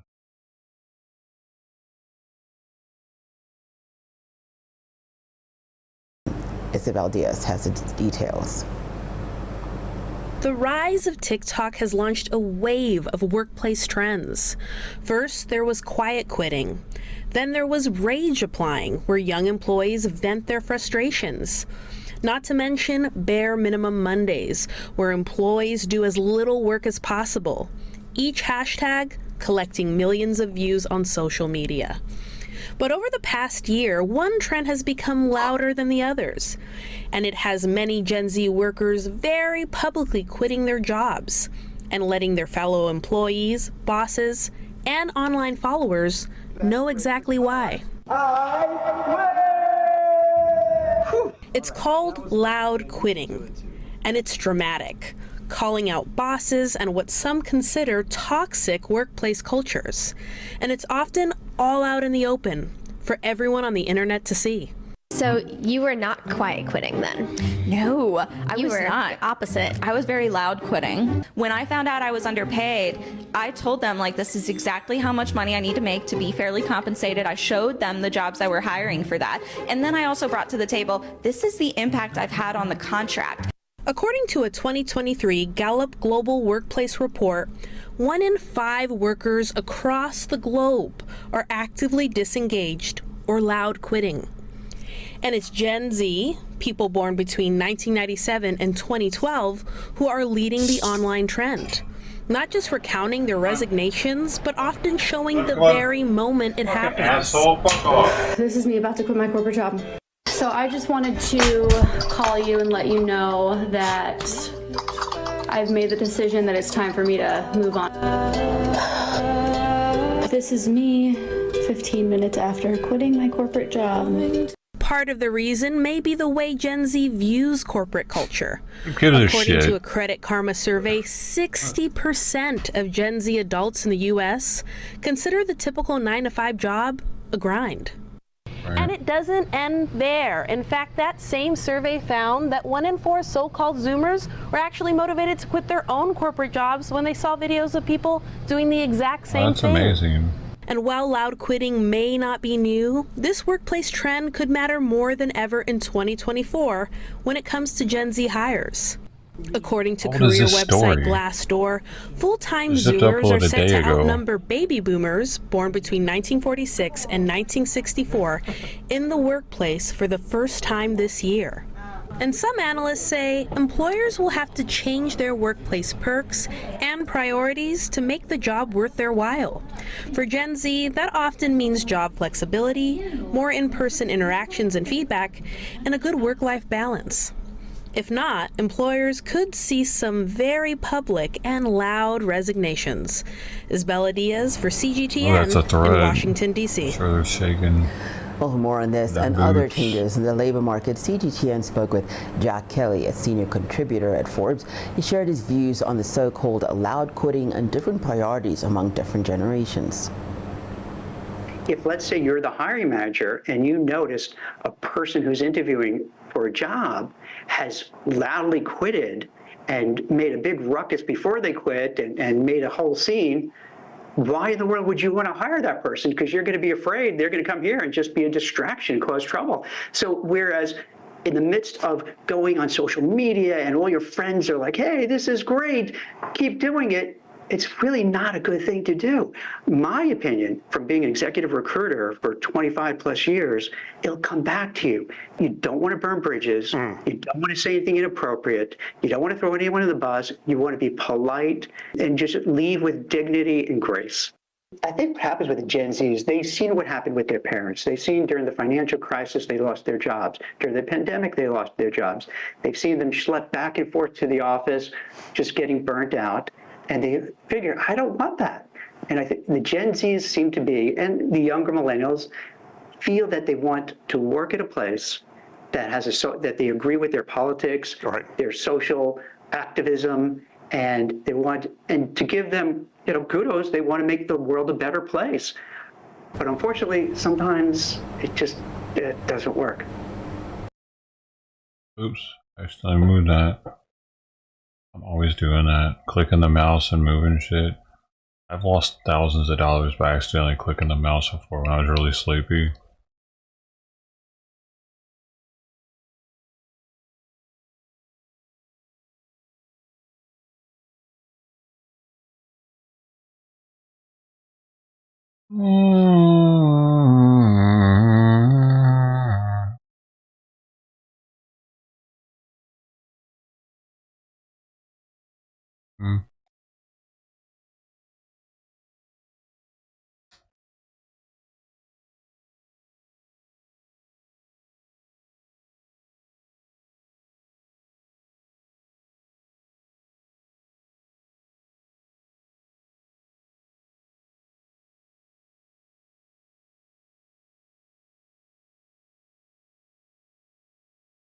So we know that there'll be a very new team in place at the White House very soon. A member of the outgoing team is Karine Jean-Pierre, the press secretary for President Biden. She posted this on social media. Charlie's beside himself already. Here's to the best team in the business. I couldn't do it without you. You sort of wonder how she would be without them. Wow. Exactly. Wow. This is like, and look, in fairness, when you're doing a tough job, and she has one, and you have that camaraderie, you want to pay tribute to the people that you work with. But this sort of has the same vibe to me as like someone on the Chicago White Sox from this past season, putting out a team photo and being like, what an amazing group to be a part of. They lost 121 games in Chicago this past season. That's the baseball equivalent of this press shop. I understand that President Biden didn't give them much to work with, right? It's very hard to speak on his behalf and to defend him. But with all respect, she is uniquely bad at this job. And she has the entire press corps almost exclusively behind her. They're doing her work for her, and she still is a complete disaster. That's why I thought Molly Hemingway, the great Molly Hemingway, had one of the best tweets out there on this. She said, there is not an easier job in the universe than being press secretary for a Democrat. And yet somehow y'all still failed. So let's take a little bit of a look back at some of the highlights. Do we have to? What some people call Binder, Karine Jean-Pierre. Title 42 is going to be lifted. Yes, it will. But we are going to move to Title 8. The border is not open. Is there any possibility that the president would end up pardoning his son? No. Well, is there? I just said no. I just answered. Go ahead. Instead of Republicans, focusing on the president's performance in office and what he's been able to accomplish, his actual record, they do these cheap fakes. Is there a real alarm happening behind the scenes that the president is simply too old to stake around for another 4 years? No, there's no alarm happening behind the scenes. I would put the president's stamina, President's wisdom, ability to get this done on behalf of the American people against anyone. Simon, I don't know what you want, man. Well, It's starting to get a She little did annoying. say at one point as well that she and some of the staffers just could scarcely keep up with Joe Biden and his pace and his energy. And it's just like, I think laughing, unfortunately, is the right response, right? It's a joke. It was gaslighting at the time, cheap fakes. One of the creepiest things that's happened in our politics in the last year was Karine Jean-Pierre spewing out that word, cheap fakes, which no one had ever heard before. And then most of the mainstream media picking it up overnight, like through osmosis. Within hours, they're like, oh, this is a thing that we say now. And of course, it wasn't cheap. It wasn't fake. It was real. And the lie that she told to our colleague, Mark Meredith, about the pardon, for example, it's just like one greatest hit after another from this crew, starring, in many cases, her, because he, the principal, rarely spoke. And sadly, it proves you can tell any lie. And it doesn't matter how big it is. If you just tell it and keep telling it and keep telling it, there's a portion of the people that believe it, and they fall in line. And then we wind up, months, years later, it turns out all the speculation about his mental incapacity. All it took was an op-ed from George Clooney, and then they all switched over. It's crazy. I'm Steve Doocy. I'm Brian Kilmeade. And I'm Ainsley Earhart. And click here to subscribe to the Fox News YouTube page Get it, to girl. catch our hottest interviews and most compelling analysis. Okay, I can't get display bar clicking. No, I guess it's all wet. You want to get wet, baby girl? I'll get you all wet. You better watch it.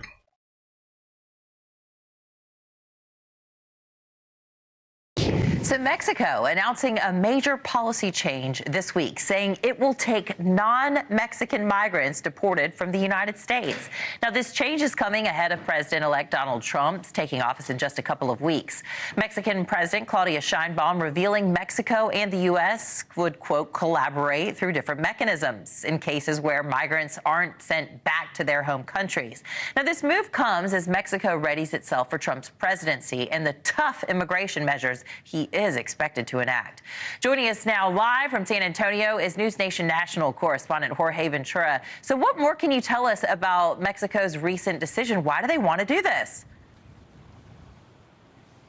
Yeah, and this is really a stunning reversal for Mexican President Claudia Sheinbaum. Just last month, she said that Mexico would push the United States to not send non-Mexican deported immigrants to their countries, said to their countries of origin. Now, Sheinbaum changing her tune on Friday. Sheinbaum saying, quote, there will be time to speak with the United States government if these deportations really happen, but we will receive them here. We are going to receive them properly, and we have a plan. Now, the exact details of that plan were not revealed, but Mexico could limit the amount of nationalities that they do accept, and Mexico could possibly require compensation from the United States. Now, Mexico is not obligated to accept non-Mexican immigrants from other countries, but has agreed to do so in the past with Cuba and Venezuela, often refusing to accept those deportation flights from the United States, but may accept them from Mexico. Now, this could clear a major hurdle for the incoming Trump administration to carry out its mass deportation plan. Rolando Vasquez, an immigration attorney who represents Venezuelan migrants,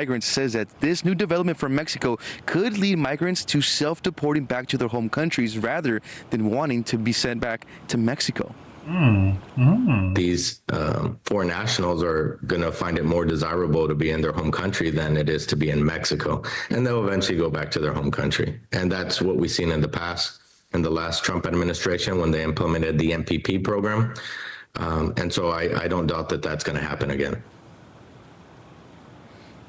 And this comes as Mexico says that it's ready to open up 25 new shelters to accept Mexican nationals deported from the United States. It's unclear at this time if Mexico will open up any new additional shelters to receive foreign nationals at this time, Anna. All right, News Nation's Jorge Ventura, thank you so much for that update live for us from San Antonio. Thanks for watching. Go to joinnn.com.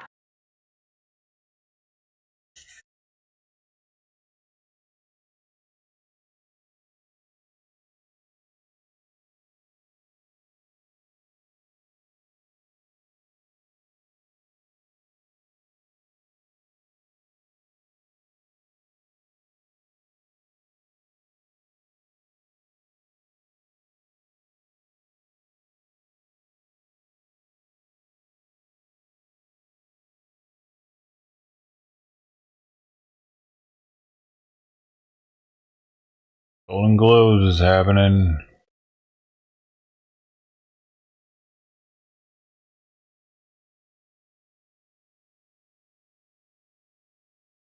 Today, I'm pretty much in the... No. No.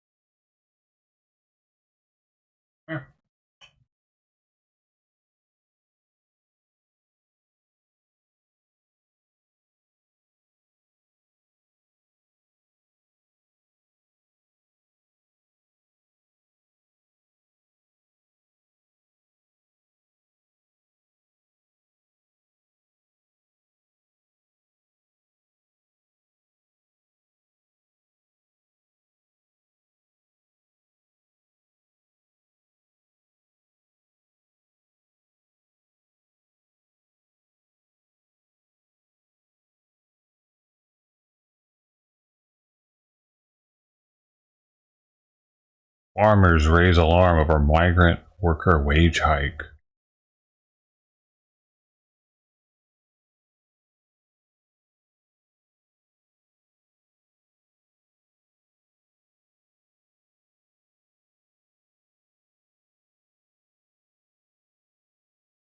Report reveals what could slow down Trump confirmations. Oh.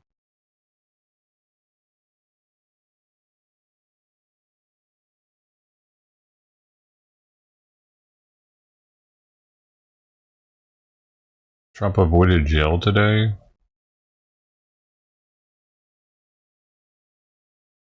It says he won't be jailed. Judge orders Trump to be sentenced in hush money case, but says he won't be jailed.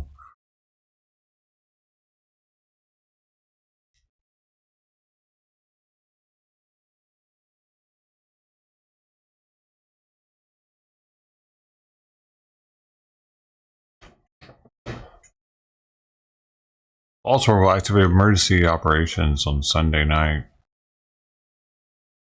Oh.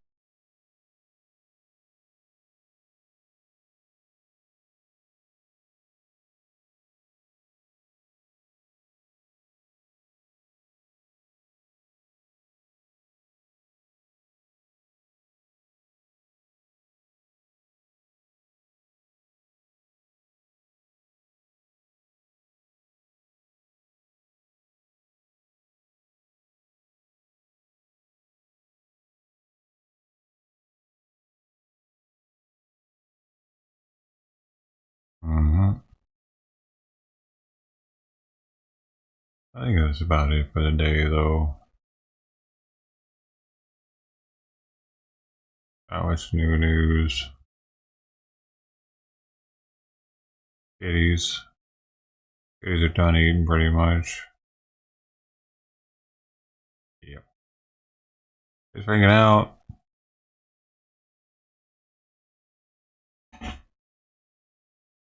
Oh, it was right on. That's cool. All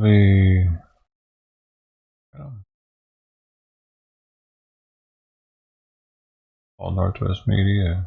Also. El Segundo, it's not too far from here. Later, Mark. Oh, new avatar. You changed it up. They're golden. Sister T. Bill.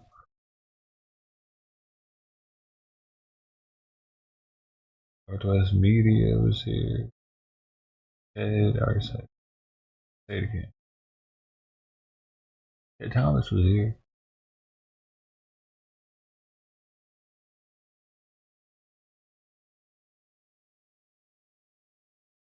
What is this? Dead Inside 6 something was here.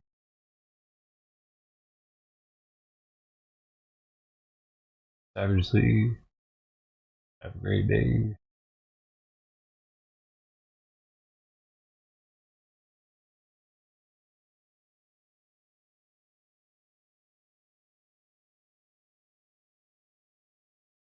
Right then. Have a good one. Thanks again. Kitty cam out.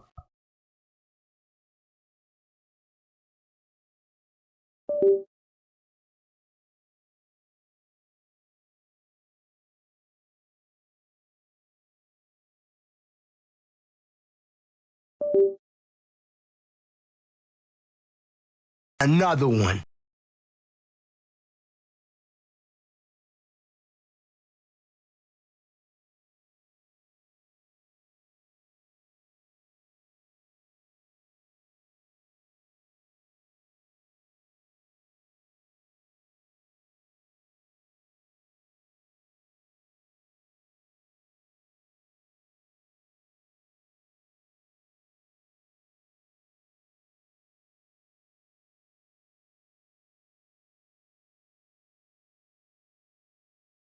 Meow, meow, meow, meow.